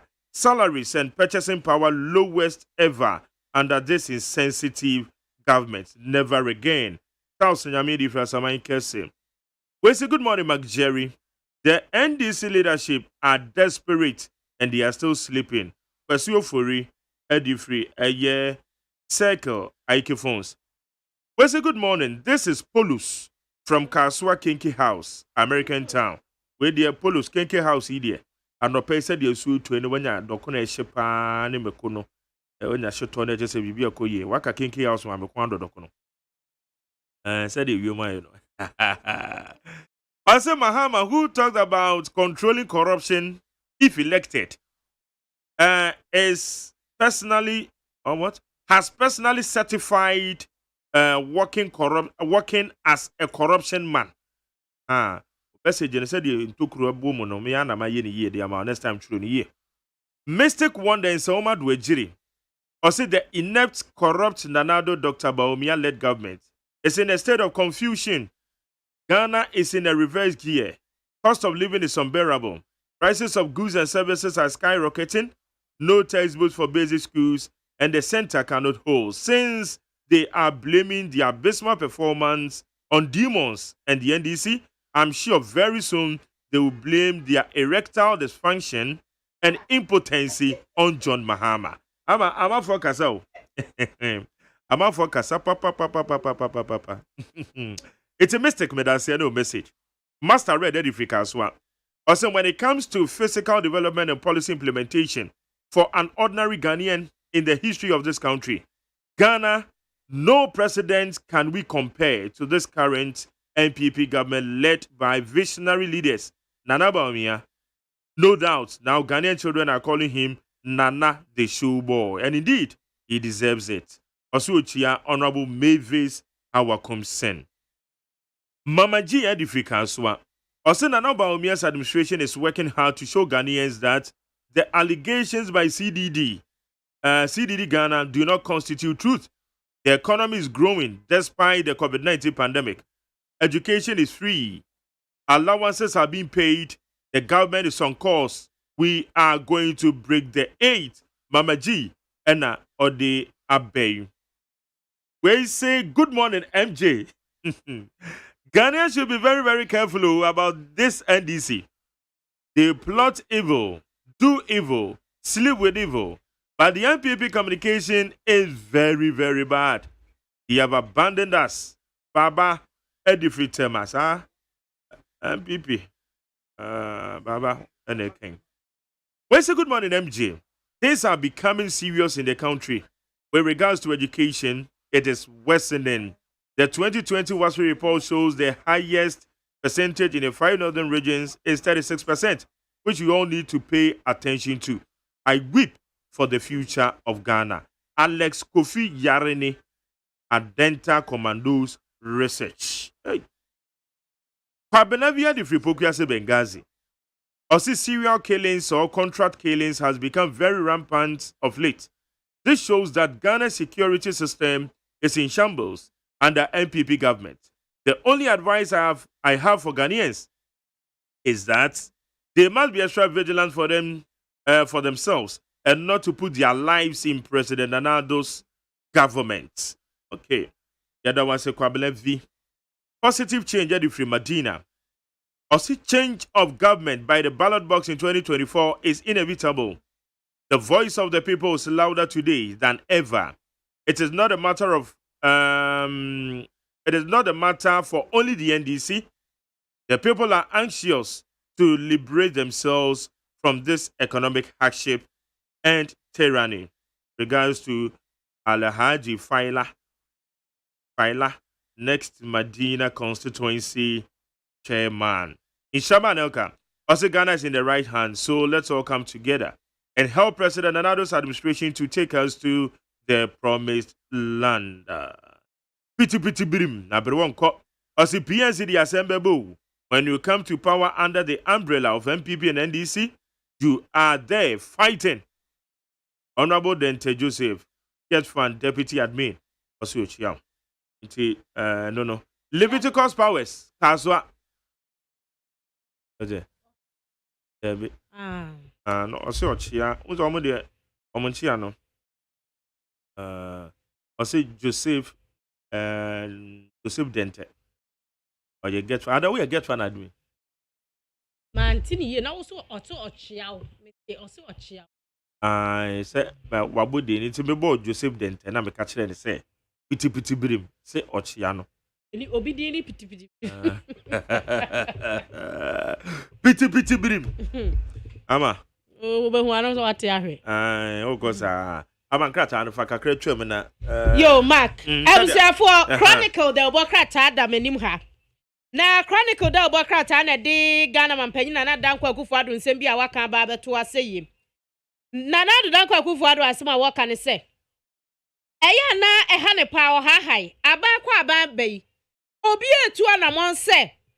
Yensa se hon sam ewo Lands Commission registration in hon kro ne ba ne betumi akoyie so ekamia ye se wo mu abomodi abo free kwame nkroma abere so de besi nnei wo haw no eda so tim de tim nana do se wonti ase se ti eti wo man mu yi eye dan na asase baako ye registered manipa ebro mienu ewo Lands Commission asase baako eye majari de eye amasapondia edi enti na se basa enu da nchen a wo se eye na asefem pa se enkrata se fansa se ho a enka ukwa Lands Commissioner se bi kura mansu bi aba ne yesi ye nkokope na ye nhunu sasase ho akora na ne de apoti majari ubakọ na ayira krata na nya na ya nante afi Lands Commission ho ayira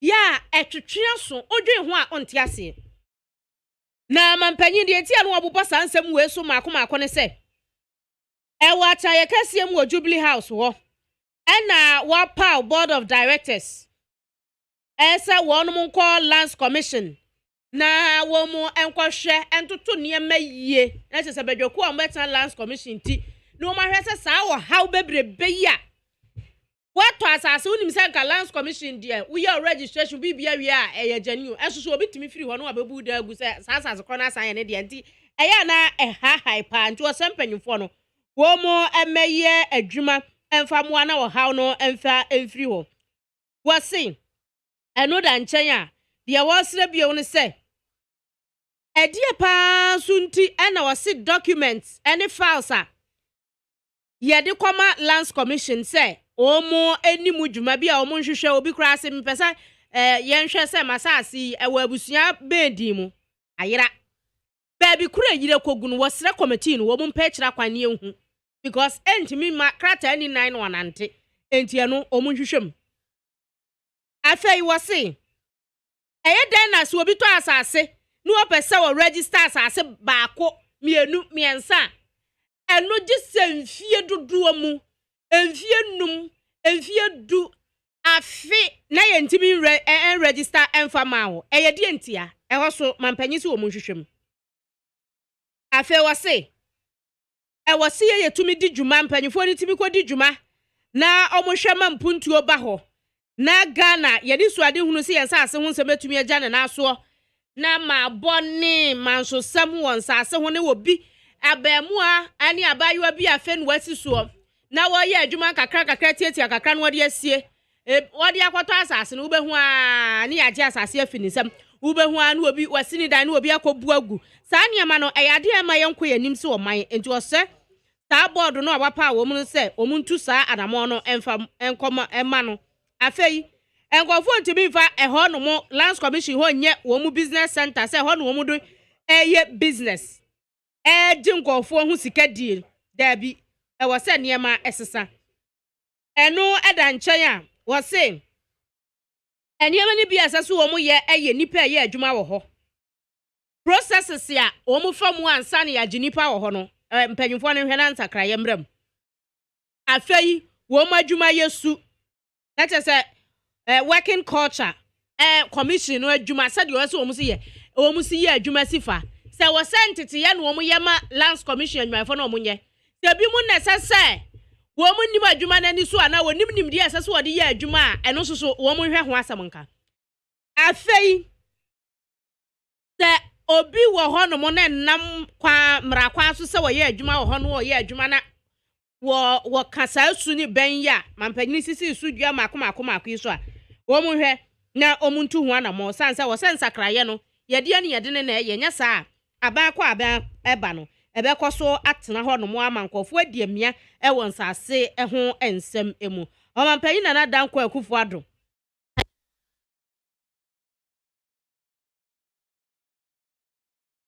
se e wo se e aban sase no a enkofo fomfa wonim se aban sase na ya hwe nyame anum ni aton ya jiska na nipa na balance commission ho no ya be register sa de ama ne wo ma register de ama no na moa last commission so moa nso munim se e ho ya aban sase nsase ya de ma ankrankra na mo aton na ma jiska na wa hini bi aton no wajiri sika na omo ba be ya registration mo so mo hunu sa hai e ya aban sase na mo register de ama no sa nyama no e wo se brase e wo se jai adosho dodo ayeyiye enti se de wo sre bedwako a wapa wonom se board a wo mu nkwohwe ema eniema enkoso ma ya sase ho nsem ene ho registration enko yie no wo mu ni se adwuma we mfa mo ne sanse e ha adwen na etwetwe aso na ya so se wo be bre atififire no akoto asase na asase baako woda sani timi hwe nyame anim ato amanipa bienu no wasan to amade otoso miensa asase kro na obekọ lands commission so okọ register no so ye be register dia ma wo mu miensa nyina e kasai na majari mi kwa ensam fufuro mu dia na ebusuafo chronicle da ubokrata na da so ekita mensam e wa hanomo na wachiremu a say die covid-19 protocols no wachasa maye lucy guard kura mi antu na jejemu na enkofu a wo english alata afi lafa ena wonum edi wonum homo wo afahye e wo kwasoro nkoso kura na wachiremu ani ayi okufobuo ya wodi kan eye lafa hene nana egunsa ene nananom edi ngita ho asrese wonta na chi na wonyira na chi achigina pasa de beye obetumi abu man no wabu kuro no na watoto niema yese ohene pon ewo ho na edi mpuntuo aba na nu bio no wa kyese wonum di ho mo afa hye de na so so osre ne manfo se ma wo mo entoto covid-19 enhyehyeye na se wonum tete wontam wonum huru wonsa kata hwe kata wano nose mask wo mu fa bi emutu na mu ho ba na nkoba ne se ya beka se homo wa fa hye akiri ena covid yade ache obie enti obi ama ne ho ban na aboa ama Ghana mpuntuo no ko ayeko ede atia covid-19 yade no yatumi adru ehun na yade ani kira santimanto ye ko fanche bra ai Ernest best anane ana tro asemi wasimpanyufo na montu a wo mu atu ewo Kumasi Metropolitan Education Directorate no ekamia yese na nanom ahemfo eni mpanyufo a wono anu ebene enwumasua ho nsemu ewo fanchire bra ne mpatamu fanchire bra no ufi ode ne ho kwada so a na akọ fanchire bra na santase to aso aha ye Kumasi asem na ye kan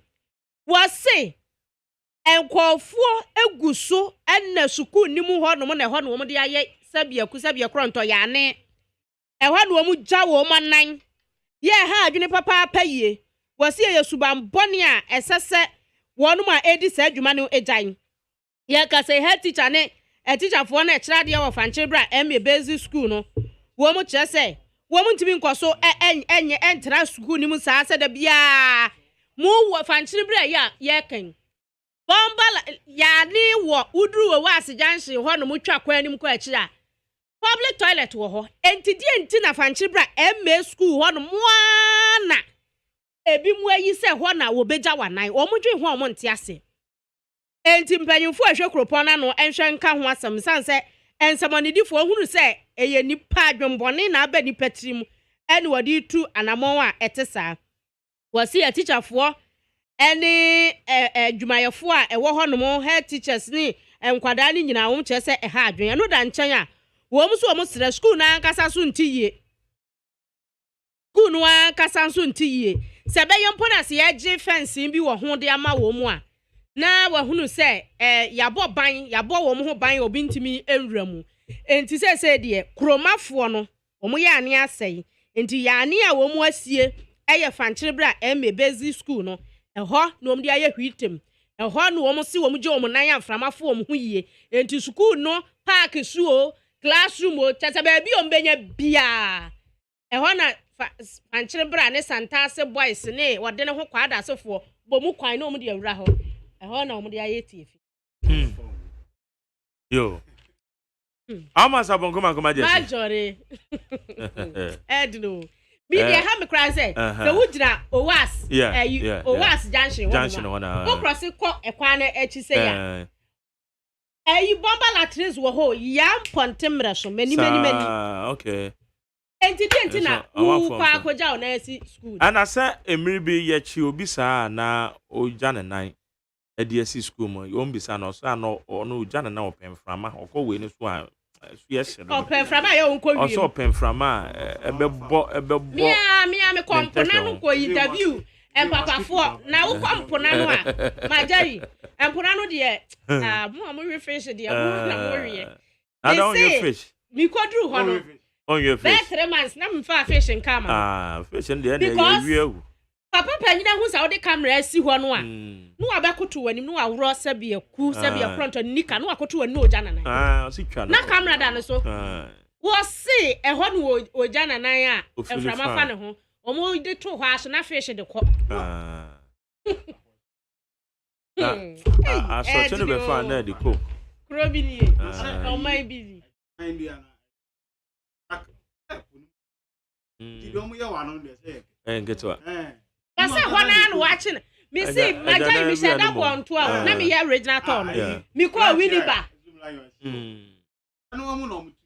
Wamu convert bi na wamu de bi yesa organic way na. Asie ni nyina na ebo no. Ko ne pata mu he ensuo eno a wamu tete so yi ayi no. Kodo na wamu tim na. Ya sa nam na gu no ano ana. Ayi. Ama for ye no ama ho. Obi be say tie fika wono ma. Wamu koto anu sei.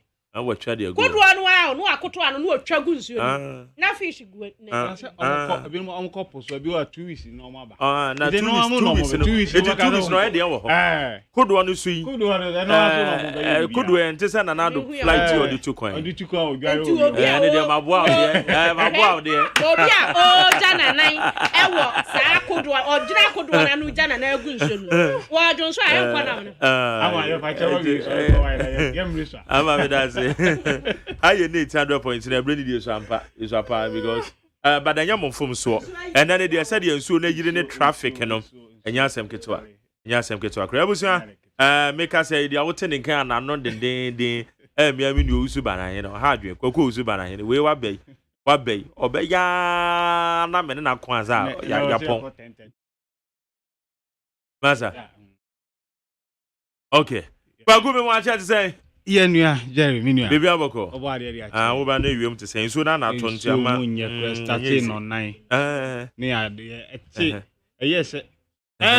yes eti kakra na jami mi ko hwit na kam me hwe na traffic na no ye de nti na wo se mi sinfo okada pese na me ho nyina afo ene bi no mo bi se nso ye to na na edware owiem na eba ya na se we ye the rain so no na no de ye kan kra na o ye ne mo wo se wonti obi a organize nti wako ai akoko duedue wakofa anaye ye do kwa invia wase ebu pa na dware a iso de say na ese sky bath ono pe na dware wiem na wo dware owie se ebie a e wo se basa so na mebo shower ye bie e ba ti se so ye to ye nim se ye no first na na ye so anaja ye so esuru so ni ye use se ko so a unim ze na na ye na de na maza jaza propaganda me kan ba visa majari ye mfa obi a wadi bro 70 years medium ampanye bia mu da ali papa wi abe ya kire Ghana Oh, that be. Who say? Again, another. I say when you need to go and you identity. I want to do on me pay. Uzo munyi sa. Ebi you are city bi kura anya no bi so no beti mat. Once say on amana na konwa di nachi. Because ebi a obakot na once say got na konwa mkura no sorry sa na ade no. Ne spine no ni ade ni nyina ayemre. Into here too much comfort. Ni nyina o man ene etua. So fee at this time we retire from civil service 17 years ayi. So we say be your man. Nature so untimi nchiti nature. Wa ma Jerry emema yi. Nze duru ba bia nature na nkata na stop ye ne ma ne ade ye nyina. Ti sana abrabo no etie. Wa bobre ne bi no watena fie. Wa hwe ona na no ba na nke nso to mu gu nchen. Na na mu twati no ne ade. Na wo so obedi o mampanyi. Mampanyi die enye one sector adwuma na wo ye wo. Eyo mining nyina. Iti adwuma ne so it's your mind was say ye hwe na send you face the country for a call for constitutional amendment in ade. Ye hwe the age ya obi betimi abedi o mampanyi. So you say krana amman advanced countries ni bi a kire say under 40 medium mampanyi man ye. And they move the country well. You understand? Okay, under 40. Under you are 40, talking about yeah. under 40. There was here to me amend say to me so about 35 crown. Because also the likes of Macron by no. Macron was 37 years. Yeah. Austria crowd let me say I think 29 or so. Normally are the Ireland normally. Inti ye ni sa e be yi. Ye hia mrantia with energy. E dey tin ye recruit soldier for your ma age bracket. Because you need energy to move.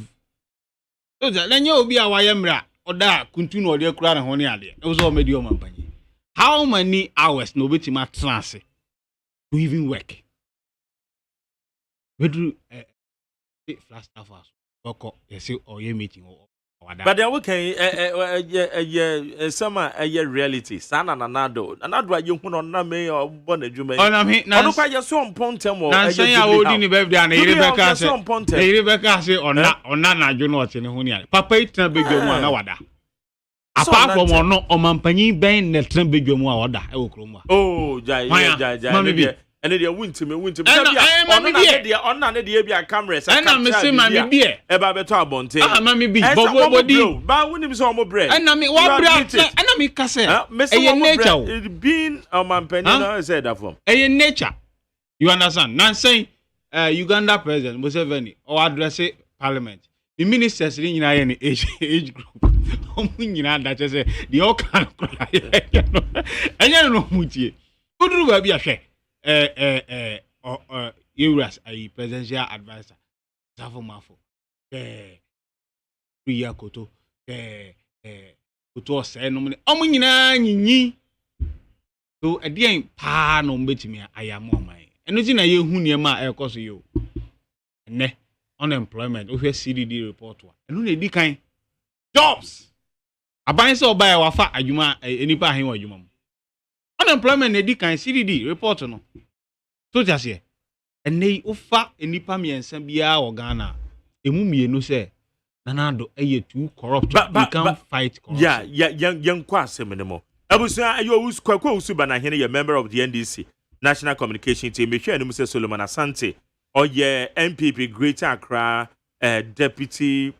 Greater Accra Regional Deputy Communication Director me hwe enu se obabeka ye oni nyina na yesuo no said yesuo no ye ntina ma na obia ye wild right their working employment situation ya addressing the year more previous government demonstrable track record ben amowo in terms of employment emutimi ye ne kakra anka te said their working say babuni gu montini so anka te say aben so baaye ono so ne dia oye ne so okwa anim ana so nkwa anim said their manfo ka including even your afenyo markings so okodi wache na ne constituency kodi wache emani hu say yes no maybe even though my ban bomb more than but no maybe our why so we actually including employment or say man for no e catch no are we doing enough banahene Mark yeah let's face it aban bia ni wa oba obetimi provide for every Ghanaian youth so that's it In fact, public sector workers. It is a vice president, Dr. Baumi Abano Kasi by I employ in Nipa 700,000. Okofa figure if public sector workers in Ghana ufa 2021 budget year. Less than 800,000. It's no 700,000 or buy a Nipa 100,000 penny. It is not rare figure. Mami can be being chill. And nothing are buying. You provide enabling environment for the private sector to thrive. Sure, NDC are buying you buy you for nurses, you for teachers, you for police for, you for fire service for, you for military for nearly. But is it enough? And nothing are buying identify businesses. Or say, me person me yeday, me reduce sugar importation. It me could be a commander sugar factory. At least a mabumbe tima aye a farms near the feed factory. E binum benye juma yeday aye wo. Or say me be Walugu tomato factory.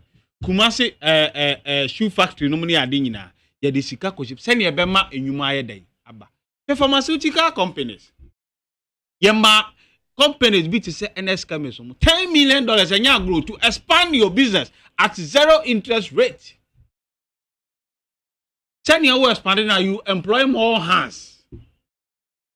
You will employ more hands now with the affordable drugs. So, pay poultry project say Edif now as in bank.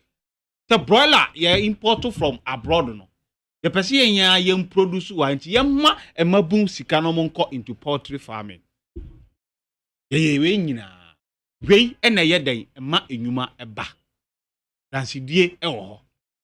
Aban we buy ya or tiny and ni envy ni political advantage your person over the next 200 years or infinitum. Into your local banks, I'll be good. 9 of them, 25 savings and loans.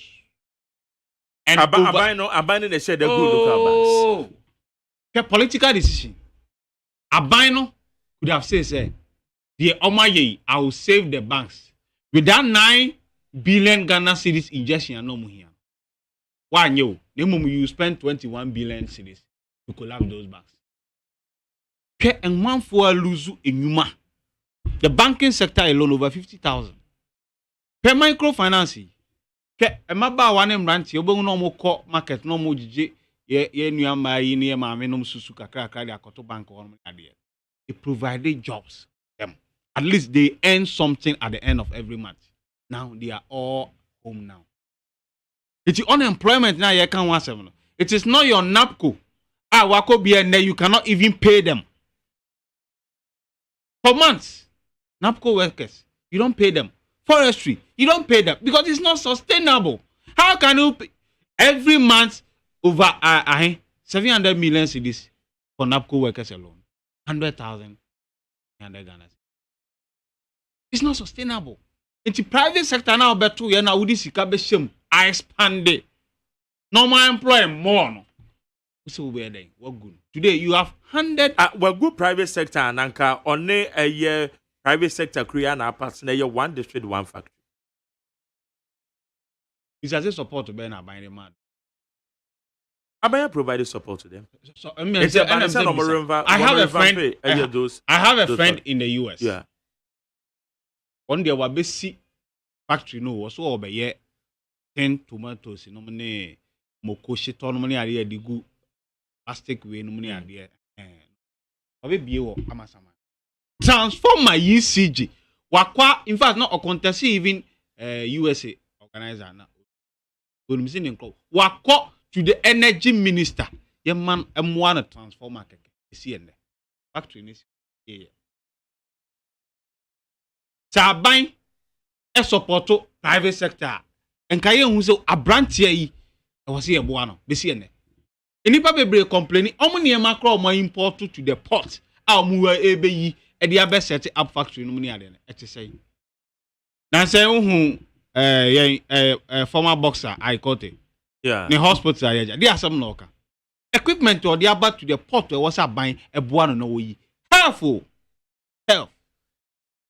He can't pay now.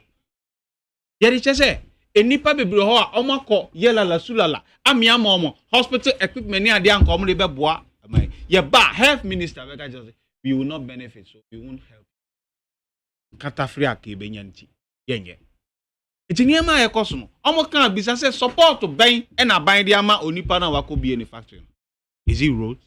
Is it electricity? Is it water? What? Me poultry project I was involved in voter between KJB and Hohoi and Nakawuram. Because MPP buy they refuse to give us money for the beds and the feed. Meanwhile, your sister structure in area first structure. I as in bank. Sika, I come. The poultry farm is not working. So Sika, I was say I buy you send to Yama Abino and then day. Because the Wabet sound is to say and this time near this month, so we won't continue. Into Abaya lose over 500,000 for our poultry project alone. Why do we do this to ourselves? It's unemployment. How does the CDD report reflect on the reality? Okay. CDD report no. Me sure pass a report to almost year no 2020 now almost shoulder year because of the affiliation with the NPP. What are you talking about? I told about to make a say be the period report no. A year between they can change the date. Report one more change. Why a year report or cancel because of election? They shielded the report after the election or mobilization. And when I can? Huh? When I can? Oh, one of the civil society organizations. And also because of the election, they shielded it.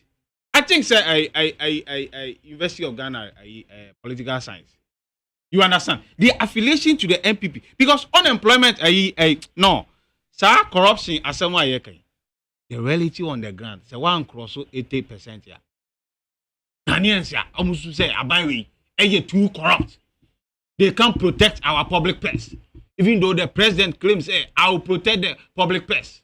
But then they'll buy a person and because wafa kotu fie. Danti beki them. Person no wafa. Ne corrupt. Ajiba bia. In the sense ye kakra no. Now what the yasre sem. Oh AGYEMAN no dey wa brepa. Senkanya minority a. Nkene ya share over $20 million. It's amount for so NDC and MPP are the same. It's not true. Okay, Ameri call parliament bill $800 million a minority in who ye and ye save or minus say. PDS, the same thing, minority kroya. Any civil society group, ye de deana, or Mampani, and then a bush and four common negotiating with percentage of the deal. I am for moment, you almost become. Minus $110 million and America government. And then $120 million your PDS your light bill. My father see ne aban ti menye nipa fasika yi be see ne. You understand? And the corruption there see be kan nye ne nanado wa fail totally. Esan say ono ankasa no. Ni special prosecutor or ye ne confidant or wa appointing ne say enema wo ye nyina the president is involved. Uko ye say ya was hey men kan we. Uko ye say was hey men kan we because he is benefiting directly. And a special prosecutor Benag. Martin me do asam na making. Former special prosecutor. Yeah, former. Okay. Describe president said he is the mother serpent. When him say Martin me do your former special. We say system be America. Udi president Kwame Nkrumah they still. You're for president. And you been a person way. The binyesa me person me ama. Me call holidays 2 weeks even. And you would say madam for no call holiday or slang to say or so me koko to can international airport 2 weeks from US about you Kuruka. So anyway, okay. So Matiami Duka say Papa is a mother serpent of corruption. He's enabler and promoter of corruption. As in microphone ye bibia. No person kataso. So the man is involved. Send him young could be kind or say now appointees no their mom work and pay. We are never to our title. We are never to our title. It's wine pa na ye corrupt a year. Nanado is not fighting corruption. He's even the promoter of the corruption. Now, if AGYEMAN wadi, Senka AGYEMAN na didn't 2 years. I did young go to Tiakonyazo. I'm telling you, the president is directly involved in the deal, and the finance minister. Hey, Nicole League ministers complaining say, "Odi adi akoto okra no." And near more by yet church mu after what taking days and months.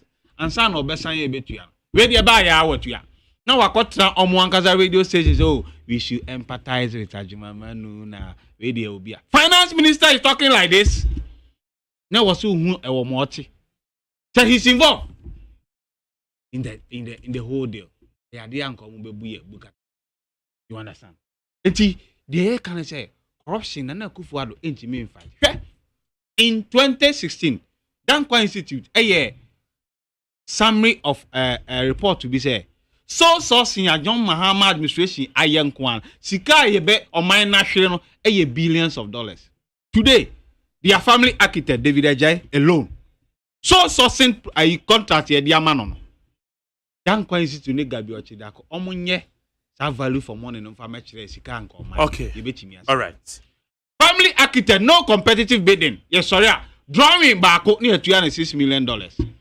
Anybody can say, are they almost used as a money laundering vehicle because you discard man people benefit. Okay, Sika ya shri what this corruption and can sa asipiti 111 years you say a little over $1.6 billion.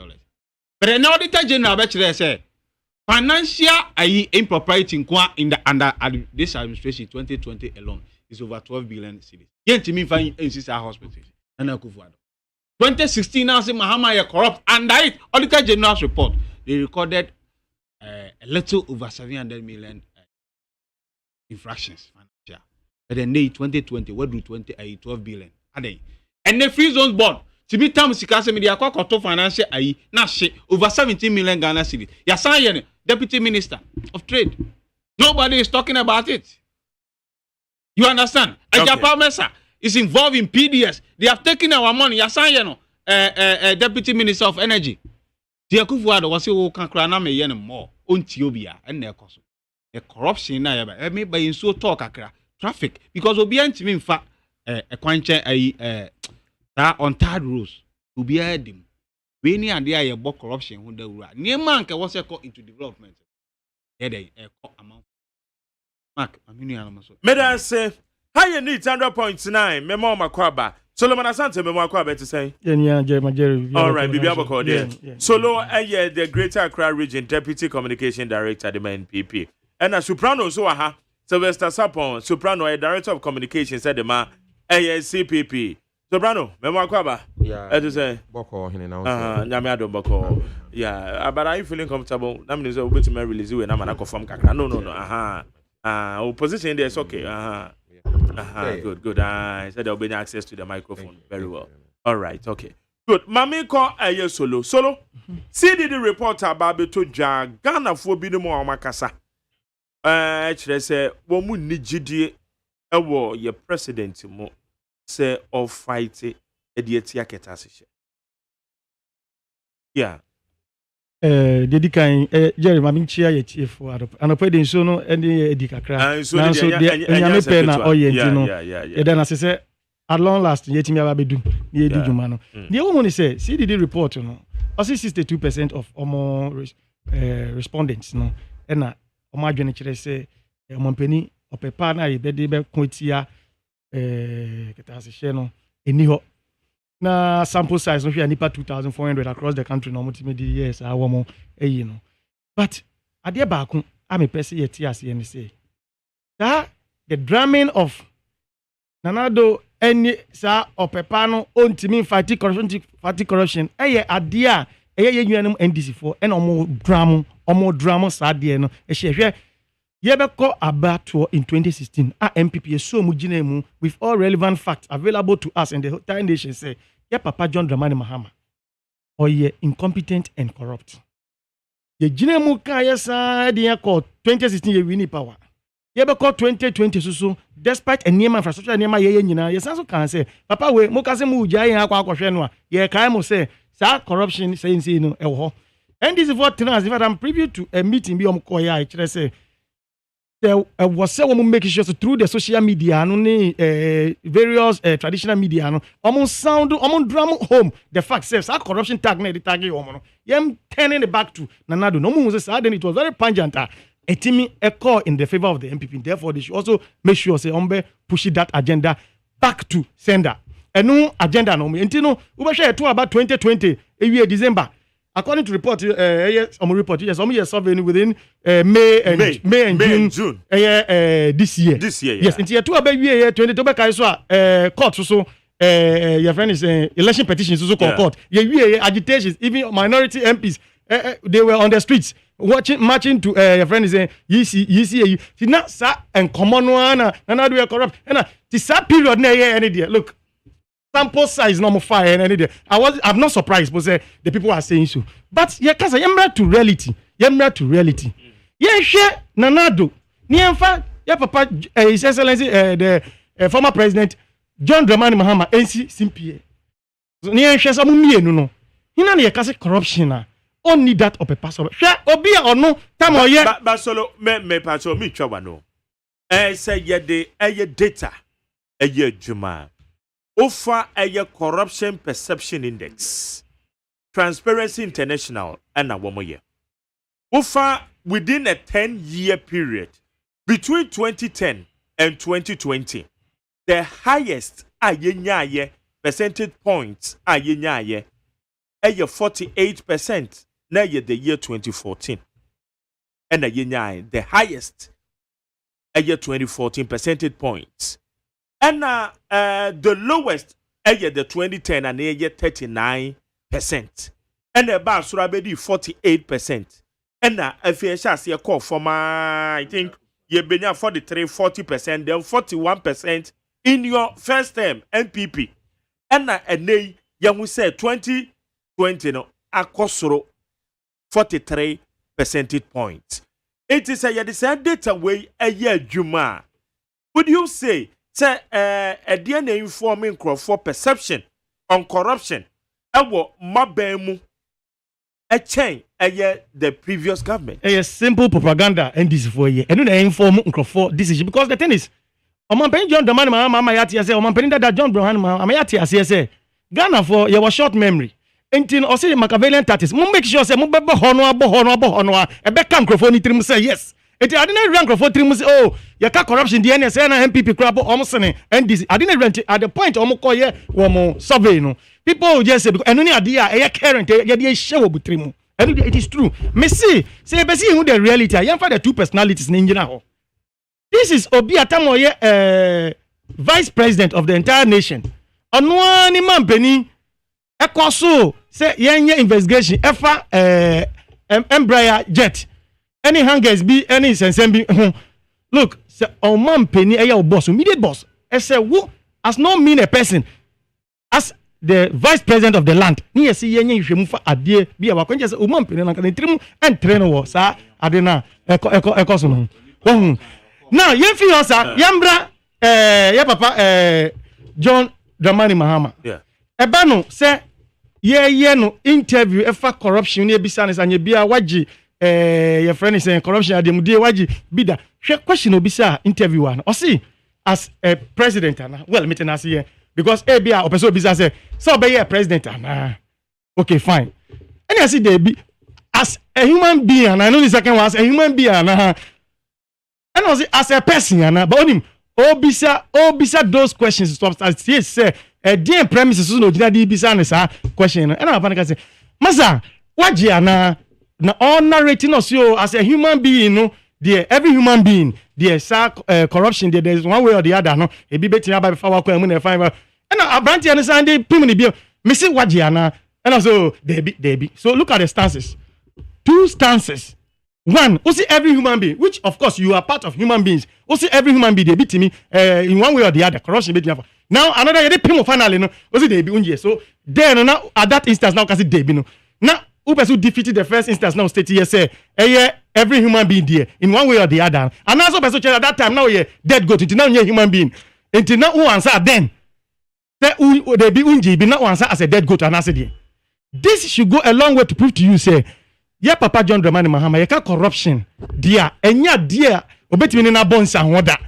Yeka corruption, no ani je Papa John Dramani Mahama.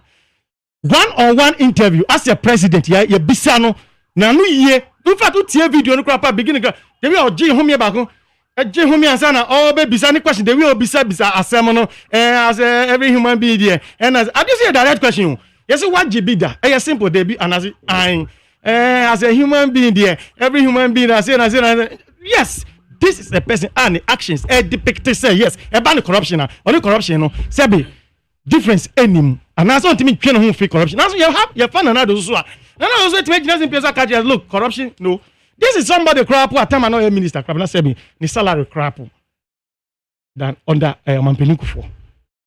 This is salary. Masa.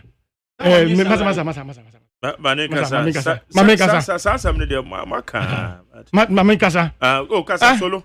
So on no just simply can say on you can't corruption there be on no on GB on ye be on ye say this another person also ye be and also there and as a human being as a person as a dead goat Masa it is time say Ghanaians engine to say NTC for no pay omo meet and make us we are privy to say omo ko report no who say any reality on the ground na the report the results they are bringing to the fore the results of omo survey omo here and I make sure say are they be influencing that report that responses na omo nya here no and then I make sure say NTC for strategy be omo pick here say they should push the corruption tag back to sender send be ya Ghana for omo enche ye wo wiefre honhom enche na ye wiefre ade enti no na che say abehye ye trim so ye ka corruption no ne say be ye papa his excellency Nana Addo Dankwa Akufo-Addo eno ne say na immediately after court na almost start omo ye that period numu na CDD so convey omo survey no omo conduct omo survey no to that period definitely response obenya say ne ukasu tie sima akọ ye biemu the response will vary from the CDD within that period now the whole report abane no yes. Okay. Because and say be corruption. Let me tell you. She under Nana Addo Dankwa Akufo-Addo. Unim say the other day betina ka uji tu. Unim say no about over 6,000 lawyers. Say they have been brought back into the tax bracket. Unim say nanka either to nanka they are evading tax payment. But and then they don't have tax because of what the digitization. What you say? Anti-corruption agency. And just say you are fighting corruption. Okay. The first thing remains is say, but the first thing remains is say, Uyi Nanado, Nuyi John Dramani Mahama, Sebi Nanado. Actually, say on corruption, they be now Dramani Mahama. No, almost strategy ni bi no. What? Almost strategy ni bi no. Metiana okasa me remuda. It's almost strategy no. What you say? That is it. Enya me no nyina na late. Iso na Sebi aye adom aye. So it is say dey me party ni say. Uyi solo build your point no. Bana yiri jade ajeje. Solo build your point in Tintin ni tieti ane se ye ban corruption Ghana for nji tum preko pe ese ye papa former president John Dramani Mahama oni corruption there omo da kete ba akoso uhu ye papa John Dramani Mahama corruption is synonymous to him because ono ankasa interview ye bis amanoni ye interview no say ana waji ademudie da ana wa get involved in it da no obisa say ono as a new parent as any ana ono as a president ana afede ye anu a o sha say ye anu o se de o sin eye onipa bia o asase so no in one way or the other de eye demudie de bia e be fa wakwam still answer na o de man nye interview one de interview answer de pay no for the last one say me say waji bia na o say o debi it is in one breath onipa de se ni bia timi gia and no be yes na che say you corrupt yes na say eno na kire because untimi fancy pi e bi say question waji bida why ye bida and I na debi say na Nana Addo gina simple so can say I me debi me nye bida untimi tag me with that no because I have not fallen into that bracket no that and it's so simple straight answer but ono ni de the ordin one say sebio oni obi din kita hunso na o hwe na the responses one they should tell you something say no ade ko ide there be nipa no there is something in it and I wasn't surprised that when to me no say I anazi dey be itina ye papa John Dramani Mahama dey no there is no way obetwa ka say opportunity see the dey there buy there me I don't have any problem with it name mom what I want to say is say the period I'm conducting that survey no that period no na ewo agitation ewo kronim efa election petition who NDC for lose ya court actually so yampa election omu lose enti no Nana Addo no na president sometimes no mo dey show microphone team so Nana Addo you corrupt and they were singing that song almost every now and then at that period the contact this side they ready petrimony there definitely ubisa the first response of magazine into the back me I'm not surprised abanisa all right how you need 100 points na Solomon Asante and now what in Kano maminko soprano ho Soprano. Penny. The fight against corruption. Yes, sir. And once some can Eddie come by. NDC for a press conference. MPP for ye. John Dramani Mahamana, Odi Kanko so. They thank you too. And I'm so my MPP for very responder ye. NDC for so bemo. Now see the report. Said the fight against corruption. Yaka commitment to fight against corruption. Yeah, you be. Well, minia medase say one my opportunity. A chair CPP for across the land, and a chair the youth of Ghana, our Montie, and I about radios because we believe say there is a better Ghana beyond people like President Akufo-Addo. There's a better Ghana beyond people like President John Mahama and their policies, which have impoverished the country. And we see CPP for a Baha because we know we can do better in a Ghana beyond President Akufo-Addo and a Ghana beyond President Mahama. I mean, I say, Ubusame say, is the fight against corruption alive and well? I mean, the simple answer is no. The simple answer is no. I mean, how can it be? The situation say, Minia or MPP Solomon say, Ghana for now, my answers to CDD no. Na ubiaka se machire na yitirima inti. No. Perception na and I say what we think na catch surveyors no. Na wo ye survey no. They say no Ghana for no. They say we are essentially the opposite what they say we don't know what we are talking about because now NDC for propaganda. I mean I think say when you say that to Ghanaians then you are belittling the intelligence of Ghanaians. So and see I mean frankly no between the NDC and the NPP, no, I me or more comparison. So, because as I often say, no, even President John Mahama has said, say any comparison between the record of the New Patriotic Party and that of the National Democratic Congress is an exercise in mediocrity. So, the youth of Ghana, no, and those of us thinking about a Ghana beyond people like President Akufo-Addo, no. We are not going to be measuring our performance by the NPP NDC yardstick. That is an exercise in mediocrity. That would be an exercise in mediocrity. So, we want to, aspire to best practices. That's what I say. We will work in a system. You see, say we will not be seen to be condoning, because me say no. I will be attack president directly, Sana. Well, I sit back and I'm a bit surprised. I wouldn't do that. But the fact they said the performance of the president, and no any me who say corruption no cause one, I say corruption no cause. And most especially if you are seen to be. So into your has say me kai say a time 2020 election. Nanado president. That I know a candidate. That was 2016. Or call somewhere in the Western region. And now on my CB, I catch her and say, "Nana, wish you good luck." Na uncrofu more was start time corruption which was under President Mahama. Our party said it was a free for all. At the district assembly, no officers were more honor crowd. You mope and one more yes, a building on mine. No be a fashion bottom, and it was going nowhere. Court cases beyond cause why HSC Canaba. Until you see, say Nanado benefited from the perception of a corrupt NDC at the time. Because Ghanaians, indeed, Africans had the belief, say Nanado, Urban, he was a new breed of politician. What I say.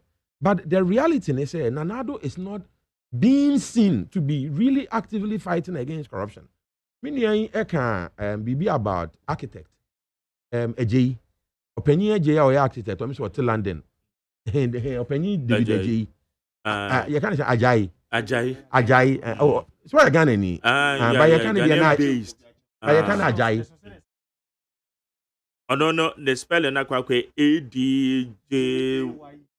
Yeah. I mean, what do you know? Is it AGYEMAN? I'm sorry, the AGYEMAN cross one. David AGYEMAN.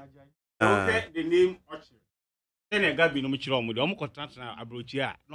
Masa, what you move what? The American said, me read the article be now you see or Ghana ni. Yeah. And on the company crowns for Ghana. But meaning, is it not extraordinary? There, the Ghana Institute of Architects, Ankasa be out, crying out loudly, say adeng. To see ampa nipa ba kuntu ono nkwa na nyansa ni nyina woni tirim. But Oka, Ayana president and his men almost say he is qualified. So as if the rest of us are not qualified. And we didn't expect that from president. So in that regard, no, the president is not being seen to be equitable. So, and that lack of equity no, could be a form of corruption. Because I don't know the obusian for and draw. What I say. We've had architecture department at KNUST for more than 40 years. So we've produced tons of international quality architects. Now we share PDS. In Senseme see PDS. So now me no ayana say my heart bleeds because Ghana akwa to say ekrobia da ho no ma obi aba no aba ba ye chupa no aba ba chibiedi no okọ no eja ye honom so we are in a country we are bleeding. So who say ekro no ye bleedi pa and obia take advantage of us. Another area ubehu and say how come say there was a battle between the senior minister. I call him the forever minister. You see, the forever minister, Honorable Osafo Mafo. Yeah. Now, the action our president take against the auditor general. But I don't know, can you relate? Say, one more man who say, a nunti. But what you say, auditor general time, and so to me proceed on leave. It's related now. How are you going to? Well, the American, sure. Minia, and you are sir. Means an American, say, Anna, we expect the president to be seen to be, fighting. Yes, to be seen to be. But what I'm seeing about the President Akufo-Addo administration, and they say, highly legalistic. So now they maneuver the legalistic way appropriately, but it doesn't mean it's honest. What did the impression make sure I say? Omunim say yenfa left, yenfa right. But I mean, me feel say the end results now you know. Nitin said the president is not being seen to be. Nti ebia yent me imagine how country president say ebia offer 3 cities wa and offer 2 cities wa. But yeah, we see what is happening in our country. Nti president we may not see him with his hand in the pot, but we don't trust the president's administration right now. And untina sa corruption index na HSA president Akufo-Addo because otherwise how is it the case to say President Akufo-Addo used to talk about the famous victory? That's what he used to say. 1.6 or 1.5 million difference. And then you lose all of it in 4 years. It's because of the perception of corruption. Ghanaians believe that what we are seeing is not right. The president, and then the family members and his close friends, are wallowing in massive wealth. And the rest of Ghana, we seem to be wallowing in abject poverty. So I say, inti I was say president, if he doesn't change, look at the Ajapa issue. We had an instance the special prosecutor at the time said the Minister of Finance came to his house to contact him, with regards to the investigation on Ajapa deal. That is a massive no-no. You understand? And American say President Akufo-Addo I am a disappointment na Ghanaians in it's not only because of economic ill performance or non-performance or low expectations by way of his economic abilities, but the fact that president, I say he has made situation so difficult for Ghanaians. But so Shana, I quite say, is he living in Ghana? Is he aware of what is happening on the ground? Now, no other you can say, President A2 crime expense or they bought Ghana because of aeroplane and no okotinemo or kofa the dry woman. And yes, I will drive aeroplane, aeroplane. But we thought, say, okay, it was the handlers of the president. And omono, omo etimi ebi omo some kind of mistake. So but asensi bio yetie news na yesi who say president na asensi bio and the argument na a free presidency hono any NPP communicators ni bi hono no and they say president no ontimi nkotena plane mu nkwohwe ase no ngu. Of course we don't want that. We don't want our president to lose his life at all, regardless whether in the air or on the ground. But ayana ye pese who said the president is seen to be, but President Akufo-Addo no, the bourgeoisie highfalutin lifestyle na on any administration or more level no. The enunti ana ama across the country no, there is a certain uprising by the people say they want a piece of the pie, what they consider to be their fair share, because your share president no, and the men. There's men, his men now share the highfalutin bourgeoisie lifestyle. So because me, so me hear president now me hear the administration now, I cannot help but say, look, frankly, the president is operating an oligarchy. So what I say, the president is operating an oligarchy. Now, there be me can say be a Russian oligarch. So, but the point they say, number say Ghana for.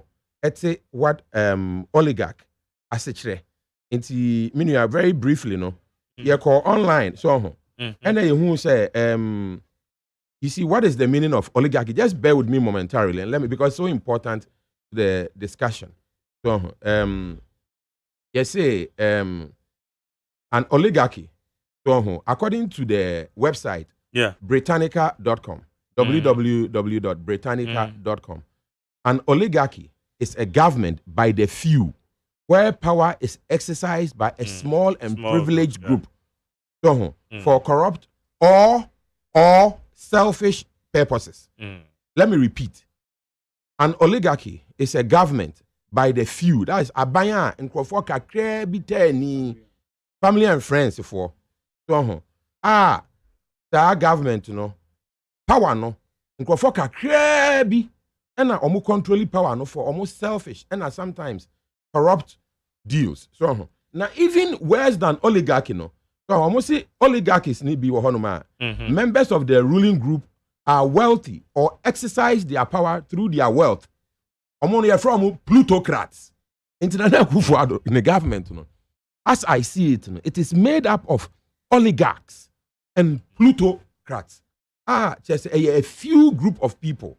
Yes, Sana mihuno. Say a few group of people. And more benefited from the government. And more benefited, especially in proportion to the population of the country. And even within oligarchy, there, a Akufo-Addo oligarchy, there are a few plutocrats. You see, if you afraid be God, and be Jehovah, and you afraid be all kinds of names. So, omu plutocrats, the oligarchs of oligarchs. It was plutocrats. And this perception now, Nanado said you see back Kasa, so many yetisikaso, and so ye bread. Now Nanado, that's what she said you will see operating or country now. Which you say, in fact, CDD for Moka said the perception of corruption a high, a rampant. We see it every day. But you see, Anna, not necessarily the perception a high, but the confidence among forward or president in the Muse or the Kuetia Katasha, and I say confidence in the waffle. Yeah, but don't say the confidence in the waffle. It's as a result of the perception. They are interrelated, meaning it's because of the perception. Because who kwa ben na ye show. Any etia asema wo position okay. Me kai nanado so de osi begina Ghana fo anim ka se me sremo. Momfa mkokumtim fe emfemme. Okay, say momfa mfemme. Me pama chow. Na ene wo hwe say nanado nti wo hwe ne lifestyle as a president. Any the way offer high expensive multi-million-dollar aeroplanes. Say the main reason nanado the government nation anado high aeroplane no. The main reason and it says they be obey Jariye. So Ghana that is not the main reason. Oh, any main reason. So obey Jariye and san wako meeting. Say nanado. That is not. Enti asema mo ka kire and say yen Ghana for ehiafo. Ye de sika man o. Say public person hwe so a. Wo so person okọ Jariye o aeroplane mu. Eno just wa fa aeroplane aboarding. Meanwhile no. Your presidential jet and they can't travel long distance. Yeah, kwa abrefo me ka kwa abrefo a. Me pese me kire say Ghana for ehiafo. So on tell you figure of speech. So yeah kwa abrefo ye ti ohia mu and a year pay be oh now die no nanado ye here for in case you don't know so and he say our so set example no so far we dey for first class mpo so na no adam it say na NPP ni bi ka say first class no ne nanado ne entourage no bourgeoisie for no mu tu kwan a omo doors into omo fa first class a ebi ho no ma ne bo eden esne say on be charter plane still no kra nke ye pese hu say ye nanado no a odi ye hia fo anim no on nante te say ye hia fo no ye tie ye nante e bre no ho ase so ati ase because ye no ye your mind bia because of bad leadership from NPP ni NDC no ami aba ye kotodwa animu etina na oye bibia on ka se ye awim for that's one side meaning but there's a key part of all of this it must be mentioned which is the other side of the coin so meti se minia NDC ni no what you no kasapa am sem against nanadwa ye say then now we obi a ene na obepie wo Ghana now back Juni say oh who is nanado na dia na wa ya Ghana for obo ne din say but you see yen CPP for we are saying say the disaster of the Nanado administration that has been imposed upon us no is as a result of the NDC what I say because the NDC no was so corrupt na omo do corruption num corruption no they were so Abrofobeka say they were so mired in corruption that it enabled the New Patriotic Party personified by Nanado Dankwa to sneak in and then Nanado abetina so also then family and friends about betina so okay Mr. John Mahama also okonya in confirm ama o say in confirm ni nyina etu every Ghana meanwhile mama no nsi minia unim say ye nyina no ye awiemfo ye nyen nkokọ ewo ye fie so ye nyen ayi odwan ani abrechire ewo ye fie ye nyina ye nim say aboa no sa no pa wo pie nu okọ adidi a ade san oye den osan be fie John Mahama president wan kan sa ase mu hwe na afi eba sada na eba jida so na wo kai ayi Bass Brandon so President Mahama ye ko kan ya o so ye dead good the omudi be kan bi enfa no ho these are ayana moka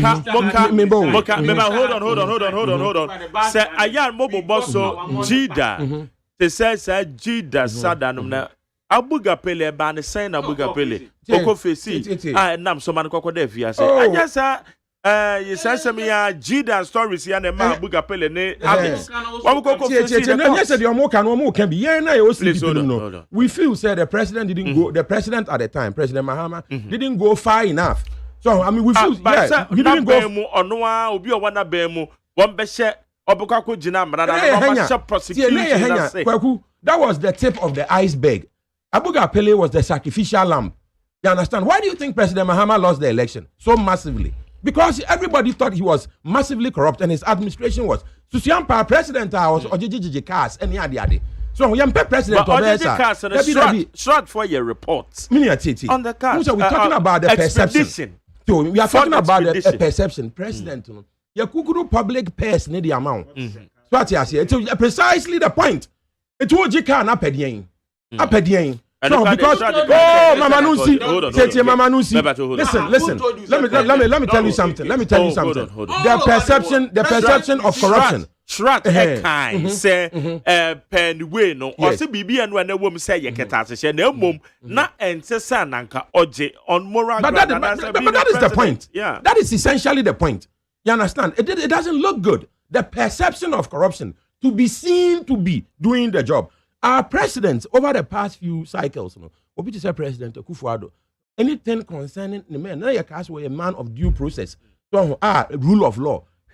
Honorable Health Minister AGYEMAN was me. Now do approach a capital say, increasingly ne political capital, especially as regards its integrity, is going lower and lower. See, I mean, who said about 3, so 500. So now so Obi to say John Mahama president.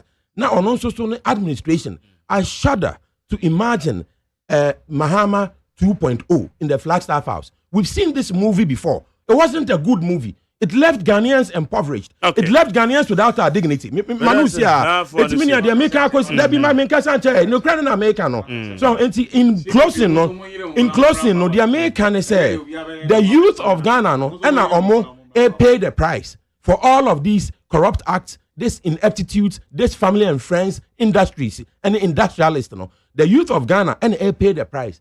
It's CPP for now, some na busa youth, and they say, it's a young pass, or a young man and a young woman, Ghana ha.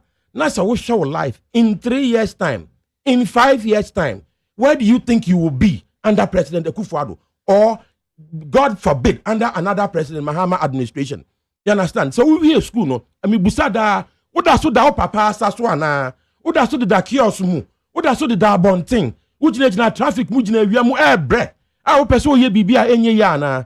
So and I may say, young lady, no boyfriend na mo so mo shisha aware no. Ah, ma chimp na be 8 years no. Mo da so jina modo ba si ana administration form you no mo ba no. What have they done for you? Ah, mo sorry, mo dio machi mo say 3 more, 4 more no. Okay. So we show life where do you see yourself in 3 to 5 years, man? 5 years time, young man, young woman of Ghana. Where do you see yourself? Ah, my politics, let us say kotokone has. Do you not know say your life and your future and won come on you know? Ah, mo be jina ka say, oh, Mahama cry ye say, Akufo-Addo cry ye say. We refuse to go down to those gutters. We will not go down to that level. Okay, we aspire to a Ghana beyond President Akufo-Addo, a Ghana beyond President Mahama. Ah, honomo, we will give opportunity to every Ghanaian.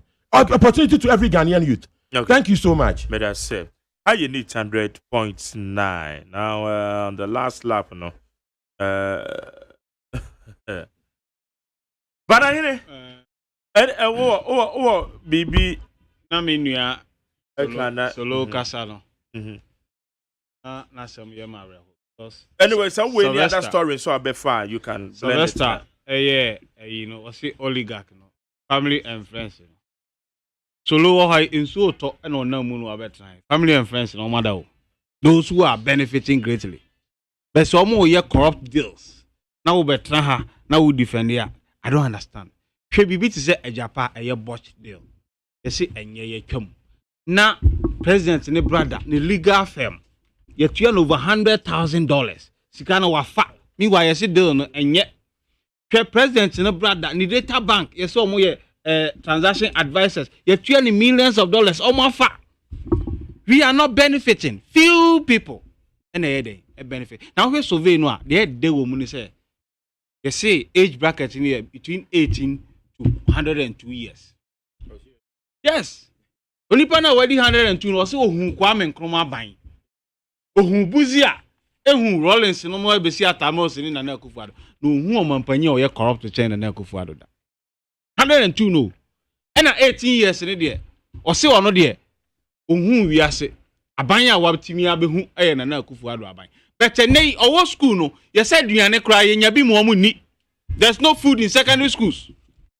Etienne we green track for no form 14 and a gold track form 24. You say Akaja as 3 weeks no mama kwa. Ya mom coffee. Because there's no food to feed them. It's propaganda nearby ya say ya. Now what be so mo say the school ben ya mom coffee. Secondary schools that is not correct. Oh, you're correct. Are you correct? Me say go track form 1. They are in they school. Are not in school. They are a food shortage. Yes, okay, fine. But some say coffee ahead of their holiday. Meant to say coffee. So say Adriani and school feeding caterers complain say under 1 cedi and I buy the mom 95 pesos. And I'm the no Adriani. Sana na musu mutuya. Oh, 2016. Dokono. You turn 50 pesos, and then 2020, you turn 2 CD and 3 CD. Can you compare it? The economic a change. Okay. Yes. It's a buying Sika bebrebe bosia 1 year. Oil revenue 1 year. Na yen kwara ni adia. Ube mo moduane a under a na prison for crying at the mom. It's in teacher need be said. And they end this ya bar. Would you say teacher say you fan got 3 CD. You be mom 25. Yeah, mom 25. Because teacher need be sending Korano, Adriani at the moment, a yenara, into a solicitor for funds, or the no Kosuya, or the 2 Modians. Wouldn't Maria G. as Koya as teacher? One to one some teacher need baby. Oh, no cry or machine crown Korea Tadia to Tia with me pump a more moon in any island. You see, oh, go by any massy. Yano, your manager apology letter to District Director of Education. Man, one is so ya a being a day. Near Cosono, a idea a day, air time. I call a aka energy. I mean, man, no see. I was a Ghana fool who say, "I buy radio or no buy no, prono and or the buy." The chese was Canibi or America, if no Warren Buffett. Now, someone or kind say, "Oh no, oh, who am funny billions of dollars in Janima."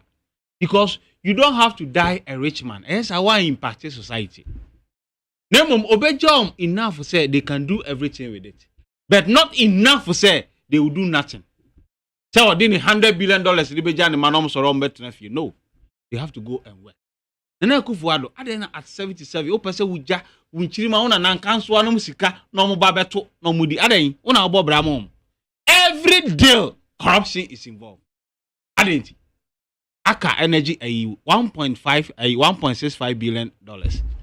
On my sika ye kohwehwe e de abeto saade. And then you're moving from fossil fuel to even electric. I say from 5 years from now, oil no be commodity a. Una mo ebe froze bra be fa bi kwa. Eno na ye ni abrek obo besia ko invest because of enipa bi sika omubedinti. No si Ghana fo nyina fo mo ni nya den eni akire. This omampanyi a otimi fa Imani Ghana report in 2016 kotu. Edi we need power today or see those civil society omo ye thoughtless. Omo dwen because omo ko criticizing say or ye too corrupt. To eney civil society fo ni adwen. Na omo ti kroma. Ye da na say. Yeah, that's it. Asante. Magari. Yes, sir. Nyame adom ene ankoye the usual NDC MPP nkomodie. Emo se bi enya, let me use that word though almost a political party. Let me use a neutral party. Yes, let me put it that way. Now in his analysis or ye nyina in the submission nyina o ye no. O kan sembi sentence bi say utie oba obetu say banahine kasa no utie na say obi afa no aba Ghana oba bi say na do no na say ne we banahine plenty corruption no. I mean how I to say na ba ne sa na ho no pese Ghana for etias yes say sebi say that corruption na ye kan ho say no. If we NDC time turn because in fact how can you see just say NDC led by John Dramani Mahama they just say no mo there omo kwadare what corruption ni mu I say omudiom hwennu you use the word omudiom hwennu corruption or describe it bebre eba na do there so say na do there acquire the family and friends I am there say all any analysis on corruption that is where it ended only me dem person ti ase and dem person banahene and Ghana for say be banahene the lies of banahene try some be deceive o me ti ase ni say me fa Kelly GVG e example because me kasa me catch us a perception bia omo ye mani ra ni panitrim obo say savers aso kasa na kasa sa person you obi no ba man fra sa perception e be share otrim say ni nyina ye perception say ni ade nipa ni ye na that moment no any some omo kan that moment the real otrim ni e bisa ho say me no na wo beka denti na ba na share Kelly GVG e share ase denti na ye communication minister ade ba o kire say e telcos no telecommunication companies no one mo no say emre no so no mo ba betua omo sika ama National Communication Authority na the omo kire say na ye use na omo twa there is nothing na a check it to see say pass say na omo kan say be no omo use na say dey enti no as a minister no being innovative no or yes or the Kelly GVG ba no mo be check say dey na maye ampa omo ba ye de omo ye bo omo din omo ba ye obekai say the your friend is saying CSOs binimu think tanks then na Kevin na ye na corruption onim se na ye tiwe onim sika pudu asabe Kelly GVG omo ba mu no omo check ayenya efisa telcos no because omo mo check no e kire se the telcos no e be kire say na ye use say na it is say na we are due to pay no so omo check here and over 50% of what we were realizing then before Kelly GVG that's what we are realizing now enti eno na make sure say wan hwe ni yie say then omo renti CSOs minimum start here dey na can dream there and corruption wo mu and when dey omo be o mansika and 5% say ube follow sa den na ube ka say Kelly GVG nya dey be bra papa bi ama o man Ghana now so na enne omo ye adwuma ama ye hu say sebe omo ba ye no Ghana sika revenue ye nya free telcos no I increase it by 50%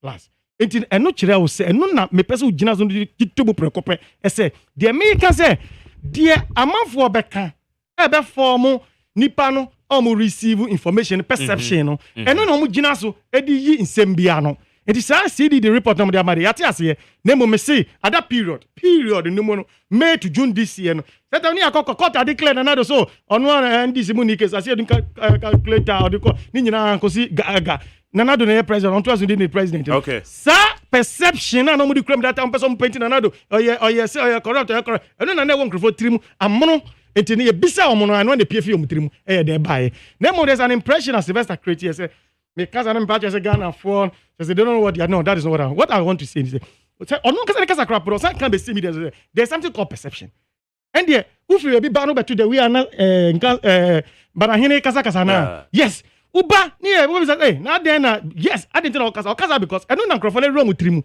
enti e ban say omo ba be kasa sa de no ho na on beka enti na ban say see am twena dua be say enye say me pa kire Ghana for say they don't know their left from their right. But that's Sobrano. Well, last laugh. Thank you very much, Bema. Now say free for all on him. Choose area be na.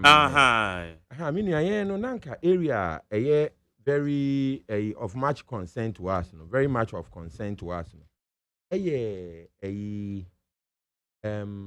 Security services, no. At what is more FNIPA? Yes. So na no, and your police in military, immigration, one might be yeah. Anyway, the Etienne say Enra CPP. Chairman and leader Nana Frimpoma Sapon Kuma. Hold do press conference. Emma Ghana for nyina ni wiase for nyina ehu CPP. Ade back one hayen so e fa youth of Ghana for ho. And say, Mini Abema, they see fa police for, fa soldier for, immigration, prisons, all of fire services, our services for we, Yes, say, we are Ghana ni youth. Now, so we join us our state institutions we now. I was say, auto form 100 cities. Yeah. Remember, 100 Ghana, 1 million cities old. Money and a teacher said wo no we obi a we Ghana ni o person will try police, soldier, immigration, prisons, fire service which is legitimate to do because you qualify for all now. We have 5 million Ghana cedis. And so sha and crano youth no omo kwa top form na o so okodi line tin bi so e bi ho no omo ko gina awiem. In this day and age of COVID, any protocols? What I say, na Ghana for here for ma. They Jew na me say adwuma no be na bia ye fa nipa 2000. And so multimedia forms so sika for nipa ebia 50,000 different people. So, and to say you say corruption no, adokro administration no, and the perception of corruption na. You see that you say the buck stops with the president. That day we hear no. It is the responsibility of President Akufo-Addo. Okay. Yes, CPP for no. We will not sit here and say how they compare John Mahama time because any comparison between the record of Nana-Addo and President Mahama is an exercise in mediocrity. We just want them to do a good job as by best practices or as per best practices. So, NTC Ghana for youth, the government of Ghana, or more institutions, military, any police, any fire service, any immigration, any prisons, they are extorting money from the youth of this country. That is the position of the CPP. Omu chinchim Ghana for youth and a prison service, and a Ghana police, and a Ghana armed services, forces, and a fire service for machichiri Ghana for youth, ato from, and omodu omonai SC warm council, and omu chinchim warmonsa under the supervision of the administration of President Akufo-Addo. So omo enter 500 cities if they want to find these 5 opportunities. And unti a burden na corruption every chroma. So we are Ghana ni if mini amemi kweni what I say. I'm a continent nyurem. Na se susiampa se obiti nyurem. Na se okofa 5 million. Kwaku 5 cities kura e kwato aduane e kura ho eden. Okofa 5 million we qualify. Sa sika wenti thousands, tens of thousands of qualified Ghanaian youth. They will not be able to participate in this exercise. Now, say sika we are no mujiji over the years, we challenge President Akufo-Addo, the human rights lawyer, to retrieve all these monies, not only for this year, but for all preceding years. Kafra Minia, for all preceding years. Yo, what you mean you obi say sika we no nya adwuma na waka say mo nya corrupt. Okoba obusia na e be yes ade we. Aya den na opese me besom me man. Na me nsa ntua ho sika. So, eno nko a girls ni bebre wo hono ma omo complain say adwuma no omo kopa no jesi ye de omo chia ka fam. Ansa na omo timi anya adwuma no. Yes CPP for ye catch na we a young girl. Utie me voice. Se panyin bi e ya wo sa wa adwuma ma. Bra CPP headquarters be catch na na Afrim Poma. Obeko ama wo. That panyin ye be chinesi ho and obe compensate you. This is what is happening in Ghana today. This is why we say that the president and his administration are absolutely corrupt. They cannot even stop something like this. Okay. So I say, until we have a problem with President Akufo-Addo. We had such great expectations of this gentleman. And he said President Akufo-Addo over the hope Ghana for. So near Tikroman, look at what is happening here. Mr. President, are you aware of what is happening on the ground?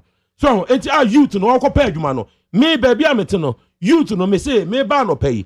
Omunyina jina a chance dino ever done him. Macron, you know, Munina to Jina, argument the whole day. You understand? And the president is sitting there telling us to say, at the idea, so they have created jobs. Is Vice President Baumia serious? Are these guys serious? Now, me, the youth of Ghana, no, and I me blame one. This politics, no, Moka say soccer, Moka say sports, Moka say Kotokone hearts. So it is your life. So I'm appealing to you. If you are within the sound of hearing of my voice, consider joining the Convention People's Party. We are the true Ghanaians. I bet me. It changes the situation. Okay. We are the real deal. CPP is the real deal. Thank you so much. May that say soprano. Soprano the director of communications at the massive. Soprano, were you crying? Oh, it appeared to be. Okay. Okay, all right. Okay. It's terrible. Yeah. Okay, Abusia, and then one Beckham Solomon Asante MPP Greater Accra Regional Deputy Communication Director Obabekame Hoha. Kwako Uzubana Hene or NDC National Communication Team Member on the Obabekame Ho. Sylvester Sapon, aka Soprano, or your CPP Director of Communications. One of the Bebo discussions in Yadebra, and they said only when you chim because in Swanin Tiama, your discussions in the Yentimian shall see and tem. I mean, you also are doing answer my page mona. The akano so ababe to also. My main fan Waba. Okay, the table. Where the number him say DJ Noma. Oh, okay. Bosco Abba. Okay. It's more fan chame and I said the number him say Bosco so na lock and can be biatum. But wait there. Bosco, what had I do was it where? And I come request to say Bosco Bank on Monium a match the day. Back whom I mean, you are being my pa, madam for old boy, a champion, or happy home. I go back with free. Oh, Kafra, old boy, with your tomorrow, why we are with you. Yo, where Bosco, Supran, me did the Mark Jerry or say AGYEMAN, na. Kwajo da me ado na ejina mechi ena mechi for a friend mo fan cheme say na yentimi am bia am fan to mo fan cheme kwajo da me ado na ejina mechi Margaret Abena Frema Bankro ena ye in charge of the social media handles no na abedia fonso be kan mo kwabna mafo ne amasapon koma jesi wo mo de bo am ada obonkra mu nsam no ye de bro na be djuma de die ne be de si ha esuo ne so de eto abna se eto egusu ta na abafom is say ne se abafom kakra but still ye nim ebia na san pagya ne mu ne hom ne so bie mi nti wona ma ya hwe yie ba bia nsuo no yiyire no men kwaye ho akaka ben se moto no wo car no ho de feb besrew e ba bi papa gina na bibia entimen koso nyankopon ko bibia ho enwumre torchlight ye be hia ne ye de road safety ho nkomo nya me shiro bibia Ghana Montie Ghana Montie Ghana Montie Ghana Montie Utie oha extra punk no Needs FM.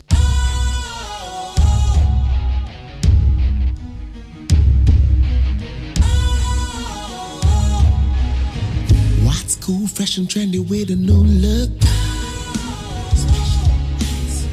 Makes you feel real good, that refreshing vibe. Satisfies you right just the way you like.